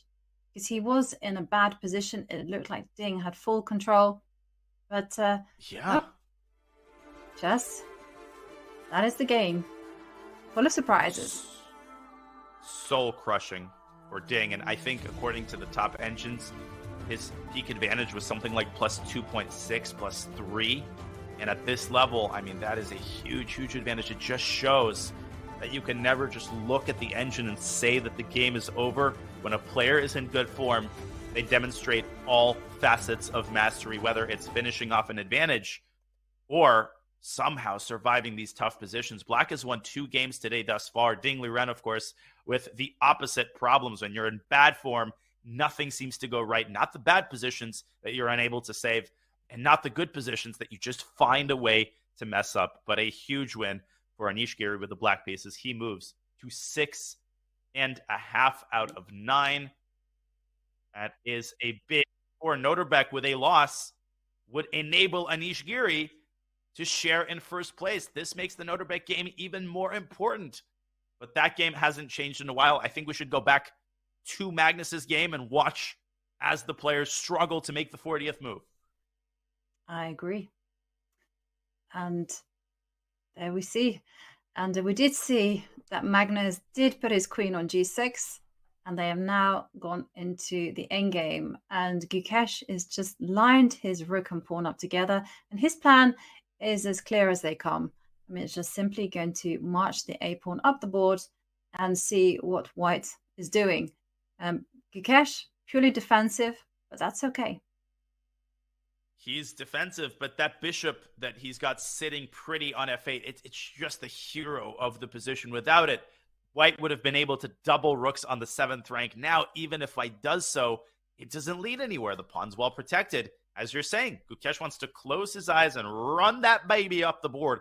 I think Magnus has to move his rook up to d4 and try somehow to blockade the pawn on a4. Yeah, I agree. I mean, you have to follow the rules of Nimzovich when it comes to pass pawns. I know he's very unpopular with a lot of grandmasters, but he does have this little tagline that says, pass pawn is a prisoner. You must keep it under lock and key. And that a5 pawn is going to go running and blockade it, put it on a4. And this position, it feels like it's going to be a draw. It's going to fizzle out. It definitely feels that way. Correction for me, I said Giri has 6.5 out of 9. No, he has 6 points out of 9. What a terrible, then everything I say goes out the window. It's actually a terrible performance. He doesn't have 6.5. Unacceptable. No, just kidding. Anish Giri, just a incredible performance through 9 rounds. Let's see whether Magnus Carlsen can pull out one of his vintage endgame victories. But I agree with you, Yovi. It just seems like there isn't quite enough meat on the bone, even for the ultimate endgame juggernaut. But you never know. You're always one mistake away from losing to Magnus Carlsen. He has indeed played the move rook 3 to d4. And Gukesh with 2 more moves until time control and only 1 minute and 30 seconds to make them. Yeah, and everything will be racing through Gukesh's head. And one of the decisions that I was just going to say he's going to be taking is he's going to be assessing what's going to happen should he win the g6 pawn and lose the a pawn. And Gukesh is like, nope, I'm just going to play to win the g6 pawn. Let me neutralize things as quickly as possible. I'm not hanging around. And Magnus, can he hold on? Or is his rook forced to just... I was going to say the rook is probably forced to go to d5. It is. I mean, the last thing Magnus wants to do is just lose the pawn on g6 for nothing. He won't be able to keep it. Gukesh also has a5, rook a6 if necessary.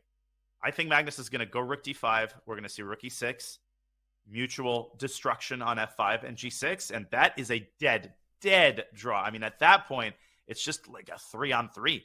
And black has everything protected. I think we might even see a draw offer from the world champion. This has been exquisite defensive skill by Gukesh in the last 10 moves. He messed it up just a little bit, when he when he brought his knight over to c4. He gave Magnus the initiative, and he has kept ice in his veins. He has kept his composure. And if he can make one more good move and make it to move 40, I think he will have plenty of time to hold his own. c4 by the world champion. Yeah, c4. And you're right, because he has one more move to make. And as we saw in the last game, sometimes you get distracted by the heat of the moment, and it's not necessarily guaranteed that you count the moves properly. Okay, c4. And I'm expecting rook d6. I would consider a5. I think rook e6, there might be a rook to d8. And you've got to watch out for bishop d2 to b4. This is part of the reason Magnus pushed his pawn up the board. Ooh, he's going to get up. Flexing. Gukesh. One more minute left. He's got the time. Gotta be aware of his clock. We saw Prague lose on time on move 40, but Gukesh is not getting up from his chair. He is obviously aware.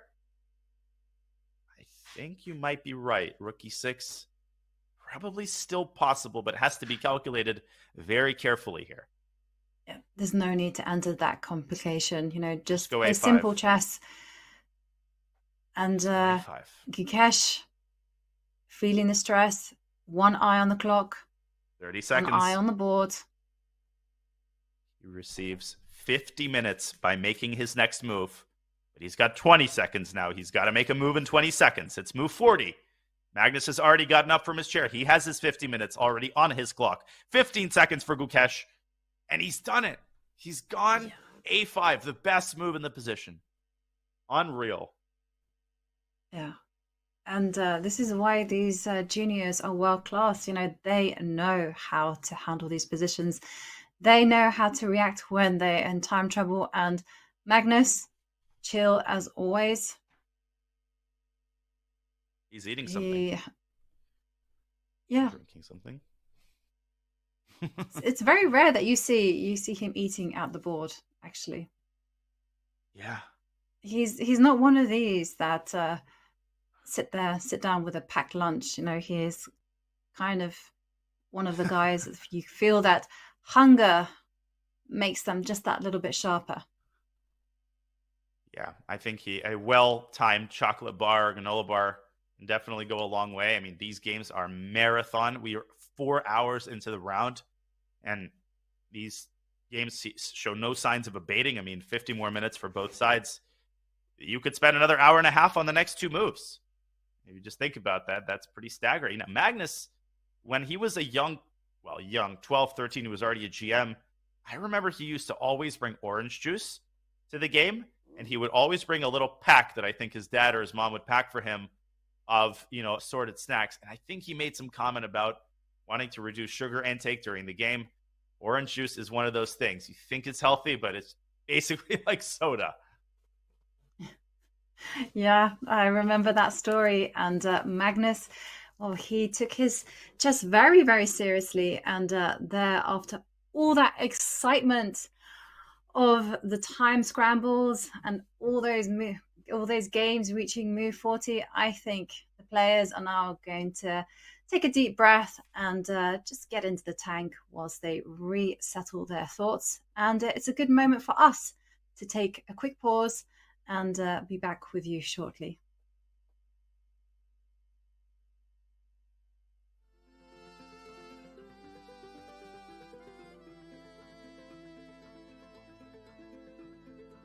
What's the best way to follow any chess event, from the World Chess Championship to the Candidates, the Speed Chess Championship, Title Tuesday, and so much more? Chess.com/events has all of the top chess tournaments played both over the board and online. Analyze and review games from the world's greatest players with live commentary, cloud analysis, Opening Explorer, and table bases. Find all the key event information, including schedules, prizes, results, news reports, player bios, tie breaks, and more. Even compete by voting for your predicted results. Explore chess.com/events today on web or with our iOS and Android apps and experience chess like never before.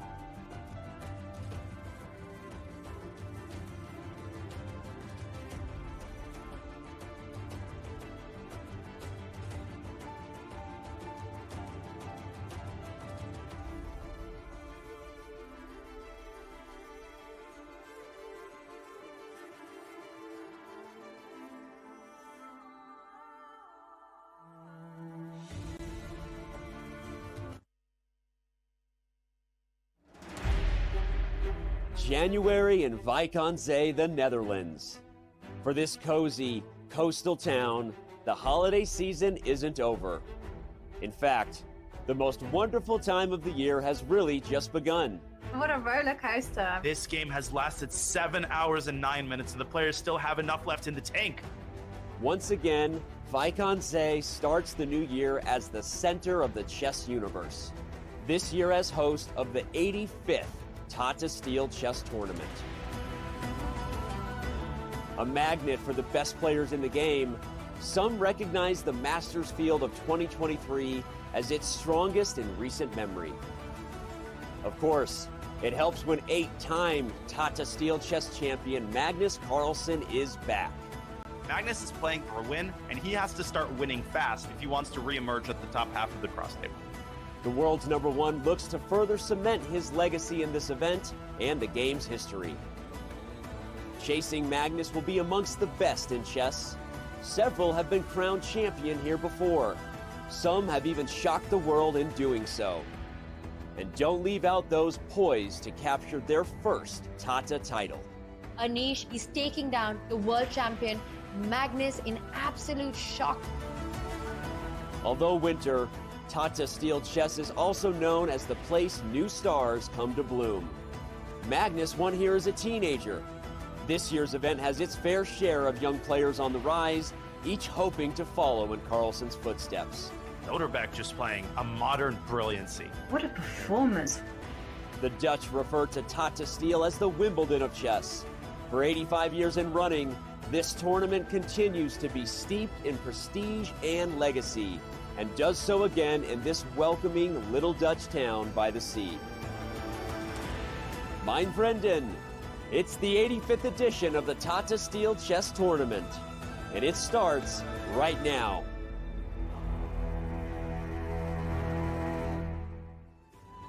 Well, that was a beautiful montage. We welcome you back to round 9 of the Tata Steel Chess Tournament 28-23, the 85th year which this tournament is held. And what amazing players we have to continue the storied tradition. Pragnananda there on the camera in front of you, trying to squeeze an endgame advantage against Fabiano Caruana. We'll get to that game very shortly. First, let's review the current results from today. 4 games have finished, 3 games are ongoing. And Yovi, what haven't we seen? A day where Black is the only one who's won games thus far. Yeah, and in spectacular fashion as well, with Ding Liren falling to Anish Giri in a very complicated position. And also Arjun Erigaisi also losing in 26 moves to Richard Rapport, who seems to be coming to the tournament reinvigorated after yesterday's free day. Elsewhere, there's been draws with Mag Sudlu against Wesley So and Levon Aronian and Jordan van Foreest. So it's been a combination, right? Peaceful with fireworks. And, well, speaking of fireworks, we are now in some in-game fireworks where it doesn't look like the tournament favourites are actually doing that well. They're being placed under some extreme pressure from our teenagers. Yeah, they are. And what's impressive about this game is that Prague, in huge time pressure, declined a repetition. He had like a minute for 5 moves. He declines repetition in order to force this endgame. Now, at first sight, it may seem like Black is in huge trouble because the pawn on c6 has been a weakness for essentially the entire game, and White could attack it with rook a6. The problem for Prague, the problem, is that Black counter strikes with rook b7. Black does not defend passively, and after rook c6, rook b4, you have immediate mutual liquidation and a draw. I mean, White has to go here, and Black goes here, and White goes here, and you can agree to a draw. Now, of course, White is also under no obligation to engage in this line, and White can always defend this pawn from a4. But Black can simply wait around until White goes rook a6 and then go rook b7 and just chill on e7, cutting off White's king from the center, Yobi. I don't see any way for White to actually make progress here. Yeah, it's looking very tricky on account of this line, because I actually thought that Prague had a great chance to just massage out an advantage. I was like, well, bringing the king into the center, but your line It's very accurate. I mean, is there any chance, I have an idea, that the rook can move to a5 and the battle can start in that way? So if left unchecked, you'll be going b5, but I can just see that rook b7 occurs. I'm leaving you checked. Yeah, and then you cut the king off again. And it should be pointed out that if you do not cut the king off, what is the significance of the move rook e7? If you just dilly-dally, if you bring your own king up, I actually think this gives white serious winning chances. Because the point is white brings the king over to c3, obviously, and protects the b4 pawn, and then rook a6 and b5 become a problem. So I actually think Fabiano's entire defensive construction hinges on his ability to keep white's king away from the center. And the last thing I'll indicate is that here rook to e1 is just a drawn pawn ending, provided that black does not fall asleep and plays the move a6 to prevent all potential pawn breakthroughs with b5. And of course, then black's king reaches the center in a very efficient manner. This is a draw. Yeah. And I have another question. Is it, because there are a lot of us that don't like king and pawn endings, just on principle. We try to avoid them unless it's completely winning. So is it just also possible once the rook challenges on e1, just to sidestep and just go, hey, I'm going to go back to b7 and ask you what you're going to do? Not only possible, but better than my move, rook b7. If white plays the nonchalant rook b1, then after a5, we're having a conversation of a different kind, or rook b5 followed by a5. White would have to force a draw here with rook a1. You're absolutely right. Okay. Well, it seems like Fabi, he's navigated all the trouble and is steering the position to a draw. And king g7 on the board, and it's up to Prag now to think of a way. We can't see a way through, so chances are this is just a draw. I'm looking. He's got to be careful. Yeah. I just don't see a way for white to make any progress at all, because you can play f3, king f2, but you're eventually going to run up against the e-file, and black's not moving the rook away from e7 on his own volition. The only reason black would move the rook away is to attack the b4 pawn, and that forces white to react. So it's not one of those fortresses where, okay, you have 3 or 4 different attempts. It's a completely watertight fortress where I think Prague doesn't have, a single winning attempt. Wait 1 second. I just had a thought. If the king does get to f2, it means that it can defend the d4 pawn with king e3. So you have this little intermediate move. So king goes to f2. Get the king here. I'll play some random move. Yeah, and I'm not quite sure whether white should fix the king side, but let's just say for argument's sake, let's say rook a6. I'll go with my usual. Oh, rook takes king e6. e3. King e3. That's my point. Oh, shoot. And then you go rook d6 and you pick up a second pawn and you've got connected passers that are very far advanced. Oh, wait a second. So let's rewind. I'm going to try to curtail your plan here. Well, f3. Does black have a better move in this position?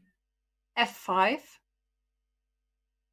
But then I go king f2 and I squeeze in. Ah, yes. Too many hands spoil the broth. Okay. Rook e7, king f2. Black needs a more efficient use of a tempo than rook e7, because that move you can play in response to king f2. But I don't know what else black can do. I mean, maybe black can fix the king side with h4, but it's ultimately the same problem. I mean, white's going to go rook a6, and black's in some trouble here. I think you're right. I think this is a serious attempt. Yeah. But okay, could you... I'm just thinking of ways. Put the rook on b7 or something first? Yes. And I did cheat a little bit. I have to confess. And the drawing line here, this is very difficult. You have to play h4 to fix the pawns. And then after king f2, or you could start with king f6 first. The bottom line is that when the king reaches e3, Black's king reaches f5. And first of all, White's king can't really walk to the side because Black's king infiltrates. And if White goes rook to a6 in this position, then it appears that after takes, king e7, Black is able to hold the draw with a series of well-timed checks. But man, a5 here is the move. You have to sack the pawn. No, from a human perspective, this is extremely difficult. Prague absolutely should play f3 here, and you called it. Yeah. Well, we went through the range of emotion there. We thought, okay, Fabi has it in the bag. And then we spotted a resource, and it was like, oh, he's in trouble. And I don't like that computer line. Even though it might be a draw, it doesn't feel like it's a serious drawing attempt at all. So is there anything here that Fabi can do that would be relatively simple? Like, for instance, is there some... I was looking at rook e7 to try to get to rook e4, but then this is just encouraging f3, which is where the white king wants to be. But it's also White to move in this current position after king g7. So White could already play f3 and, start early. So wait one second. King g7 could have been a mistake. Wait, Black could have maybe played f5. Yeah. But the problem with f5 is it weakens the g6 pawn. So then rook a6 would have become more annoying than previously. Mm-hmm. Or maybe he could have gone h4. Anyhow. It shoulda, woulda, coulda. I honestly think Fabi thinks this is a dead draw.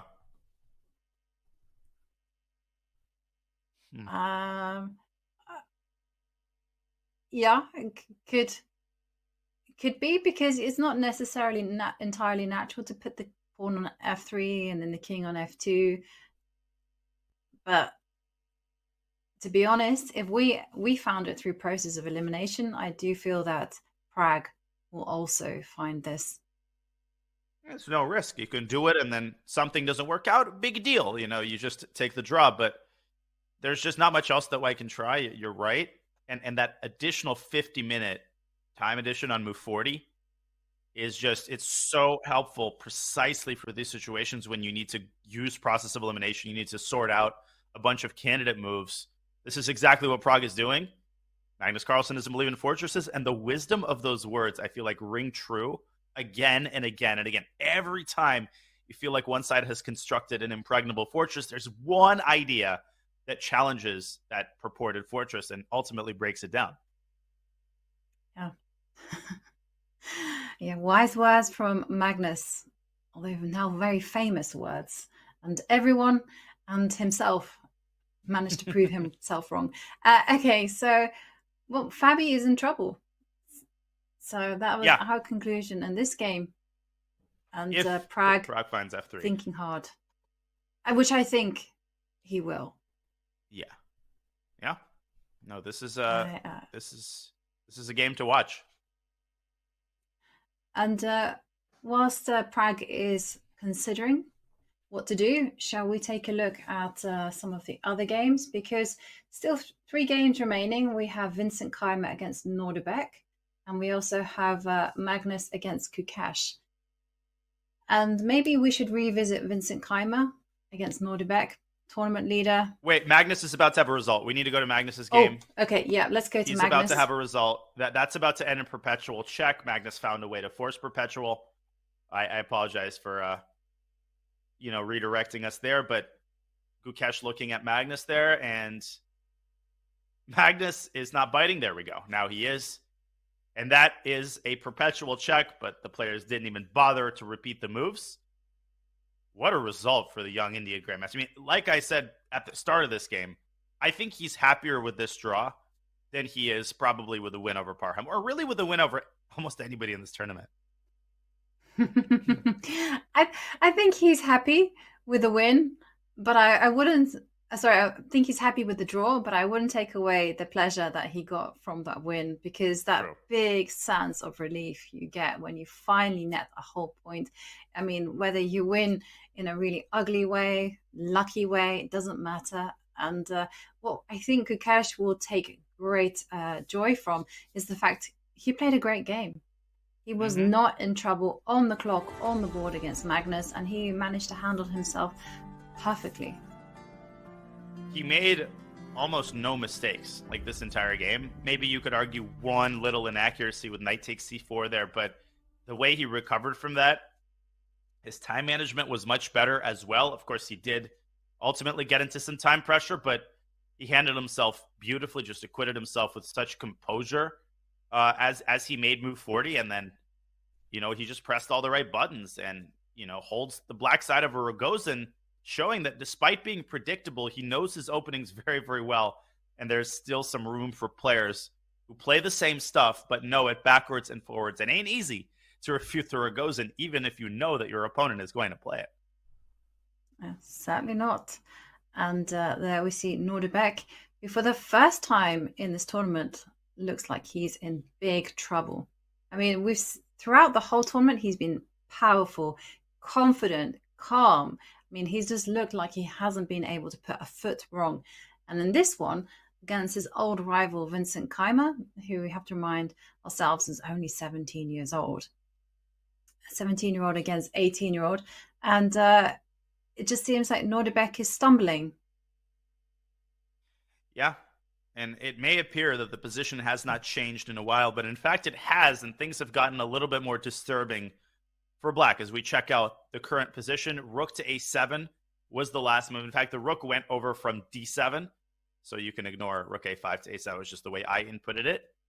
Why is this so problematic for black? Well, if the knight moves, then the rook drops back to a6, collecting the pawn on g6. That is why it was so valuable for white to induce the move h6. Rook to b6 walks into a fork. I think Nordebek is reduced to moving the rook somewhere along the b file. By the way, king e6, rook a6 is basically checkmate. That's beautiful. Yeah, you don't want to do that. Just to have a look at that, it is checkmate, right? You just have to give up your knight, and then yeah, okay. But ooh, I have the e7 square. Yay. Yay. Well, small things. But yeah, the king is just so badly placed. Anyhow, let's go back. So the question is, can Nordebek generate some kind of counterplay? He has to initiate chaos. I feel like g5, h5. Put the rook on the second row. And hope the king and knight can just defend each other until the end of time. Yeah, white's, unless you blunder a fork or blunder a pawn, the current defensive construction that Nordebek has, the knight on e7 is as good as it gets, and you have to keep it there so it guards all the pawns. I guess the big question for black is whether you start with h5 or g5 or do nothing, play a move like rook b1. The general prescribed strategy is to sit until your opponent shows you that he knows how to make progress. So I think Nordebek thus far in this endgame has leaned toward that strategy. My guess is that we're going to see rook b2 or rook b1, and if the situation gets desperate somehow, then we might see him push the kingside pawns as a last resort. Mm-hmm. Yeah, it is good strategy, but almost feels like the strategy for the divine. I find it just completely irresistible to make a move to weaken my position somewhat. But it's tricky. Rook, I agree with you. Rook b2, rook b1. Maybe rook b1, actually. I like rook b1 better because at least rook b2, you're going to get attacked by the knight, and you don't want that. No, you do not. No, this is I get the secondhand smoke from even looking at this position. You just have, no matter who you're rooting for, even if you're the most stalwart Vincent Keimer fan, you can't but sympathize with Nordebek Abdusattorov in the defensive task he has in front of him. Well, speaking of tasks, Jordan Van Forest had a pretty difficult task of holding Levon Aronian with the black pieces, and he did so very gracefully. Levon had absolutely no chances. And after his draw, the media caught up with him for a little lighthearted interview where we asked him, all about his outfit choices today. Let's listen in to Grandmaster Jordan. I'm late for my secondary job in the bank. No. I'm kidding. We were shopping yesterday with my second, and you need to buy some new shoes. And then we passed by this shop which were selling some ties. I was like, I always wanted to wear a tie, so I was like spending all morning learning how to tie a tie. So it took away from a bit of prep, but now I know how to do it, I guess. Yeah. My second and me were trying to figure it out, but finally I managed quite comfortably, and I thought the glasses would be a nice additional, touch. Wow. I mean, going straight to floor 35 of the tallest building in Amsterdam. I'm trying to think of a name of a bank in Amsterdam. Rabobank, I think, is the one that I remember visiting in my time. Isn't this Sparkassen? Isn't that one? Isn't there a tournament sponsored by... Oh, Sparkassen, yeah. Yeah, that one. Sparkassen, yes. Yeah, I was definitely thinking about my Norwegian. Easy to confuse Jordan for some sort of, aspiring CEO. Maybe too young for a CEO, but definitely someone who's on the right course. But do you know what they say? They say if you look the part, you'll feel the part, and therefore you will play the part. And we always see like Magnus, he shows up to these classical events, with the full gear, with blazer, with shirt. Always looks very smartly dressed. So does Wesley. And I do know certain grandmasters who really believe in this. When they play a game, they put their game face on, game clothes on, and off they go. Because after all, when you go to work, right, you put on your suit, sometimes you put on a tie, and off you toddle off and start working. Now, I obviously have the luxury of dressing casually when I work and do commentary, so I'm not in a position to demand that people dress nicely, but it is, I think, a very nice touch when players dress the part at tournaments, like at the US Championship. There's a dress code that's pretty strict, and you get fined for not adhering to it. And I think there are some players who aren't fans of it, but I honestly think it's not a problem. I think it really elevates the level of the event, and it shows that the players, they care. And it elevates chess to the level of a real sport, a real pursuit, and it convinces people who might not be as familiar with the players that they take themselves very seriously. These external facts, they might not matter for true fans of the game who are more interested in the actual games, but for potential sponsors and for potential fans, I think this really calls them in and shows them that normal values are important in chess.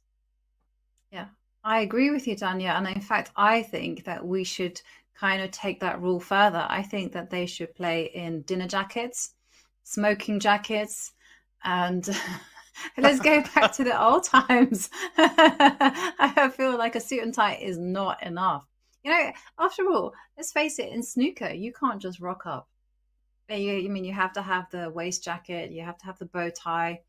Let's sharpen up the image of the game even more. Wouldn't you want to sponsor a sport that had all its players in these amazing suits? I would. Yeah, for sure. No, I think that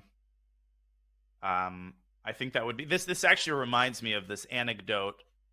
This is a little bit obscure, but there's a sort of a Russian trivia show called literally Where, What, Where, When. And it's like a trivia show where the host asks really difficult questions, and there's a team of players who try to puzzle it out. And one of the questions concerned an athlete who won a certain award.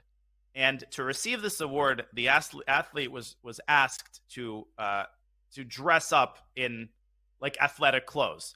But this athlete had a rule that to all awards, he would only show up wearing normal clothes. He didn't like to dress up in athletic gear outside of the sports arena.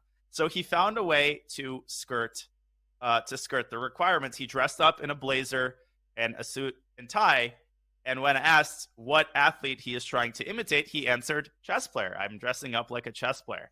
And I thought that was kind of cool. And it's an implication that he believes chess is a sport, which I think it is. So that's an added bonus to it. Yeah, no, I have to say, I agree with that. One of the things I really liked about the Queen's Gambit is how nicely they were all dressed. Although Benny the cowboy was a bit like, come on. But the rest of them, it wasn't quite doing it for me. But the rest of them, it was super nice. And, that whole visual of when she's playing in Moscow and they're all dressed beautifully. She's always in immaculate dress. It's fantastic. And I think when it comes to these type of tournaments, maybe even the World Championship, actually, when I was a kid and I was watching the Kasparov Karpov, I remember they used to always play in a bow tie. And so the person who was playing white would play with a white outfit. The person playing black. Isn't that snazzy? That's very elegant. Yeah, exactly. And, I think you have to embrace the whole mind sports, the intelligence of it, and the dignity of playing chess. And I think if you just rock up in some scruffy thing, it doesn't bode well. For sure. And it merely, accentuates certain completely false stereotypes of, who chess players are. And I think now, of course, the reputation of chess has undergone a sea change. And now chess players are cool. And I think we should merely embrace that, lean into that reputation, and do what we can to convince the outside world that this reputation is well earned. Yeah. So, and what do you think about the reputation that chess players are smart? Do you think that does more damage than good? I think it's a little bit too vague. Like, I think sometimes I get annoyed when people just sort of assume that there are everyday situations where I'm somehow supposed to be better equipped to predict the course of events than a non-chess player. Like knowing when the light is going to turn green, or like chess players are not prophetic. You're not able necessarily to predict people's actions in real life just because, but you can see 7 moves ahead. So what is Johnny going to do in this situation? I feel like some of these cliches can get annoying, but in terms of the general reputation of like chess and intelligence, and chess players are brainiacs, I mean, sure, I think that's probably a positive. And as we're just establishing, I think we should lean into that. Yeah. Even if it's not totally true. It doesn't matter. I kind of disagree, actually. I think that this whole thing that we're like mega minds, that is very flattering, but I think is actually ultimately harmful for the game because it's not very inclusive. And I've spoken to a lot of people and they're like, no, can't play chess. I'm not smart enough for the game. And you're like, you literally are. Like, anyone can play the game. Anyone can understand the rules. You do not have to talk in a certain way. You don't have to look a certain way to play it. And I just think that to bridge that barrier, I think it's a harmful stereotype to have that, only mathematicians, and in the UK it'll be Oxbridge. No, only Oxford I'm so clever, graduates who double majored in philosophy and organic chemistry with a distinction summa cum laude can play chess, are even allowed to learn the rules. Exactly. So, just too complicated. Yeah. Yes, but I kid you not, whenever a chess player... you wouldn't understand, This is beyond your comprehension. Very good accent. But I kid you not, when the newspapers kind of catch wind of a chess player that's done wrong, it's always, but they're so clever and they calculated all this moves ahead. They had it all planned. It was a stroke of genius. We caught them out. I'm like, come on. Yeah, no. It's annoying for sure. I meant it more in the sense that like I'm still on the suit jacket topic where we should lean into that aspect of it, maybe more the dignity of it than the fact that you have to be smart to play. What you just said there, I think is a fantastic point and totally true. And the whole point of the chess boom is that people who never thought that perhaps that they would get into chess, for whatever reason, are now obsessed with the game, and we should do everything in our power to keep promoting that aspect of it. But yeah, I definitely get irked and annoyed when people just sort of make these incredibly vague generalizations about what chess players are supposed to be, because they're not supposed to be anything. Chess players, as you're saying, are not one type of person. Quite the contrary. Yeah, I agree with that. And okay, there hasn't been any. It's talking about chess. There hasn't been any progress in Vincent Keimer against Abdusattorov. No he is still thinking. They are still in the tank, and it's a critical moment. So I can understand why Vincent is having a think. Shall we check out Pragnananda Fabiano, because there was a dangerous moment there. Wait, is F4 a mouse slip, or did he actually play? No, it's a mouse slip. I didn't mean to do that. Okay. He did not play F4. Okay, yeah, you almost gave me palpitations there. I almost gave myself palpitations. Okay. There have also been no moves here. Wait. So but he's king on F1, so he hasn't found this F3, king F2 plan. Trying to see, his rook is on A4. Where's Fabi's rook? Oh, rook E7, rook A4. But somehow it's black to move. So the way I'm inputting it... Mm-hmm. They've kind of danced around a bit with their rook. So the king came to F1. I'm going to triangulate so that we get it for black to move. There we go. So it's this position as far as we know, with black to play. Yeah. He has not played F3 yet. Has not played F3 just yet. Oh, no, it is white to move. I apologize. I can't seem to get the right position. There we go. This position with white to move. Obviously, those moves weren't played. I'm just literally trying to get the end position with the right side to move. So just ignore what I just did there. This is what you need to look at. Yeah. And, okay, so they had a little dance, and Pragg didn't make any inroads. And I'm just having a look at how Pragg is sitting and his body language. Again, one shouldn't read too much into this because we're not FBI experts here. But it looks like he's accepting that it's a draw. Yeah. Oh, wait a second. I think I might have reached an epiphany. Mm-hmm. And Pragg, he goes F3. And what I realize is that there might be the move rook to E3 here. This might be what the fuss was about and the reason he was delaying it. And after rook takes A7, I think rook to D3 wins the pawn back. And White's just unable to squeeze anything through on the queen side. But wait 1 second, you can grab the C6 pawn. And then Does that I'll make go a difference? to B3. Then it's exactly the same. No, but then you make your idea, king E2. Yes, but but I can go to D3 instead, which is counterintuitive, I know, because it allows this very impressive pawn formation. But I think after rook B4, black is able to hold. Yeah, barely. Oof. Okay, let's run through that variation again, just to make sure that there are no... So now we have this rook E3 variation, which we didn't have before, incidentally, in the original position that we analyzed. So rook E3. Yep. Is the... showstopper. I just wondered whether there were any funny stuff like B5... 5 CB. Looks like black is just in time to stop that C pawn at the end of each line.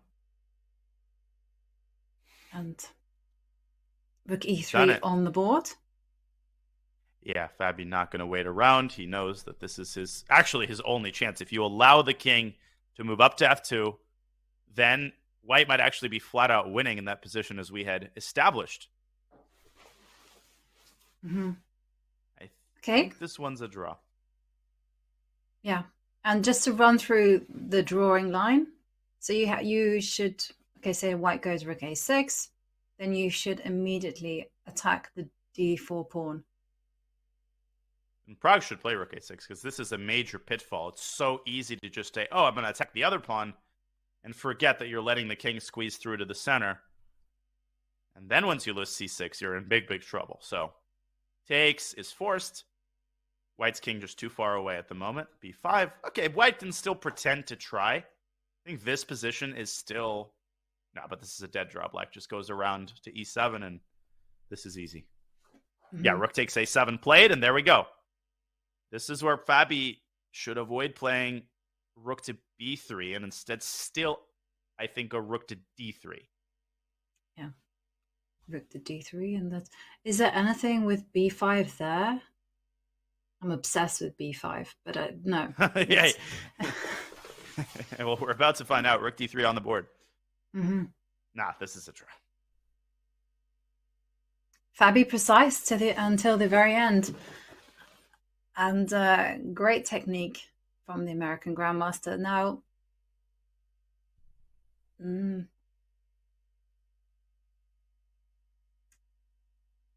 I don't see any form of brilliant move. And I was looking for king e2. Mm-hmm. Doesn't work. No. a6 doesn't Just the black work. rook. The black rook can always stay on the 4th rank and anchor itself to the b4 pawn. The thing is, like, even if white manages to win c6 and d5 miraculously while keeping the c pawn intact, even that type of position is still a draw. So I think Prague is likely just going to offer a draw here. Yeah. But it looks that way. Yeah. Rook d3. But if we were to, I know we can't rewind, but if we were to rewind to a few moves ago, Prague did miss the opportunity of playing f3 very quickly, which did prevent the rook coming to e3. So that was the only point. Yeah, here. Mm-hmm. This was the best chance, no question about it. Now, again, the eval bar showing equality, forget it, because as we analyzed, the drawing line is like a sequence of crazy computer moves. I actually think f3 would have afforded white significant winning chances.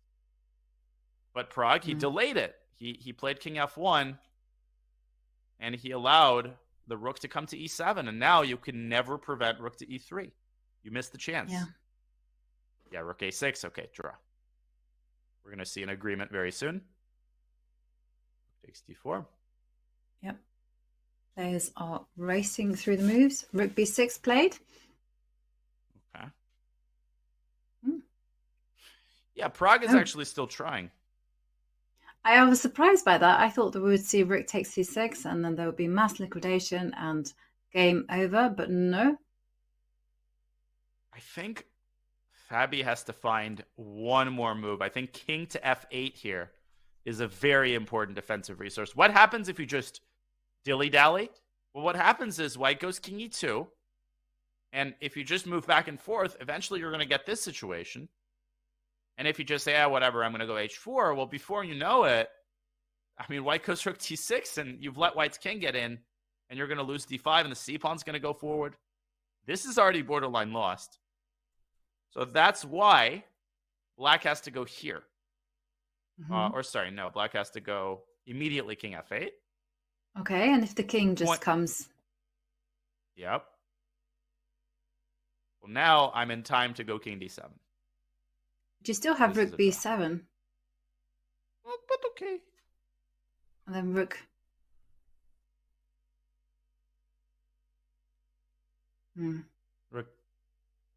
Rook to rook. Yeah, I was thinking rook c7, but of course rook takes pawn. Yeah. Just nets it. And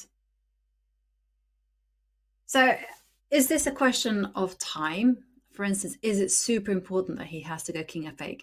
If he messes around and goes h4, which I think is quite likely, Because after all, Okay, why I go not up. fix the king side? Okay, now the king, Fabi's like, oh my god, I need to do something about the king.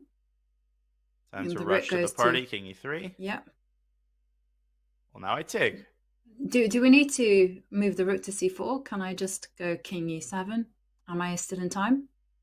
Well, no, you Oh have no, to. 'cause my I want is king e3. intact. Okay, rook c4. Takes here. And this is the key position. Like, if the black king were on e7, then I think black would have the move rook to b2. Now, if you play rook b2, the pawn squeezes through to c6. Okay, and you can see the eval bar is still a little fluctuating, but the bottom line is that having the king in the center just eliminates this possibility altogether, because you will be making contact with the rook, and then everything is pretty easy. Mm-hmm. Okay, so Fabi's about to make a move, I think. And I if he makes a move quickly, I will bet you it's king f8.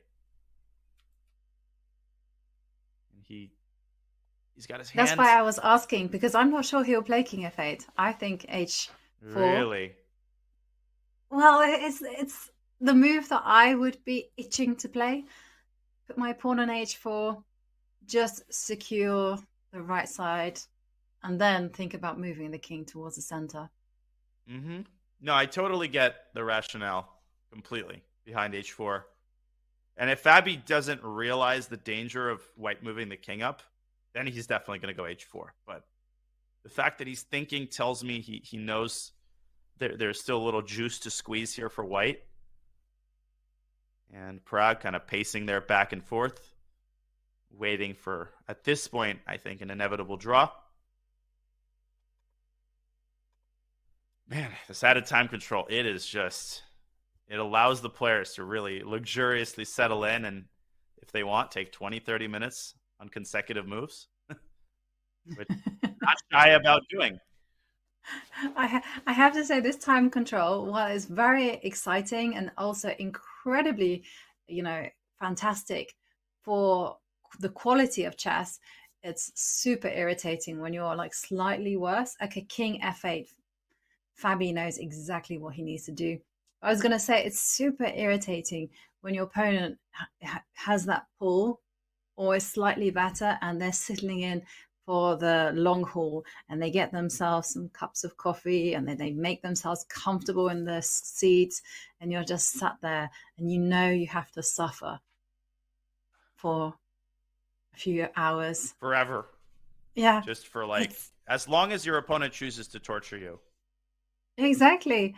And I find that discomforting. And at times, I must confess to looking at my opponent, just going, I hate you. Yeah. Can you just like introduce some clarity into the position so we already like fast forward what's going to happen? Mm-hmm. And there are some players who are like world experts at just.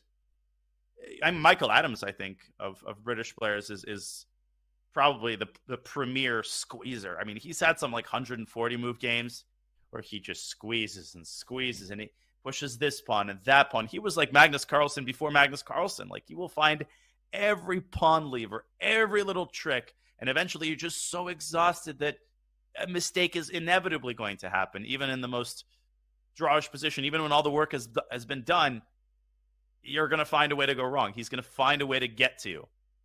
But you know what? I think that's fair of most of the British Grandmasters.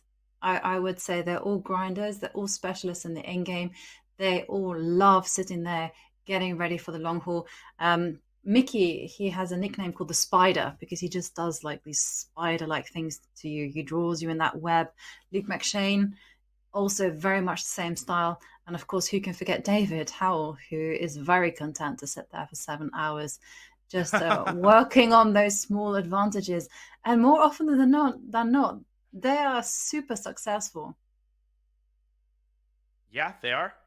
It's not just performative, right? That's what some people don't understand. They think it's just, oh, why are you dragging this out? It's because it actually wins games. From time to time, yes, people actually get tired. Blunders happen on move 130. And by the way, one area where blunders are not happening is this game. Fabi confidently getting his king to e7. And we are about to have a resolution as the pawns are liquidated. I think Prague's going to try one last attempt with rook to d6, and he does. And you know what I think is the clinical draw here? I think it's the move rook to c4, actually, if I'm calculating correctly. And the idea And the being way that it that works, and king e6. just attack the rook. It's as simple as that. And then the rook comes and gives Oh. check. Not yet. But hang David on. Howell would go rook g5 here. Yes, he would. And it's not over. I thought you have king f6, but no, white has f4 supporting the pawn. Oh. Okay, wait, rewind. Okay, so the first move that I would be thinking of is how about going on the counterattack? Okay. You want to check or rook b2? I think I would like Rook b2. Yeah. I can't make up my mind. I feel like I should throw in a check, but then yeah. Let me throw in a check. There is you. Okay, you throw in a check, I'll go all in with king d4. I'll make you regret it. Yeah. I'm already having buyer's regret here. Okay, go back. I concede defeat there. So rook b2. Rook b2. Okay, so now king d4, I agree, is too slow because you also have a check on d2 to send the king back. Okay, I'll go g4.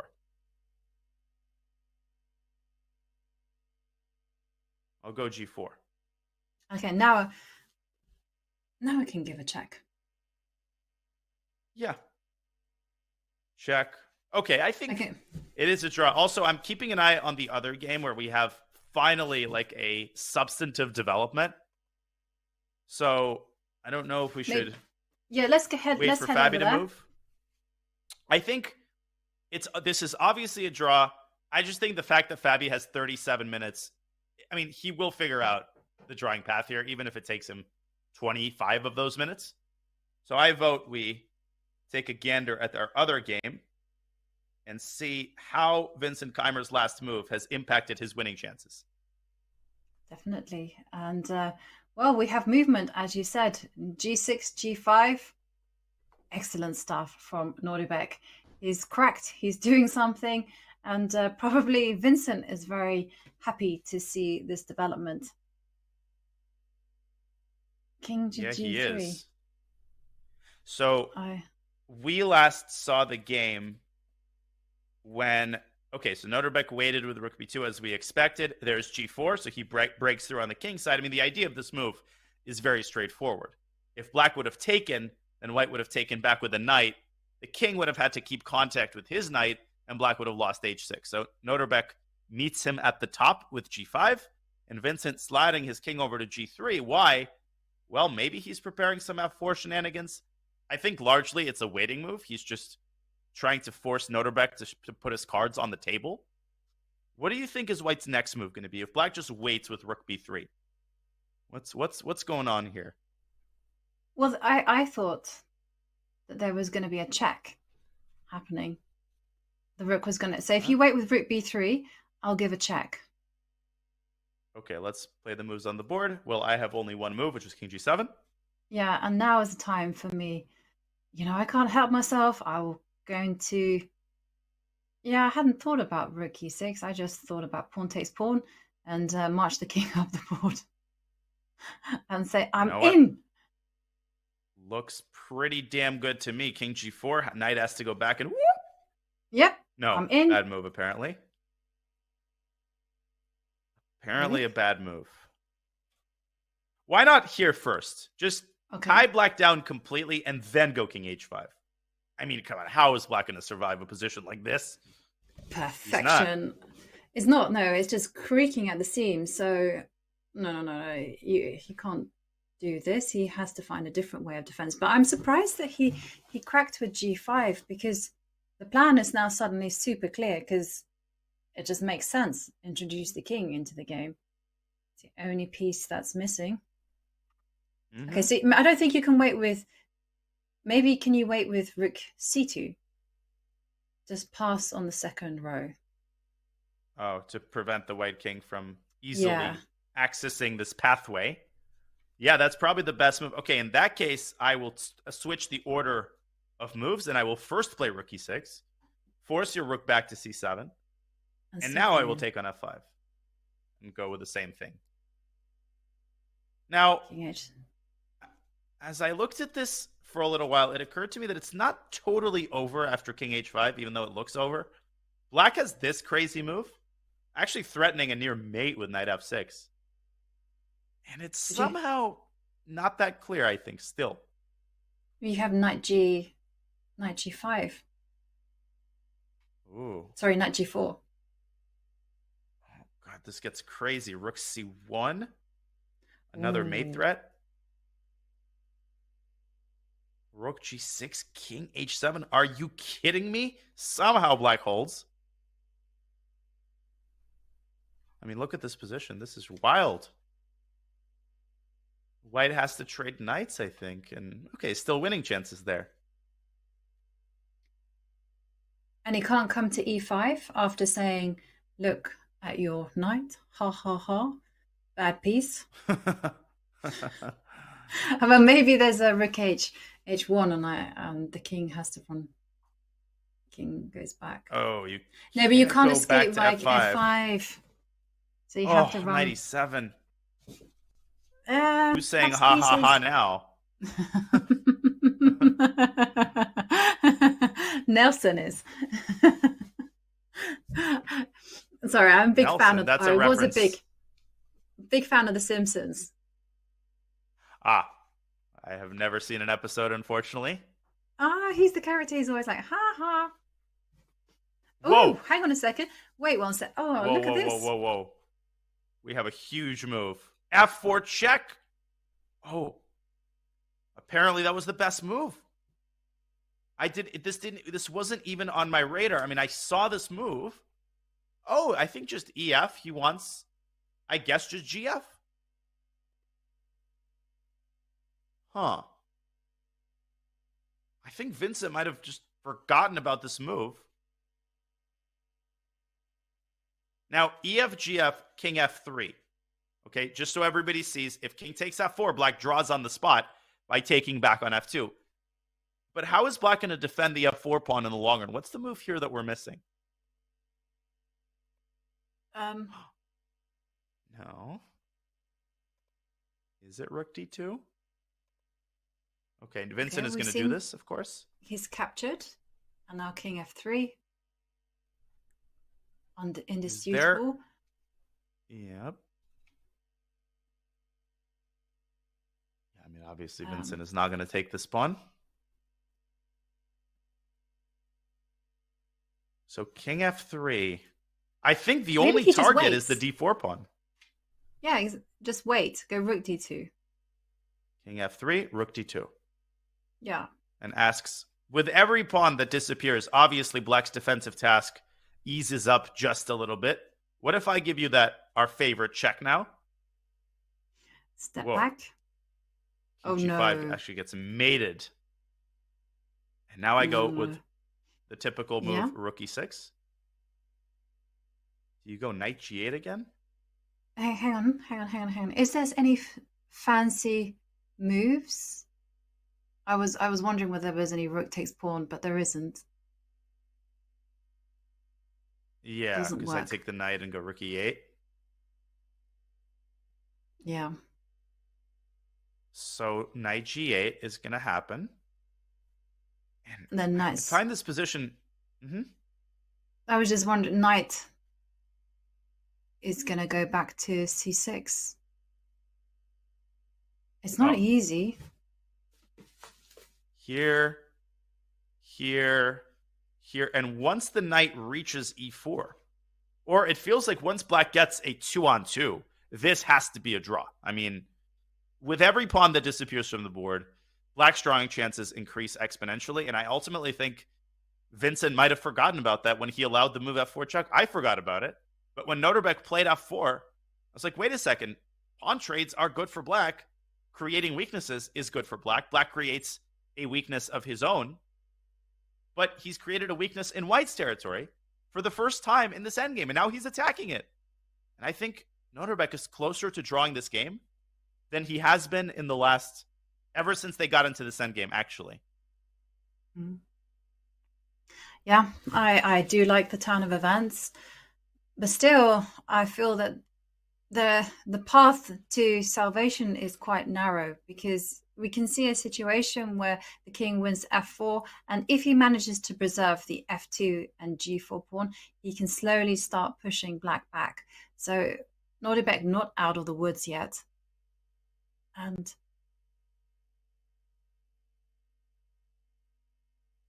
Yeah. I like...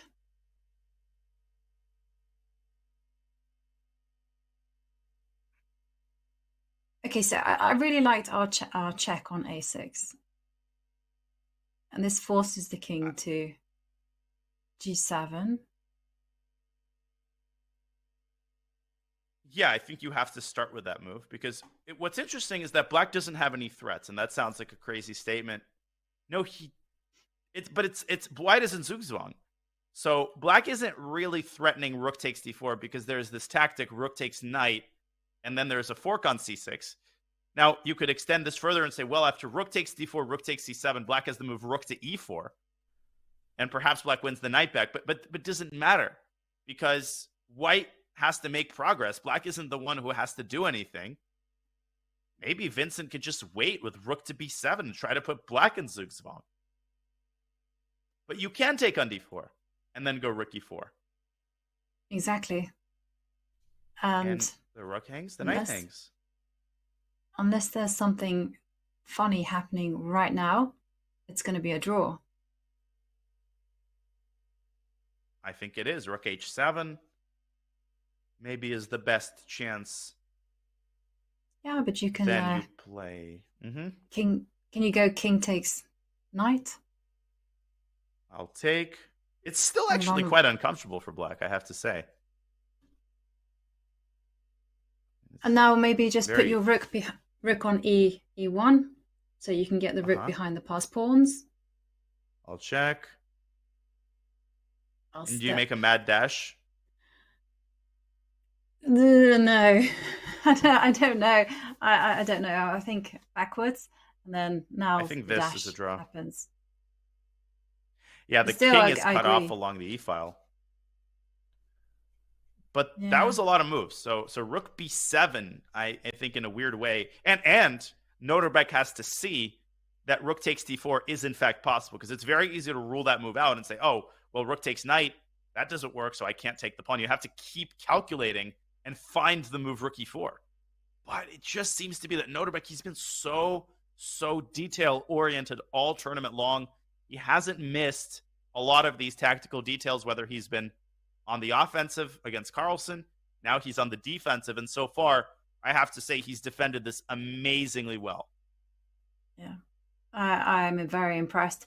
Also, we have to, as well as looking at the aggressive tries, we also need to consider the moves that just maintain the balance. Like, for instance, white just passed. Can black pass as well? And what's white's method of progress? So definitely lots of things to consider. And shall we just quickly pop into the Pragnananda Fabiano game? Because I suspect that one's going to finish. Let's do that, soon. And then we'll go on another quick break. But most likely, you're right. Most likely that game will finish, and we will have the final game lasting for a while.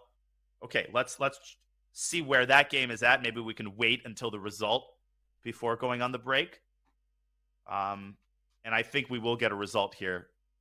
At this point, any second, Caruana, of course, has navigated the underwater rocks and has established a fortress. The point, there are only 3 pawns left. The point is that if white goes king e4 at any point, white will receive a check on e3, and then black will take on f3. And notice how Fabi has positioned his king on the ideal square, so that c6 is never possible because he will lose the rook. Nah, this is a dead draw. King e4 is played. King is marching. Rook e3 check. Instant reply. Prague might just from repeat Fabi. moves here. And he's going for it. And we are going to see the players agree a draw right in front of our very eyes. Yeah, rook d3. King e4. And a draw is agreed. Good call to go to this game exactly at this point. We've caught like all the results today, actually. Yeah, very good. No, we missed one. We missed the Richard Rapport game. Oh yeah, tisk. Yeah, but 1 out of 6. What was 1 miss out of 7 is not that bad. Not at all. And the players there discussing the game, as we have seen the players do so often. The playing hall wearing very thin. We are over 5 hours into the round, and we've got one more game to observe. That game presumably is going to last for a while. And before we take one more break and steel ourselves for what will be an epic endgame battle featuring the tournament leader, we wanted to remind you that after a 2-year hiatus, the Pro Chess League is finally back. The 2023 season begins with a qualifier week starting February 1st, with 16 teams advancing into the main season. SPCL participants include Magnus, Ding Nepo, Hikaru, MBL, and Giri. So we could not be more excited for the league's return. I don't know why I accentuated Giri in particular. I guess because he's playing so well. And with over 100K on the line, it's looking like the 2023 season will be one for the history books. Exclaim PCL in the chat. You know the drill. Let's see if Noterbeck knows the drill, and let's see if he will be able to save a very difficult endgame. We will find out on the other side of the break here at the Tata Steel Chess Tournament. Back in a few.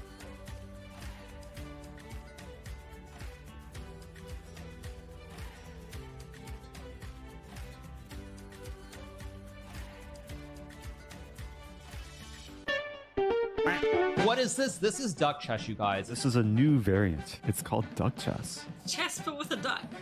Quack, quack. How to play duck chess. The duck is a brick. Pieces cannot move through the square occupied by the duck. Click on a square to place the duck. Oh, you put the duck to prevent moves of opponent, not yourself. Yeah, so basically you do this, and this cannot move. I'm gonna go knight f6, and I'm gonna put the duck in the most inconvenient place for my opponent to move. No bishop, no queen, so no Londons can permanently stop the London. Capture the opponent's king to win. Oh, wow. Oh, there's no stalemate. Wait, there is stalemate. But the stalemated player wins. Ooh, if only that was real chess. I think I'm getting the hang of this game now. I think I actually am getting the hang of it.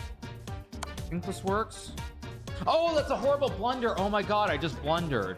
I have to move something else first, then dark, and knight will take my king. This is the best way to lose the dark chess.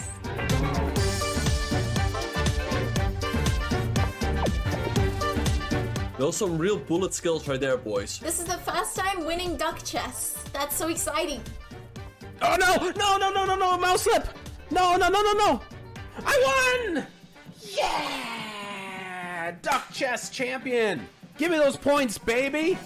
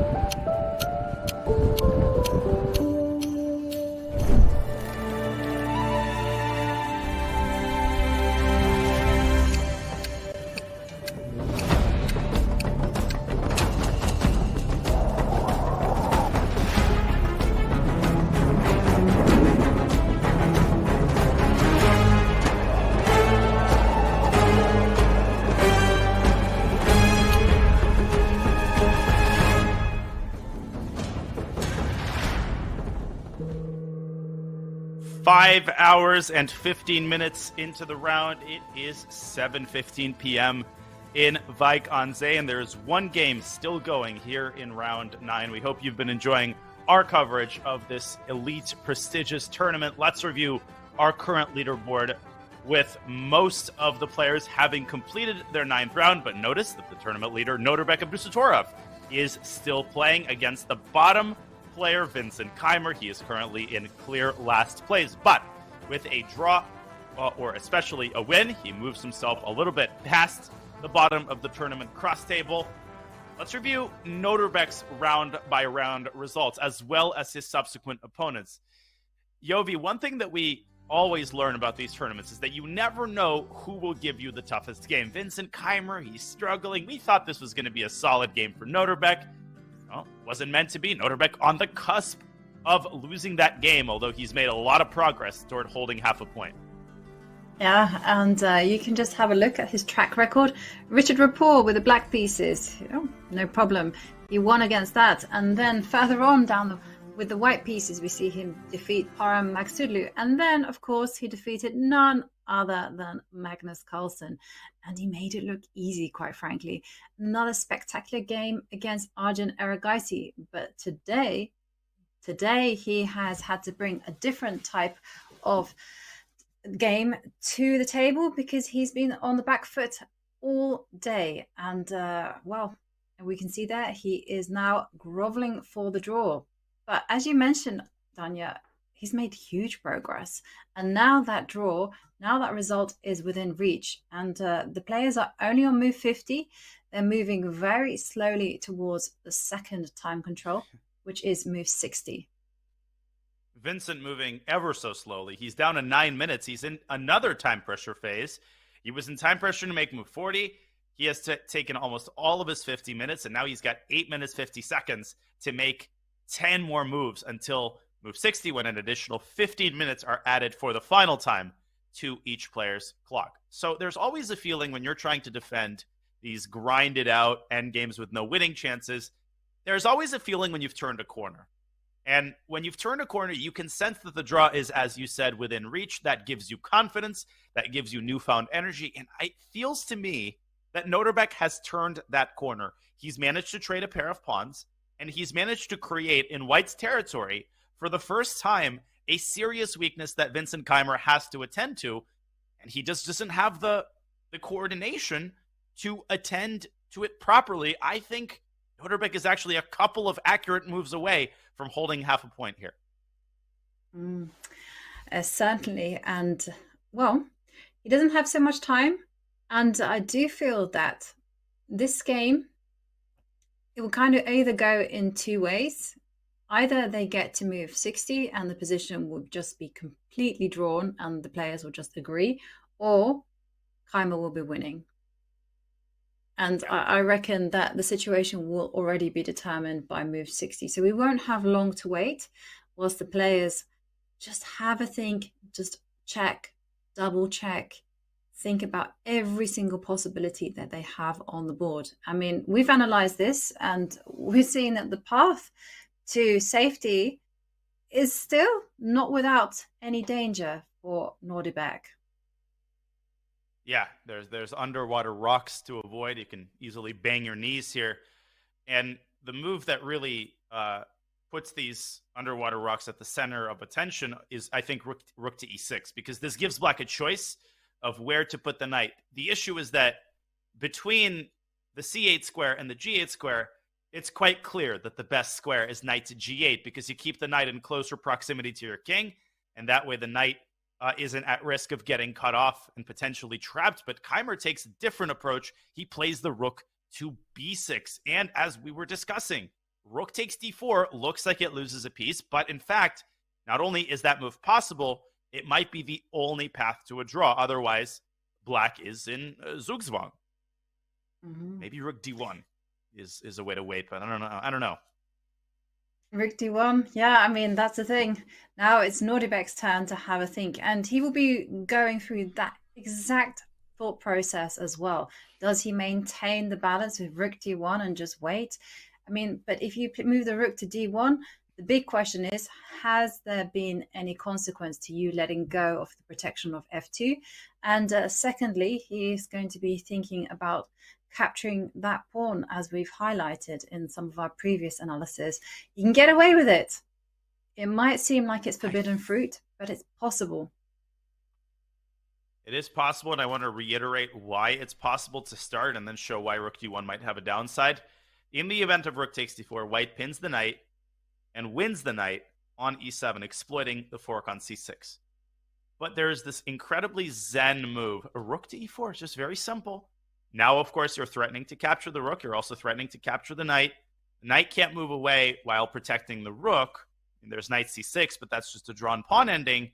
So the best that white can do is go after the h7 pawn and say, okay, I'm parting ways with the knight, but I'm taking on h6, and now I've got for myself a passed pawn, and black has a lot of trouble coordinating. Black can't play d4 because he simply loses the rook to rook h5. So as we determined, black has to part ways with the f4 pawn. You indicated, I think, the excellent move, rook e1, and quickly dash this d pawn down the board when it appears to give black enough counterplay for the drop. But what a narrow path indeed. And just the second point I wanted to make is that after rook d1, black no longer aims at the f2 pawn.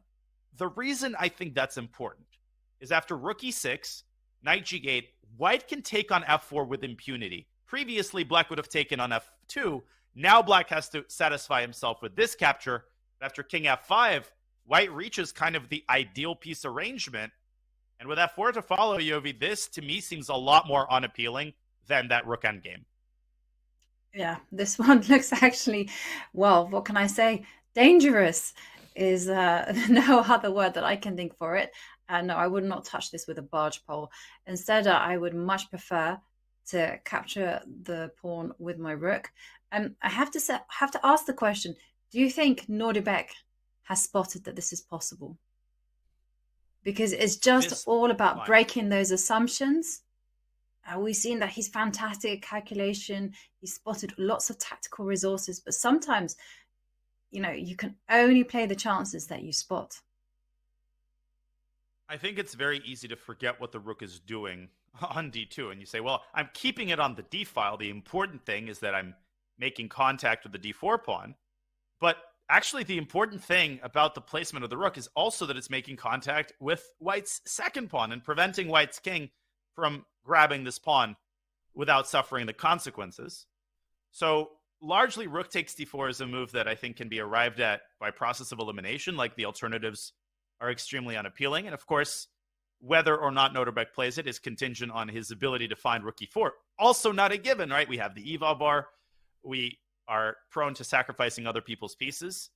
Nordebek is going to have a much harder time parting ways with his knight, even if temporarily. Yeah, that's true. And never underestimate that. It's very easy for us at home, for us who's commentating, just to give up the players' pieces. We have no emotional attachment to them. But of course, for Nordebek, he will be feeling attached to it. And also, there's also this danger, and I've seen it time and time again. People feel that they have a fortress, they have something going for them. For instance, they're attacking the pawn and they just think, I just need to maintain that. That's all I need to do. Don't disturb the balance. If it ain't broke, don't fix it. And that's how mistakes get made, because they don't adjust that change in tempo. It's a great explanation, and I think that's the genius of the move rook b6. It tempts black into assuming that nothing's broke. You can just keep moving the rook down the d file. But in fact, it sets a devious trap. Rook to d1, as we discussed, it does change the nature of the position. 20 minutes in the meantime, 20 minutes on the clock for Nordebek. I would say that he should leave himself with at least 15 minutes after this next move. I think he should make a decision in the next 5 minutes. The last thing he wants is a time scramble, because a time scramble as black in this type of endgame is just totally unfeasible. You'll lose 9 times out of 10. Yeah, and especially if you take the wrong path now, it's a critical moment. And as we can see from the camera, we see, of course, many people have finished their games. How do you feel when you're playing your game 5.5 hours in and you're one of the few remaining in the playing venue. Well, at that point, you're lightheaded. You know, to say that you're fatigued. You've passed a certain point of fatigue where, you know, inertia and adrenaline is guiding you forward, and so you might actually not feel as tired as you did like an hour ago. It's this weird effect that I think all chess players find familiar. 3.5, 4 hours in, you're often exhausted. Then suddenly a switch flips. By the way, he's taken on d4. Yeah, and he didn't take long to make that decision. Exactly. And he said it just when you use the words switch flips. And exactly. You could feel the excitement there. He's calculated this out. He's understood that rook e4 is the saving move. And rook takes knight, played quickly by Vincent. And now here comes the coup de grace. Rook e4. Yeah, and rook Vincent, h7. of course, has seen this all. He doesn't flinch at all. And now, time to stretch. He takes c5. Not just yet. Yes, a little stretch, and then he takes it. And now the big moment. And now the sort of big moment number 2. Big moment number 1, he successfully passed. He passed the test. He took the pawn. Big moment number 2, can he, does he have the guts to play rook to e1 and just give up his f4 pawn, or will he get attached to it and keep his rook on the 4th rank? I'm not convinced that keeping the rook on the 4th rank loses the game, but I am pretty convinced that rook e1 is the surest path to a draw. Yeah. It's a difficult call, actually. Again, one tends to form an attachment to their pawns, and I can see him actually just moving his rook to a4. And he will have to... can we look at that endgame to see if that one's perhaps even more clear-cut? Because after all, why sacrifice a pawn if you don't need to? Keep it simple. Yeah, let's take a look at rook a4. And if we could bring up our view here with the live board and the analysis board, there we go. I'm afraid of playing rook a4 because of this check on h5. Okay. And if you just wait, move the king to d6, e6, then I go and here. just... And, okay, you can go d4, but that's an inferior version because with the rook on e1, at least you're cutting off white's king. Here, the white king has access to these squares on the e-file. And that actually feels very, very smelly for black. I mean, as you kind of pointed out, the first move that I would be considering is just move my king immediately into the center and have the king chase the pawn on d4. No. I agree. This is not to be touched at all. Nope. I would avoid this with a 10-foot pole. I would avoid the eval bar here with a 10-foot pole. The eval bar is always going to give meaningless evaluations, 0.5, 0.8. Forget it, right? Because we know it's a 50-50 game. Could be a draw, could be a win for white. And we know how difficult black's defensive task will remain until there are 2 kings on the board. So to say, oh, well, the eval bar is only giving a slight advantage, that must mean it's an easy draw. That's, BS. Pardon my French. Yeah, total BS. And so the rook should go to e1. And of course, let's have a kind of closer exploration at this 2 versus 1, because that one also doesn't look like it's the smoothest path to a draw at all. No. And the formula for winning those types of endgames is often to force your opponent. Well, your opponent will push their passed pawn. Then you will give your rook away for that passed pawn at the last possible second. And when you have connected passers, as we know, can overwhelm even a full rook. So that's the kind of prescribed formula. Would that narrative take place in the line we're talking about? Maybe. Well, we should take a look. Rook e1, rook h5 check. Now we settled on king e6. King takes f4, d4. And maybe white should play rook h3 to halt the progress of the pawn. What do you think about that move? Yeah, I think it makes a lot of sense. And I'm guessing that the rook will step up to e2. Oh, that's a great move. Because if f3, then d3. And if rook f3, you can play here anyway. Oh, there's or a not. rook e3 This check. is not easy. There's rook e3 check. Oh, I moved my king. Oh, beautiful. That is a beautiful line. I moved my king. But I think white can take on d3. and then shift the king into g5, and this is a nasty position to defend. It's probably a draw, but who wants to defend this? I think this is a simple draw. King f7? Just on the basis, your king f7, and then you can live on the back row with your king and your rook, and there's no way the g-pawn will manage to do anything with its brethren. Oh, yeah. I forgot it's a g-pawn, to be honest. Sorry. With a g-pawn, you can actually just go all the way back, as you're saying. Yeah. Okay, anyways, that's not an option. So it looks like d3. I was a victim of the eval bar there, which shut up.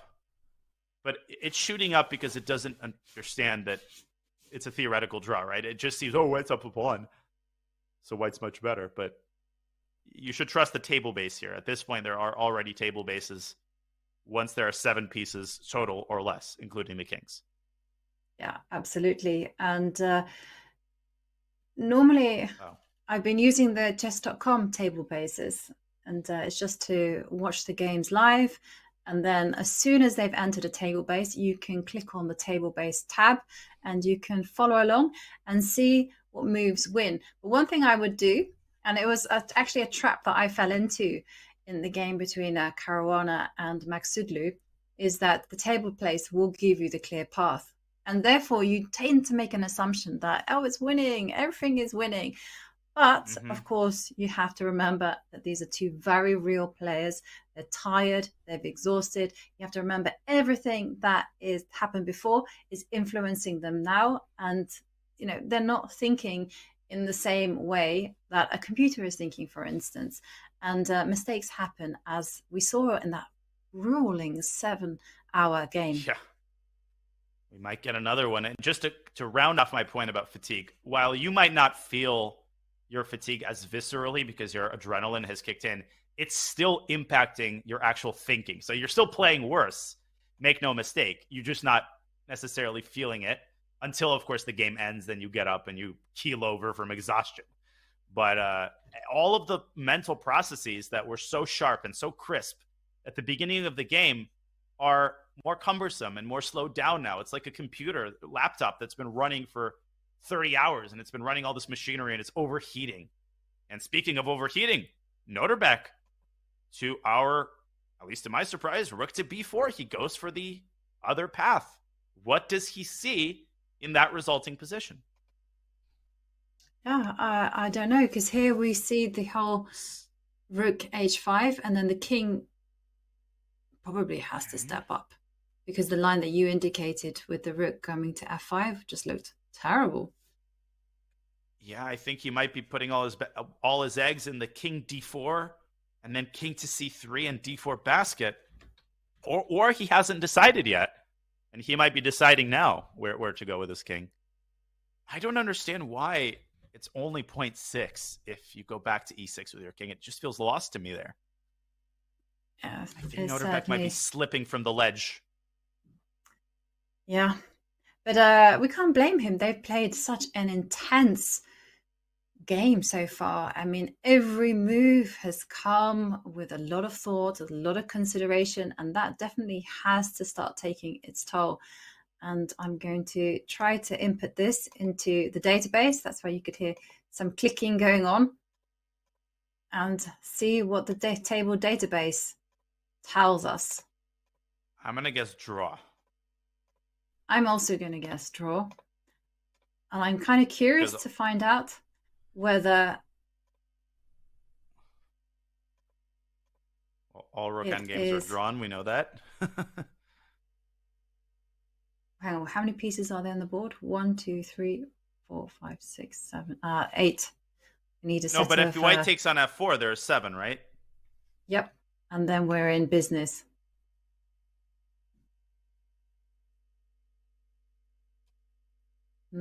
Drum roll. No, it says no information. So I'm currently on an endgame table base that's not 7. Unfortunately, it's 6.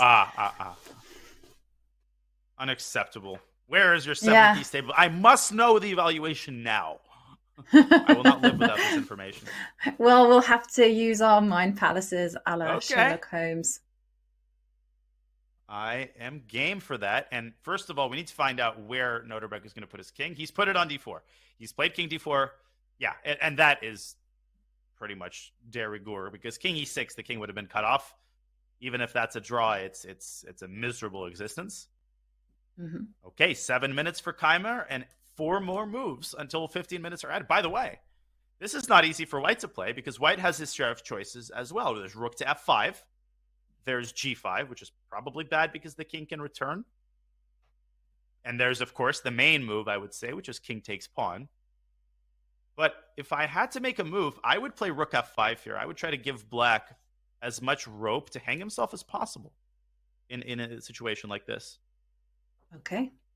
So it's good to know the technique, because here, if I were playing with the black pieces, the move that I would be terrified is actually of king takes pawn.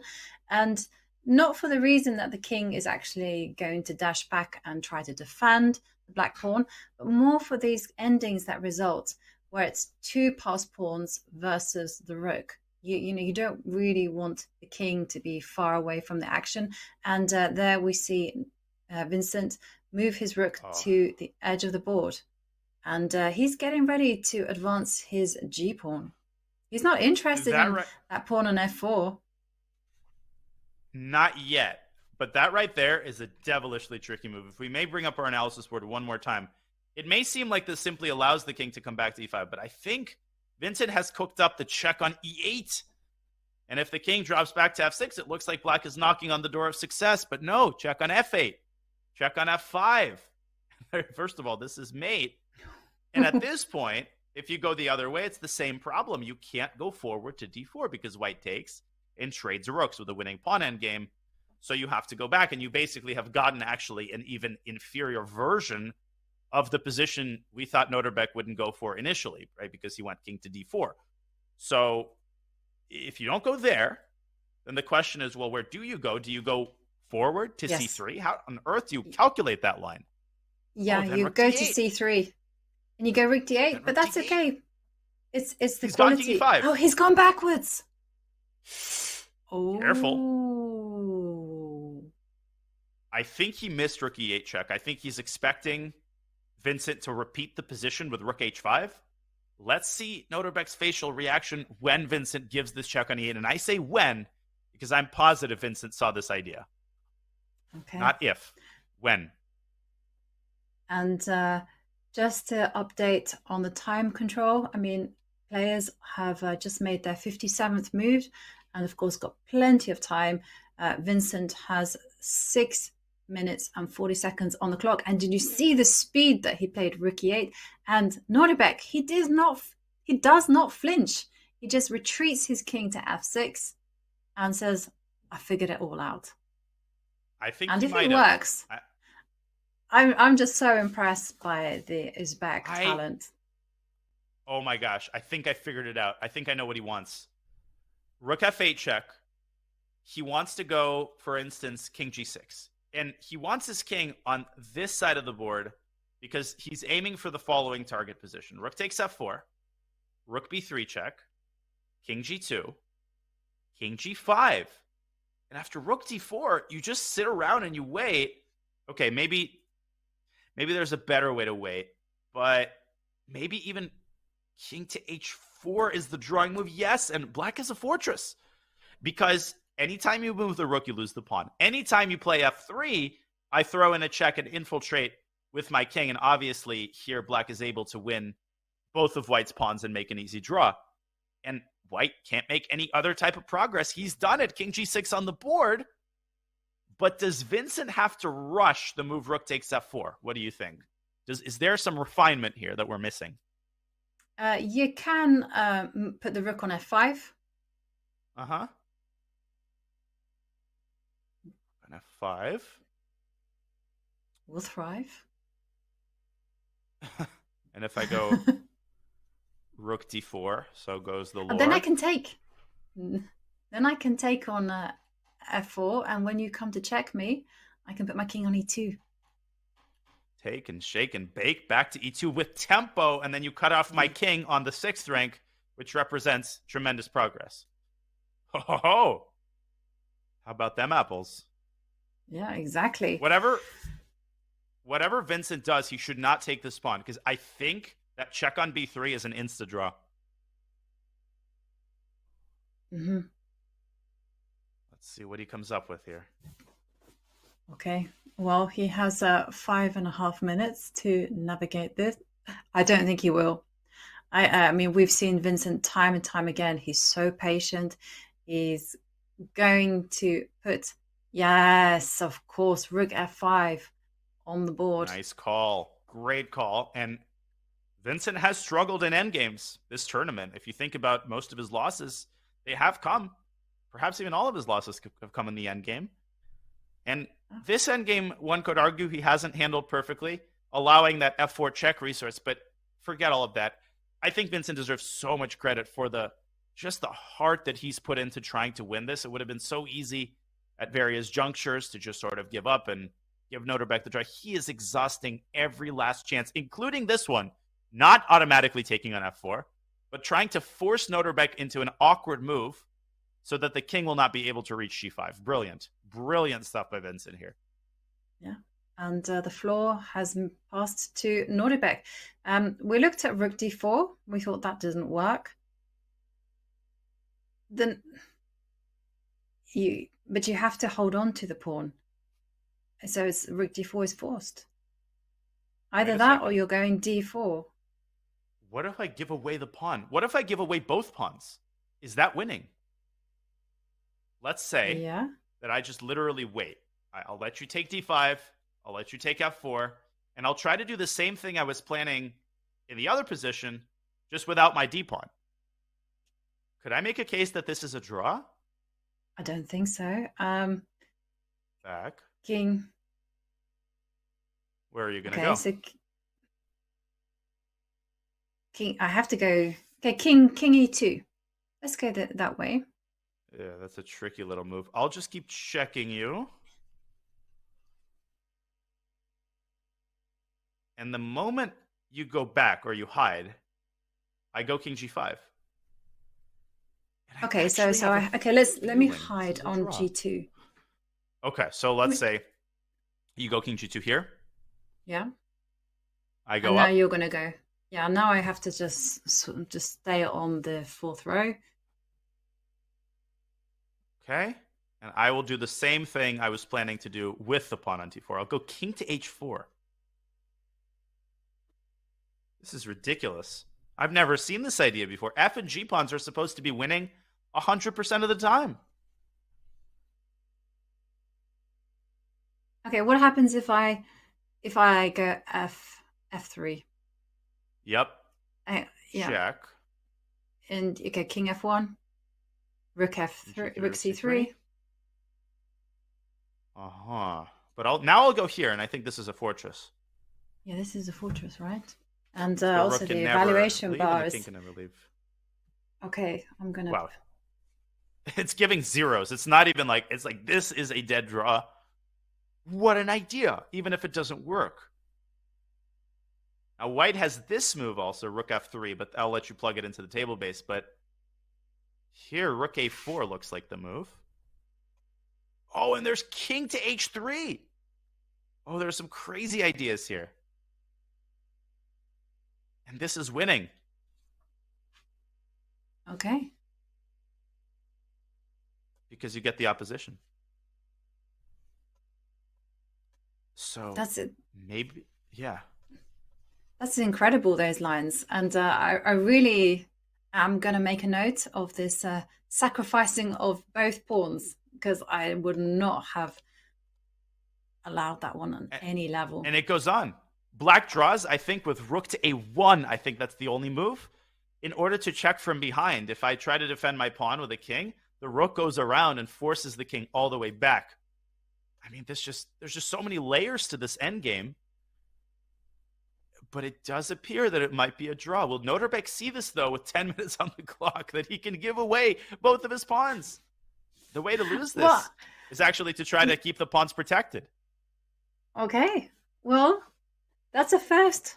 I've never seen that before, but hey, I'm here down to learn, and it's just insane that you can just this. check. And you're right. It's a draw. It's a draw? Oh my gosh. I checked it with a table base.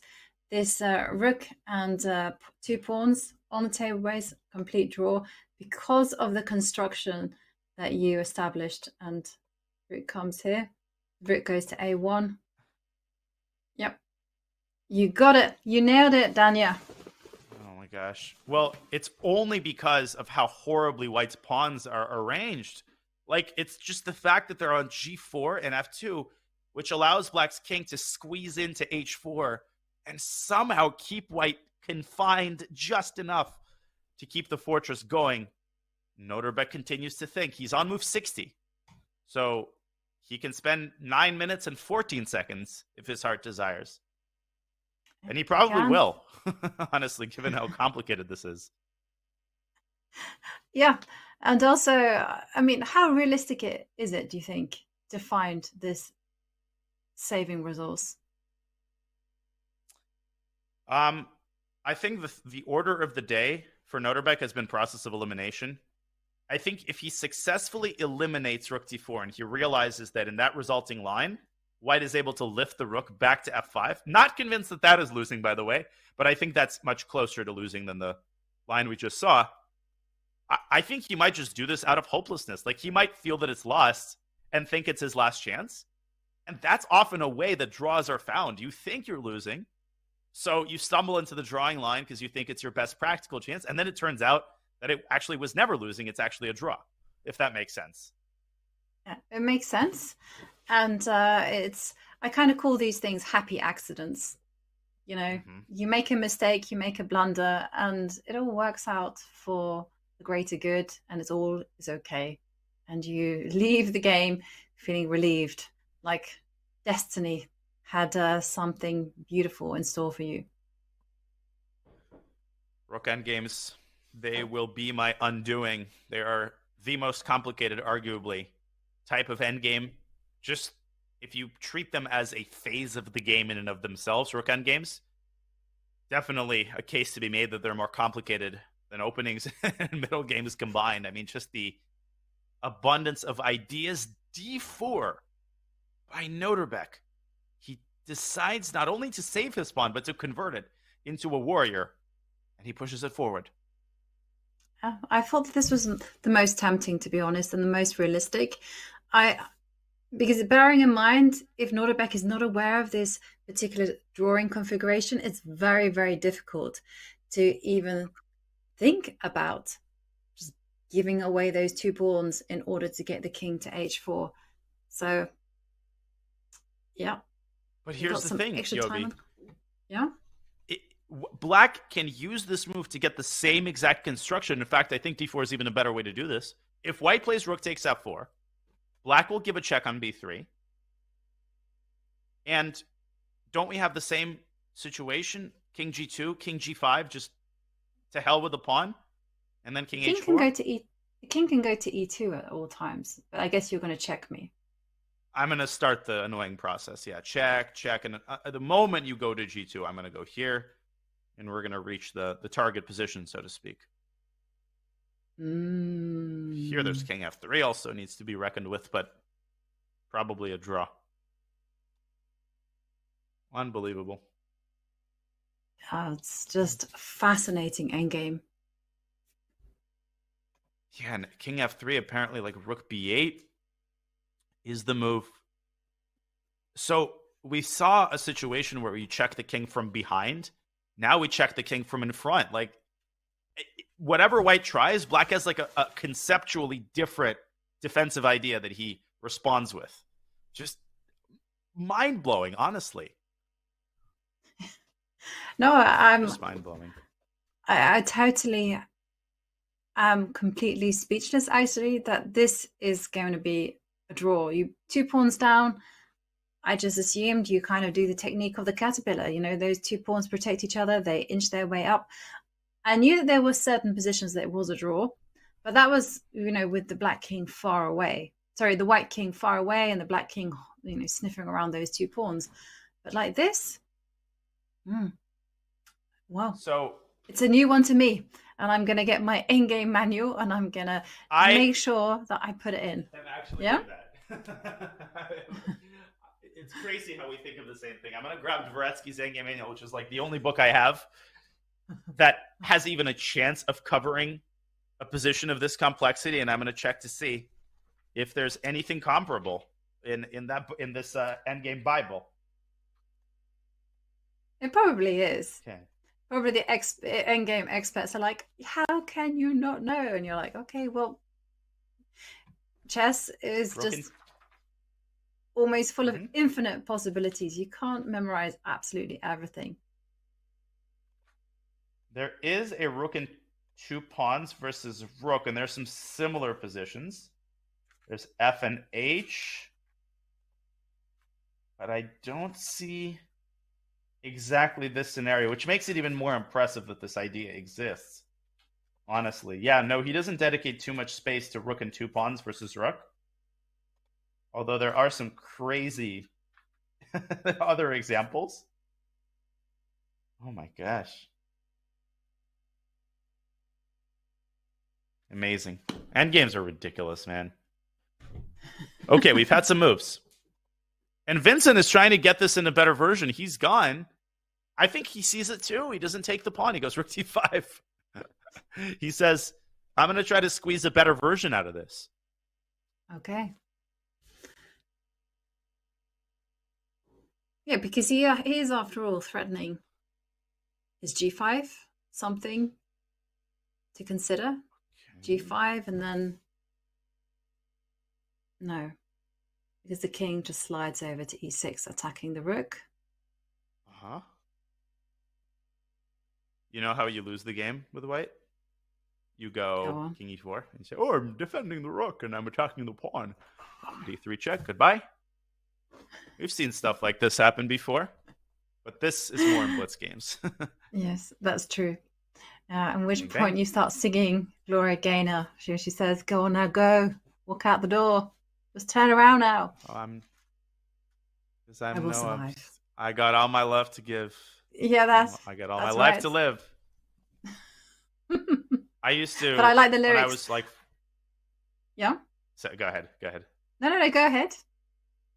When I was like 4 or 5, I used to play that song on a loop and just like walk around the room in circles because I was so attracted to the melody.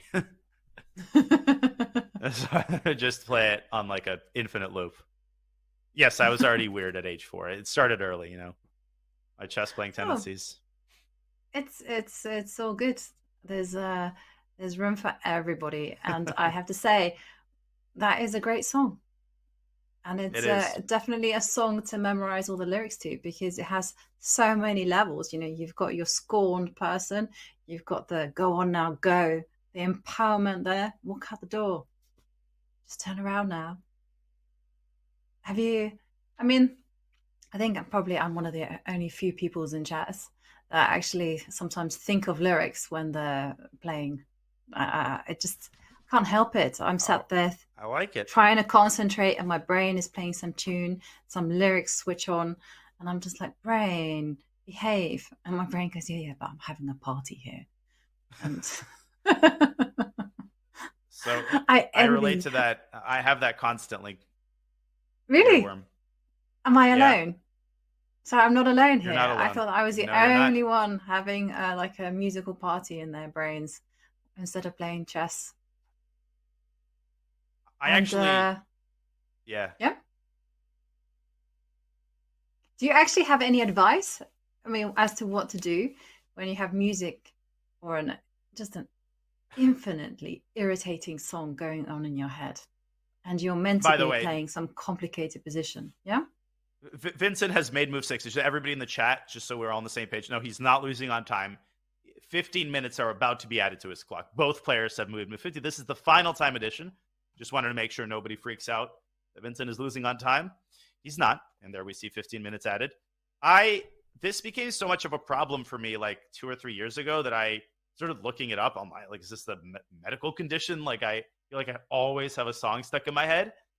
And I realized part of the problem is that I do tend to listen to songs on repeat, just like again and again and again.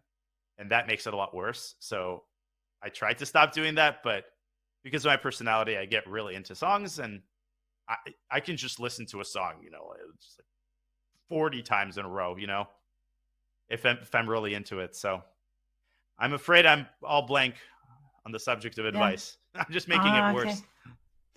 I've never met someone else who listens to as many songs on repeat. So snap, Daniel. I thought I was alone. And now I know I have company. Yes, there is safety in numbers. For a long time, I thought I was very normal. But then I kind of realized that it was because I surrounded myself with people who were different. And so I just thought, this is the way forward. But this is what's great about the chess world, how accepting it is and how everyone can play. There's space for everyone, regardless of what you think, you feel. I love that about the game. It's inclusive. It's a great unifier. And no matter our surface level differences, everybody respects the rules of the game. And that's what gives it its magic. Well, there's a lot of magic still to be had in this end game.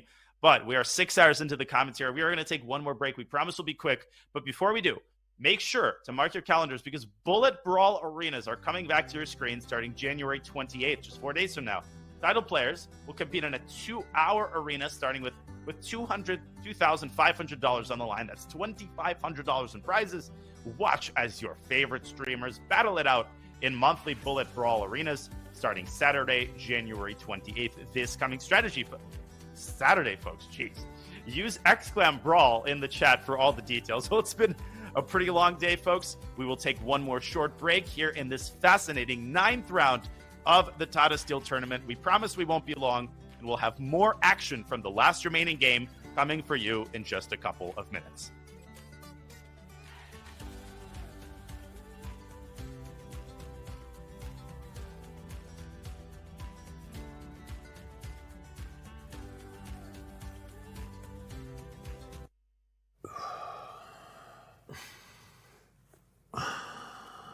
Dude, it's impossible to not hear you just breathing super loudly. Okay, fine. I will hold my breath for 3 minutes. All right, let's go. Okay, let's go sure. right now. Got the Ready? chess clock app right here. Almost there. And you did it. What can you do for 3 minutes? My wife says not a lot, but I can plank. Keep that big butt down. Dude, nice. 2, 1, you did it. Wow. I feel better. Oh, yeah. You were timing me? Yeah, you were in there for 30 minutes. Oh, man. Let's play some chess and get some dinner. Let's do it. Time odds? Yeah. Okay.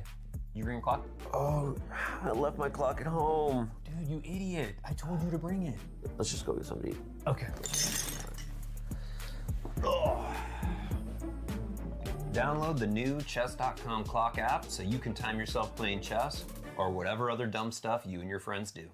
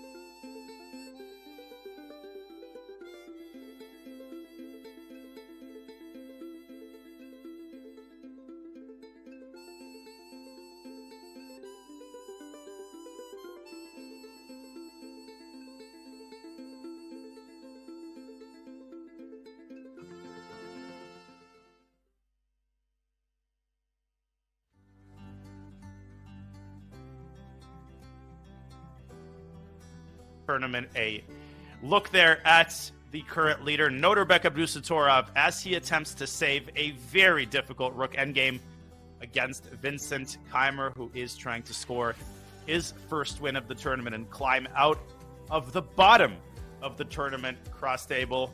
GM Daniel Naroditsky, I am Ivanka Huska, bringing you commentary of today's very important round. Here are the results so far. One game still remaining, Yovi, and two decisive games thus far. Both of them black victories. Yeah, and both of them very spectacular.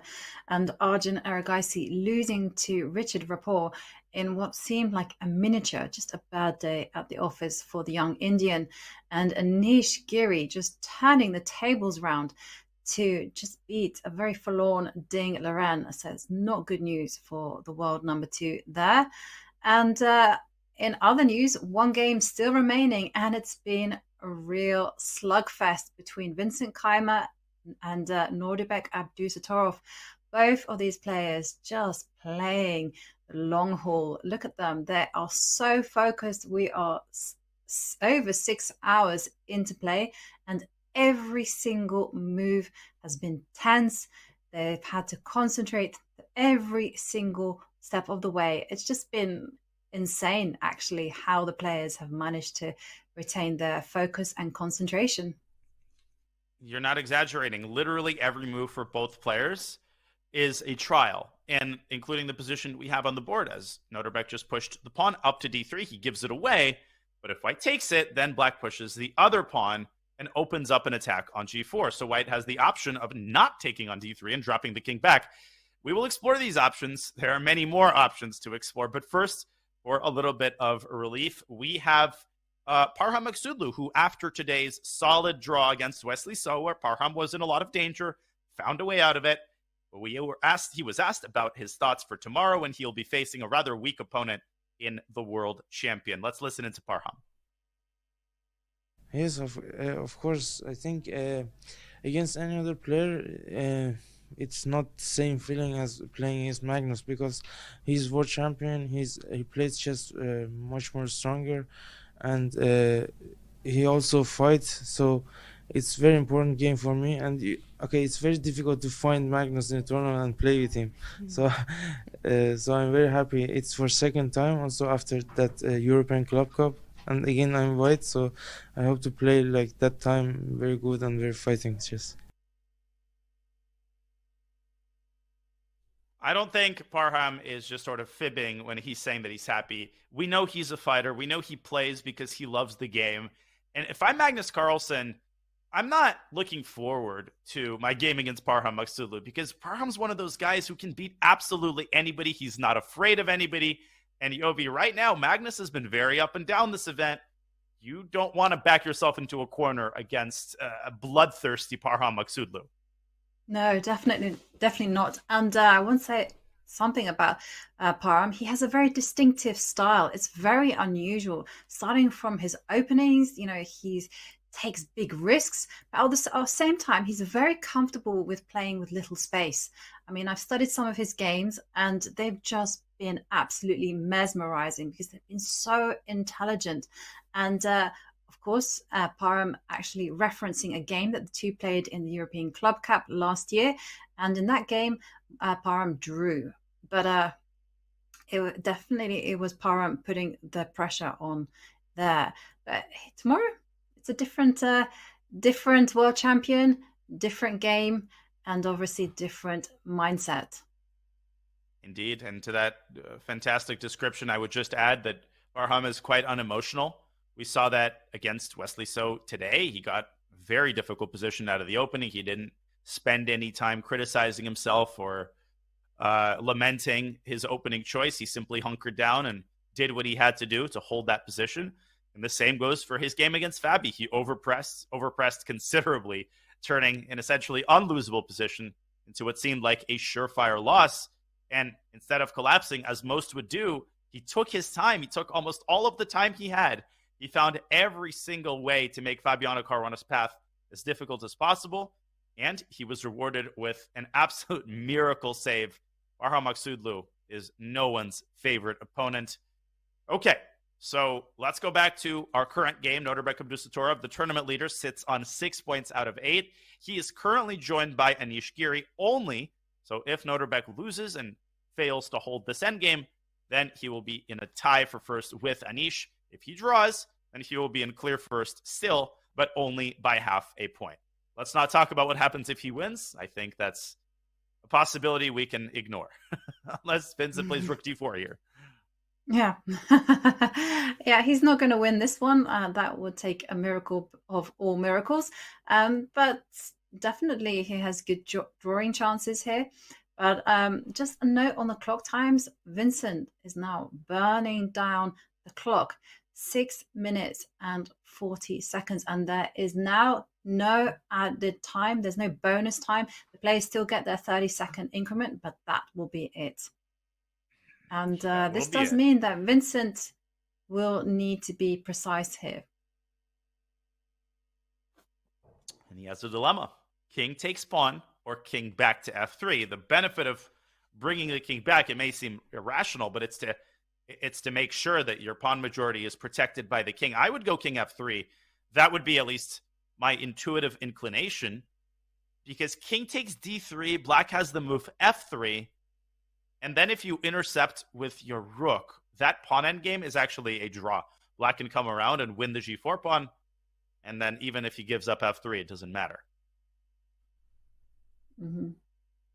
Yeah, I agree. And I think king f3 is definitely the trickiest move. And again, now the ball is in Norbek's court. Very much so. Now he's going to lose one of these two pawns on the next move. And the bad news for him is that I don't see a good way for him to force the target position that we were freaking out about, where he forces the king to g2 and then gets his own king to h4. I think that's too much to ask given where they sit right now. For example, if he gives up the pawn like this, if he plays d2 and says, go take it, Vincent will say, okay, I'll take it. And if you go king g5, white tosses the king away with rook d5 check. Can't go to h4 because you get mated. And this, I think, is already... Wait a second. No, this is the target position. He can still get it. Rook a4. And again, he gives that check on a3 and goes king g5. So black makes it happen just in time here. Yeah, he does. Norbek? And no, he's gone for a different approach. Now, instead, he's clinging on to the f-pawn for dear life. Although this defense can be broken down. For instance, the rook goes to a3 and Norbek holding on again with the rook on b5, setting up a blockade that way. He's so good. It's clear that Norbek, he might, whether or not he knows that there is this miracle drawn position, it might be a moot point. He might not even have to give away his last remaining pawn. It's like one of those things. He might not even have to cross that bridge. Vincent has to try to find a way to win that pawn because that's his only chance to progress.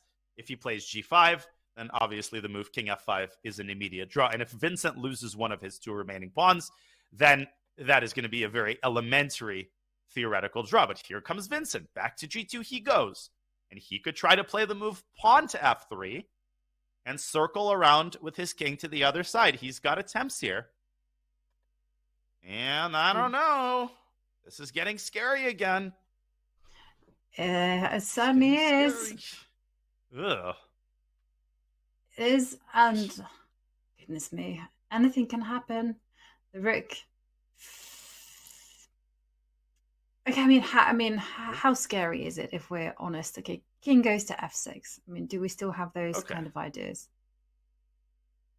I will play. I think Vincent might want to swing the rook back around to a8. Oh, you have this idea. Yeah, I have this idea, and then king goes to the beautiful h4 square. I go to the no less beautiful f3 square. No, and then I get checkmated. So no. Let's go back. Maybe rook b4 actually holds on here, but okay, I'll accede. Actually, I do think this holds on. Maybe. But then the rook will go to h8. And then h5. It's our old friend. It's this position. Again, we keep whichever path black takes. Ultimately, he will have to realize that this position is drawn because of the check and king g5. But I'm afraid that Noterbeck might not be realizing it and might go desperation mode because he thinks that he can't afford to lose the second pawn, if that makes sense. So all of it depends. He goes king f6. Okay. Here we go. Rook a8 is my prediction. Okay, it looks good. It also makes a lot of sense. Get the rook, give maximum checking distance. Also, one of the things you've got to remember in rook and pawn endings is that there are 3 ways to check. And they goes to the edge of the board. You want to check from behind, again, with the most distance possible. Check from the side.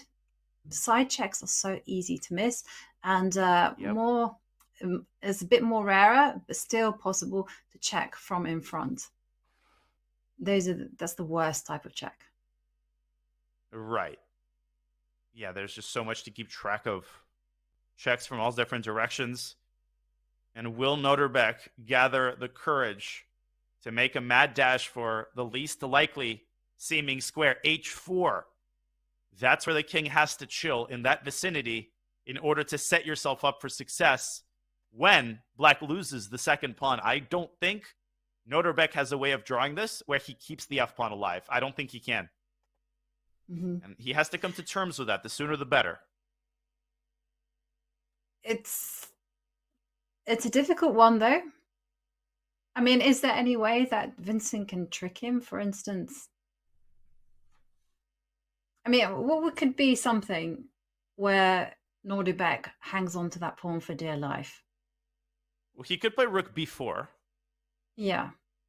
And then Vincent's idea is to swing back to a5, kind of what you're saying. You just misdirection, right? You go one way, and then suddenly you double back and you go the other way. But, of course, this is, as we know, still part of the sort of general target position where white has no choice but to go after the pawn, and then black just waits. So all roads lead to this theoretical draw. All roads lead to Rome. And what about if you don't step up with the king to f3, but instead play the move f3? So you get to the rook to f5, yeah, and now you're just, okay, with the idea of just marching the king to h4. So king h3. Yeah, there's some rook. Is there? Yeah, okay. I wondered whether there's some rook b1s in the air. Yeah. Can I go rook a4 to h1, mate? Yeah, but there were some rook a1s in the air. Or this. But rook a1 you were talking about, like, here? Yeah, rook b1, and then if you go rook takes pawn, and then you're out, and then you're good. But I suppose black can wait, and then the moment white leaves the f-file, I can swing around to a3, and I think I just win the pawn here, amazingly. Ridiculous. Rook a8, rook b3 in the meantime. Yeah, they're going to get this. Rook a5, I think, and Vincent's done it. Can Noterbeck understand that this is still a draw? If he loses hope, it's easy to lose this. I mean, I think even a move like f3 is a huge mistake because it allows white's king to inch forward and get an improved version. Oh my gosh, this is so nerve-wracking. I haven't thought of another scenario. Do you think it's entirely possible that Vincent will win the f4 pawn and Noterbeck will just go, thank you very much for the game? Resign? Yeah. I was thinking just that as you were saying it. I was like, is there a possibility Noterbeck does the Sam Shankland famous game against Anish Giri? I think it was in Tata Steel where Sam Shankland resigned the game in a theoretically drawn endgame because he was convinced it was losing. I think that's a non-zero possibility, Yovi. I don't think we should laugh that possibility out of the room. No, I mean, I was being deadly serious because... No, totally. I mean, you take a look at these kind of positions and you think, okay, the white king is there assisting the two pawns. It's just completely lost. Even if I get my king to h4, I mean, it's going to get driven back. But, okay, we still see some moves being played. King has gone to g6. It's just waiting. And we are going to see rook f5. There you go. And Vincent hesitated there. I'm very curious what's going on in his mind. Does he realize that this is a draw? Is he just hoping that Noterbeck loses hope? The drawing move here is rook anywhere along the third rank. Just go rook a3, part ways with the pawn, and then squeeze your king into h4. That's the miracle defensive construction that we kind of discovered a while ago, and Noterbeck sees it. Oh, classy. And he's worked it out. Rook takes f4, king g5. Incredible stuff. What a resource.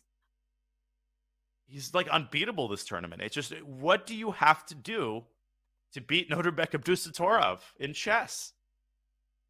You have to play like a machine, basically, or a genius. But he is a genius. I mean, I just think that this is his breakthrough tournament. We are going to see such huge things from him. World's top 10, challenging for the world top. I mean, it's just the beginning. And he's only 18 years old. That's what we can't forget. You know, he plays like someone who's been just around for donkey's years. He's just 18. He's just a teenager. It's just incredible performance so far. The poise. I'm just so impressed with the poise and the way that he just doesn't seem to react based on what's going on the board. Okay, he has a bad position for 60 moves. I'm just going to hunker down and do my very best to defend it. That is a quality of a world champion. World champions, they don't moderate their effort level based on how pleasant it is to defend a particular position. You see that with Magnus.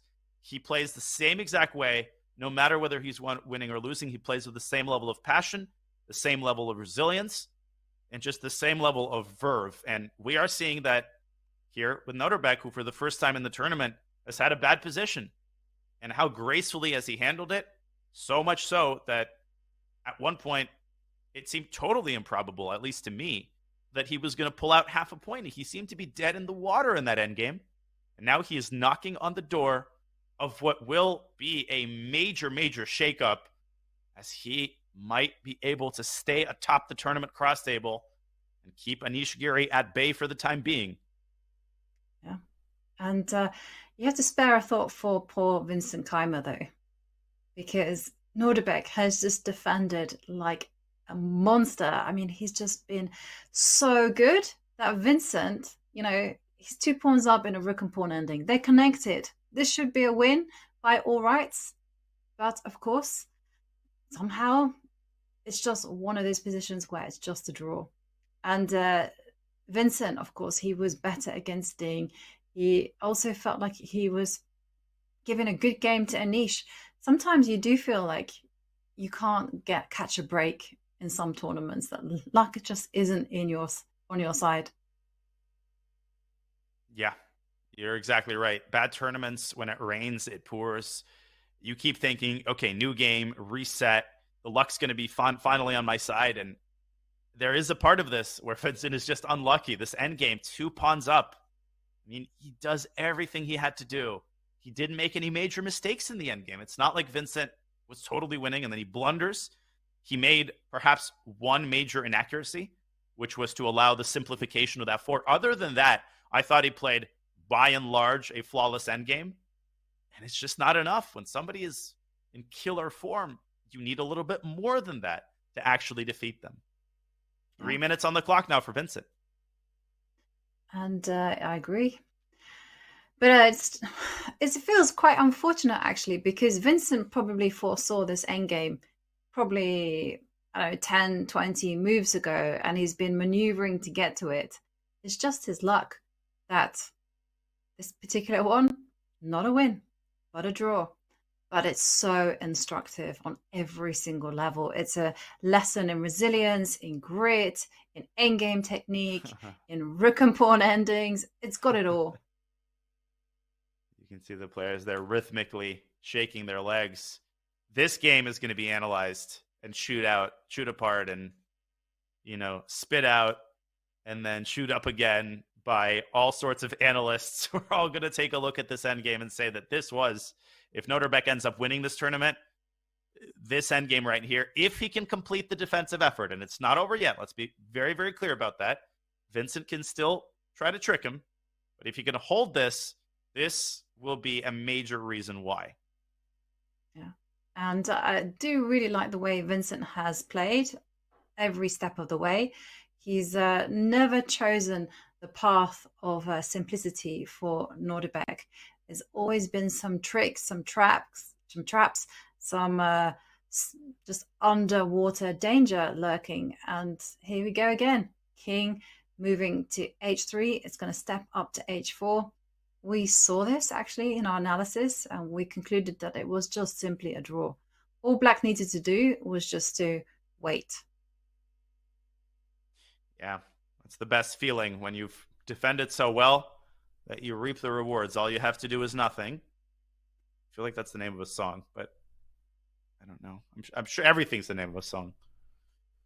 Yeah, so that's true. What does Vincent see? What does Vincent see? Why is he... He must see something. I think there must be some trick that he spotted, or at least he's trying to make Nordebek psych himself out. But just rook to b4. Stay on the 4th rank. I think he just he saw that the other endgame, 2 pawns ahead, was just simply a draw, and so he's like, okay, fine, let me play something different, and he's gonna put the king on h4, hope that spooks out Nordebek, and Nordebek makes a mistake. But as you've indicated, as soon as the rook moves from the f line, then there is rook b3. I mean, I just had a thought. Is it something to do with rook f8? Rook f8 and that's what I'm g5. thinking. That's exactly what I'm thinking. So, but rook f8, king g7. Okay, Nordebek waiting. And I see the chat with some delay. It seems to suggest that white is winning. In a previous endgame, again, looking at the engine and evaluating it on the basis of that is just foolish, because we cannot expect the players to understand computer level subtleties unless we're missing something big. I think this is just a dead draw. But could we be missing something big? I don't think so. I don't think so. Can he go rook g5 check? No, he goes rook f8. Oh! I think I got it. I think I've understood something. Okay. If black goes king g7, then rook b8, rook a3, and what if you tried to play like this? Is this rook takes pawn? anything? Check. No. No, I guess you don't. King goes to the edge, and you're going to have to go king. And you're still some way away. This is a very nice move because you're paving the way for the pawn. Now, this is a dead draw. And I think we were in the minority opinion seeing what chat is saying, but we might be proven right here. I think Vincent is officially at a dead end. Yeah. I think it's one of those things where the computer just doesn't see the horizon. It just assumes that this pawn is going to obviously fall on f4, that white is able to coordinate the pieces, and that's really not the case. And there we see rook g5,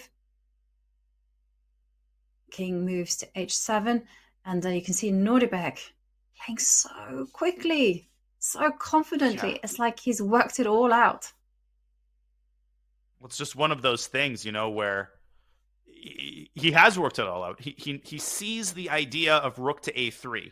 He knows it wins the pawn, and he knows there's just nothing that white can do about this. And if white check on h5, back to g6, I think Vincent has exhausted most of his attempts. But what if he goes g5? G5. Whoa. That's an idea we didn't see before. Wait a second. G5? Okay. But the king can go to gosh. f5. So g5. He's played it. King goes to f5. I did not see that move, I'll be honest. This was the one idea I didn't see. Oh, yeah. Rook h6. King f5, rook h6, rook f6, and king g4. Ooh. Oh my gosh, this is so close. I'll tell you what. What if black plays rook a1? You have to go rook h6. And then king f5. Rook f6. King e5.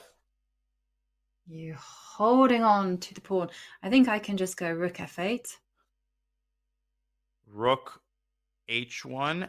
Then King to g4. g1. Snaking my way. 3 and And you're again. in time. Oh no, not like this. No. But I think maybe with the... What's the winning move here? Maybe king... If it's not g6, gosh, this is insane. It might just be king g6. Yes, that's what I thought, but rook takes pawn.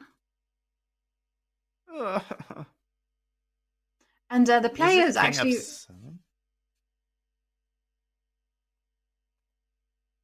They're doing it. Actually They're going following through this. Yep. Oh, it might be rook f5. I mean, anyways, let's just go all the way back to the live board, and there we go. We're going to simply have what we just looked at appear on the board. And it's still a total 50-50 position. What an idea by Vincent to put the rook on the corner file and then push g5. And that was the only way in which he could actually substantively push black's king out of its defensive zone. Oh my gosh. Incredible. I mean, both sides playing so ferociously, both determined to secure their objective result. And whew, it's been so nerve-wracking, so tense. And I have to say, if Vincent manages to do this, hats off to him. He would have deserved this 100%. Oh, yeah. Oh, yeah. And I also have to say that, I will never convince chat to not put 100% stock into engine evaluations, but to look at this and say the players are actually playing a fantastic endgame. Yes, they're both making mistakes. Obviously, there are insane computer lines here. I hope we've already managed to demonstrate how crazy some of these lines are. Even if you had 2 hours on the clock, I think it would be a very tall ask for the players to find even a single one of these resources. By and large, I think both of them are playing a phenomenally resilient endgame, both finding great resources. And the question is, who is going to have the last laugh? Who is going to find that last resource? And is it going to be a winning resource? Or if you're Noterbeck, is it some sort of a saving resource? Yeah. And I think from an objective human viewpoint, these players have played such a high quality endgame. We've kind of been looking at this without the engine, and it seems like both sides just pulling out all the stops, putting in 100%, trying to find every single trick in the book. And Vincent testing Noterbeck right until the very end. At this point, the clock situation becomes a very major problem for Keimer because Noterbeck has kept himself with 18 minutes. That is an eternity, especially compared to what Vincent has, 2.5 minutes. He's only got increment, 30 seconds added to his clock per move, but that is nothing when you think about the level of complexity here and what you have to calculate on every move. He continues to think king to h5 is what we're anticipating. You can also start with king g4 and try to force the check. I don't know if that's a good thing or a bad thing, probably a bad thing. Or you could move your rook up to f8. Or you could move your rook to the side, rook to b6, another viable move. Goodness golly, what a difficult position this is. Yeah. And Vincent only has 2 minutes on the clock to find the best continuation. That is a big ask. And you can kind of see Vincent, the stress on his face as he looks at the board, then considers the clock. And he just can't tear his eyes away from either. Oh, I really feel for the German, because this is the nightmare. This is really not what you want. You want to be in a situation where it is Noterbeck who has 1.5 minutes to defend, and you see Vincent put his rook on b6, and they've moved on to 80. I mean, again, the eval bar dropping, but that doesn't mean anything. he also understands the magnitude of this game. Anish Giri is watching with bated breath. Imagine a win by Vincent Keimer, one of the least likely players to defeat the tournament winner, shakes up the tournament standings. Now, rook to b6. What is the purpose of this move? The purpose of this move, well, he's trying to push g6, and obviously he's keeping the black king cut off along the 6th rank. He wants the king to get stranded in the center, and Noterbek could inch his king back to f5, but I think that loses because white gives a check on b5. I'll show this on the analysis board. If black goes king f5, automatic move, check, and then after king g4, white gets like an idealized version of the f and g pawn endgame, which is, of course, here completely winning. For example, rook a4, just rook f5, and you pick up the pawn. You can always give a check if you want to, and this is easy. So if not king f5, Yovi, I guess rook to g1 makes sense here. Put the rook behind the pawn. And maybe Vincent forgot that after g6, black has the move king f5. And the mate threat draws the game on the spot. What does white do here? Well, can you actually move your king h5? You have to. Rook g3. And now the problem is you have to step forward with your king one more time. King h6. Because if you go g6, because king f5 is always a problem. So annoying. Mate threat. And if you go king h6, then I check you. No, this is a draw. And then I take, black is definitely in time here. Then black steps away, and you know the drill. Black will eventually give up his rook for white's pawn and promote his own pawn and force white to do the same. Vincent must have seen something other than this, because if this is all there is to it, if this is all the meat that's on the bone, then rook b6 wouldn't have been all that effective. Noterbek with a check. That's good enough. That's good enough. King is going to move to g4. It does the same thing. And rook g1 check transposes us into the line we were just looking at. I think Vincent has let the advantage go permanently this time. And now rook to g3 is the drawing move. And he's found it. Of course. And Vincent, just heart goes out to him. Absolutely. But I mean, is there any solace for Vincent in the pawn move g6? After all, I just wanted to highlight one trap, which is if you do take rook takes f3, you have to be very careful to not fall into g7 ideas. And then the rook will be a bridge. Yeah. And subconsciously, Vincent might have had those ideas circulating in his mind. With time dwindling, he might have played a move that he judges to be intuitively the best chance. Unfortunately, he's just too slow. The king is on such a bad square. It has to waste so many tempi moving in front of the pawn and wasting another tempo that it gives black the time that he needs to win this pawn. I would go rook b3, but then king f5, and he's played it.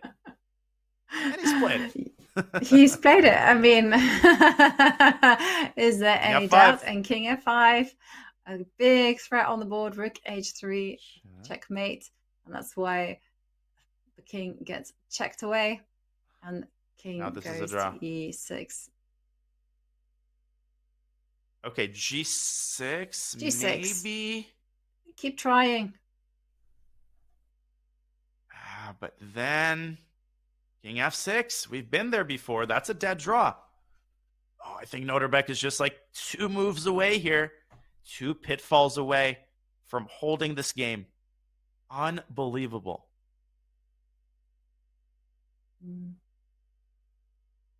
Yeah. Now, I love that. Make a suggestion. King g6, g6. If I may pat us on the back, Yovi, the chat, which of course we're on a little bit of a delay, is excoriating us for not claiming that this is an easy win for white, because we don't use engines, so we actually have a real understanding of how it is for humans. And I feel like in human terms, this endgame was always very close to a draw. I would call it a 50-50 endgame, where one mistake by either side essentially shifts the evaluation. And yes, the evaluation shifted many times. Obviously, the players made mistakes because this was an endgame of ridiculous complexity. But I don't think black was always that far away from a draw, practically speaking. He's still not far away from a draw, but the game is not over. White could still win this. Is there anything left to discuss after king f6, or is it officially just a draw? Well, there's one trap that you probably shouldn't fall into, and that's don't capture the pawn on f3. King f6 looks to me very, very good. Just play that move. Oh, he takes the pawn. I think that that's was fine. The one move. Okay. I think that's fine. Because if you go g7, and I just go back to g3, or even to h3, wow, even that line's a draw. Definitely. Boom, boom, boom. And yes, the rook is used as a bridge. It looks like white wins, but no, my king is just close enough. Here, white actually loses. Now black spawn promotes. So you want to actually take on f4 here. And you have to accept the inevitable. Yeah. Yeah. I've seen people lose like that. You just, I gotta go with my king. Yeah. Okay. It's not good to be stubborn. Yeah. And we see played. G7. That's it. It is. What a hard fought draw. And there you see the nod from Nordebæk. He knows it's in the bank. It's a draw. He has managed to survive now for so many hours. King is going to go back to f7. The rook can go to g3. It does not matter. I would even go king f7 here. And if I just may show one more line, rook b7 check, you go to g8, king g6 check. And this is a well-known idea. King to h7. And black sandwiches his king right amongst the trees, and that's it. Now black is suddenly the one push. I mean, like white has to force the draw because rook to g6 check is going to disattach the king from the pawn. But Nordebæk takes the alternate approach and goes rook to g3. Also perfectly sufficient. And of course, he's going to give away his rook for the pawn at the right moment, or continue checking the king as much as he wants to. This is draw. I think Vincent, he's been such a fighter. He's going to continue one last attempt by just pushing the king up to h6. Yeah. Although that might come with some risk. Definitely should. You start getting into that territory. Listen, you've got a minute on the clock. Anything can happen. He moves the king up to h6 and now f3. I think it's important for Nordebæk just to push while he still has a chance. He's got 17 minutes to figure that out. Mm-hmm. Still, there has to be slightly careful. You can be careless. Like, for instance, if you play f3, and if white were to play rook b3, thinking, woo-hoo-hoo, it's all good, then it doesn't really matter because f2 doesn't really work because of rook takes rook. And as usual, just no matter how many times they're repeated, unfortunately, it doesn't matter because when the engine says something, people stop looking at the position and stop looking at the practical difficulty of finding things. Rook endgames are notorious for this, notorious for convincing spectators that grandmasters are terrible at chess and should not receive an invite to these events. But, those who are able to, to actually look at the board and understand the difficulty of finding engine moves in a rook endgame, also understand that the way they handle themselves in this endgame is phenomenal. I think the level of play in this rook endgame for human players was tremendous, given 5.5 hours of play before they even reached it. And I'm going to keep repeating that, no matter how many times people, say that they missed 6 or 7 stockfish wins and black missed 10 stockfish draws. Who cares? Yeah, but even then, I would argue that the computer isn't necessarily seeing the full picture. And for me, these two players have played exceptionally well, and I don't see any errors, actually. And in Norwegian, we have this beautiful expression called slipper hero. Our slipper hero sits on the couch, wears their slippers, and thinks that they can run and sort the world. And it's very easy when you're watching chess with a machine to sit there and say, What was that? I mean, really, Rook come H3 on, instead call of yourself Rook H1. 27. Yeah, exactly. Call And yourself 2700. And there's two more things I'll say as they shake hands and agree a draw. That when you see the table-based move, you don't realize why that move is correct. You think you do, but you actually don't. The explanations for why moves are correct are much more complicated than anybody realizes. And we are aware that table bases exist, but the reason we were not checking them is to put ourselves in the player's shoes. The players aren't able to look at table base. They have no idea if it's winning or drawn. And obviously that changes the way that they play. What a defensive effort. Just a monstrous defensive task pulled off by the tournament leader, who keeps his half-point lead in this event, much to the chagrin of Anish Giri, whose dinner was briefly interrupted here. He ain't going to be happy for a little while, because he's going to have to continue winning to stop the Uzbek juggernaut from carrying this tournament all the way to the end. Oh, what an incredible day of chess. And there we can see the leaderboard.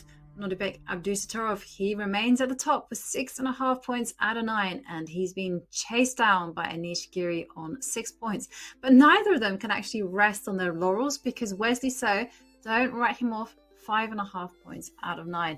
And who is in 4th place? None other than Magnus Carlsen, who will be, well, he's will be looking to make a huge comeback because he spots the gold. And yeah, it's just been so exciting, super thrilling, and what an instructive day of chess. We've had everything. We started the day with nobody playing 1e4. I was a little bit disappointed, but oh boy, have we been compensated handsomely. There were a lot of players playing d4. We had a fascinating game between Ding and Anish Giri, just a devastating loss. Ding Liren showcasing some phenomenal opening ideas, only to lose right when he was knocking on the door of a much-needed victory, sending Anish Giri to clear second place with 6 out of 9. And the other decisive game, Richard Report demolishes a struggling Arjun Erigaisi, who now finds himself tied for last place with his compatriot Gukesh, who did have one of his highlights of the event, a brilliant draw against Magnus Carlsen. And Yobi, brilliant is not an overstatement. This is why I love these tournaments. Even a player who is in last place has the capacity to change the layout of the tournament and the outlook of the other players. That's what makes these tournaments so magical. Anybody in this field is capable of anything. Yeah, absolutely. And as we edge our way to the finishing line, we have to remember it's not really how you start the tournament, it's always how you finish. Anything can happen, and there we can see tomorrow's big matchups and some exciting pairings. Wesley So will face off against Anish Giri. That is a tremendously important game. And then we have tournament leader Nordibek. He will face off against Ding Liren, who had a tough showing today. And if we go down, we can see at the bottom that Magsudlu will be facing off against Magnus Carlsen with the black pieces. Oh, it's going to be so exciting. Oh. It will be a scintillating day of action. Round 10 of 13 as we enter the home stretch. Fatigue comes into play. These players are exhausted, particularly Nordibek. He will have to come right back and play another critical game with the white pieces in order to try to extend his lead. This was a 6.5-hour round. What a fascinating round it was. And Yovi, as is our tradition, I will pass it back to you one final time for your last thoughts on what we saw today. Yeah, it was such a brilliant day of action. Couldn't have wished for a better commentating partner. And of course, I'd like to thank everyone at home for watching the show and everyone who's tweeting, sending us their thoughts. I mean, it's just incredible. And the day of chess, I still can't get over that rook and pawn ending. How instructive on a theoretical, practical, resilient level. Extreme. This day has had everything.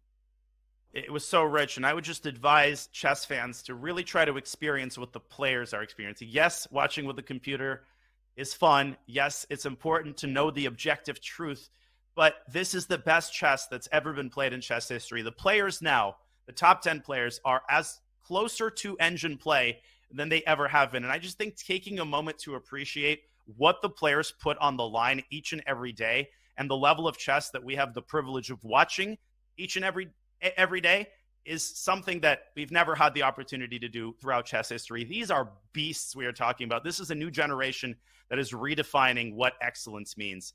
And on that note, folks, tomorrow is round 10. It comes to you at the same time, 5 a.m. Pacific, 8 a.m. Eastern, and 2 p.m. Central European time. And on that note, we'd like to thank the over 50,000 of you watching all across the platforms. Yovi, it has been a pleasure working with you throughout these rounds. You'll be commentating tomorrow with Robert Hess. And thank you to our producer, Hala, for another amazing broadcast. On that note, folks, we'll see you tomorrow for round 10. This was Grandmaster Daniel Naroditsky and International Master Jovanka Huska bringing you Tata Steel coverage in round 9. Tomorrow is round 10. And for now, have a great rest of your Tuesday. So long.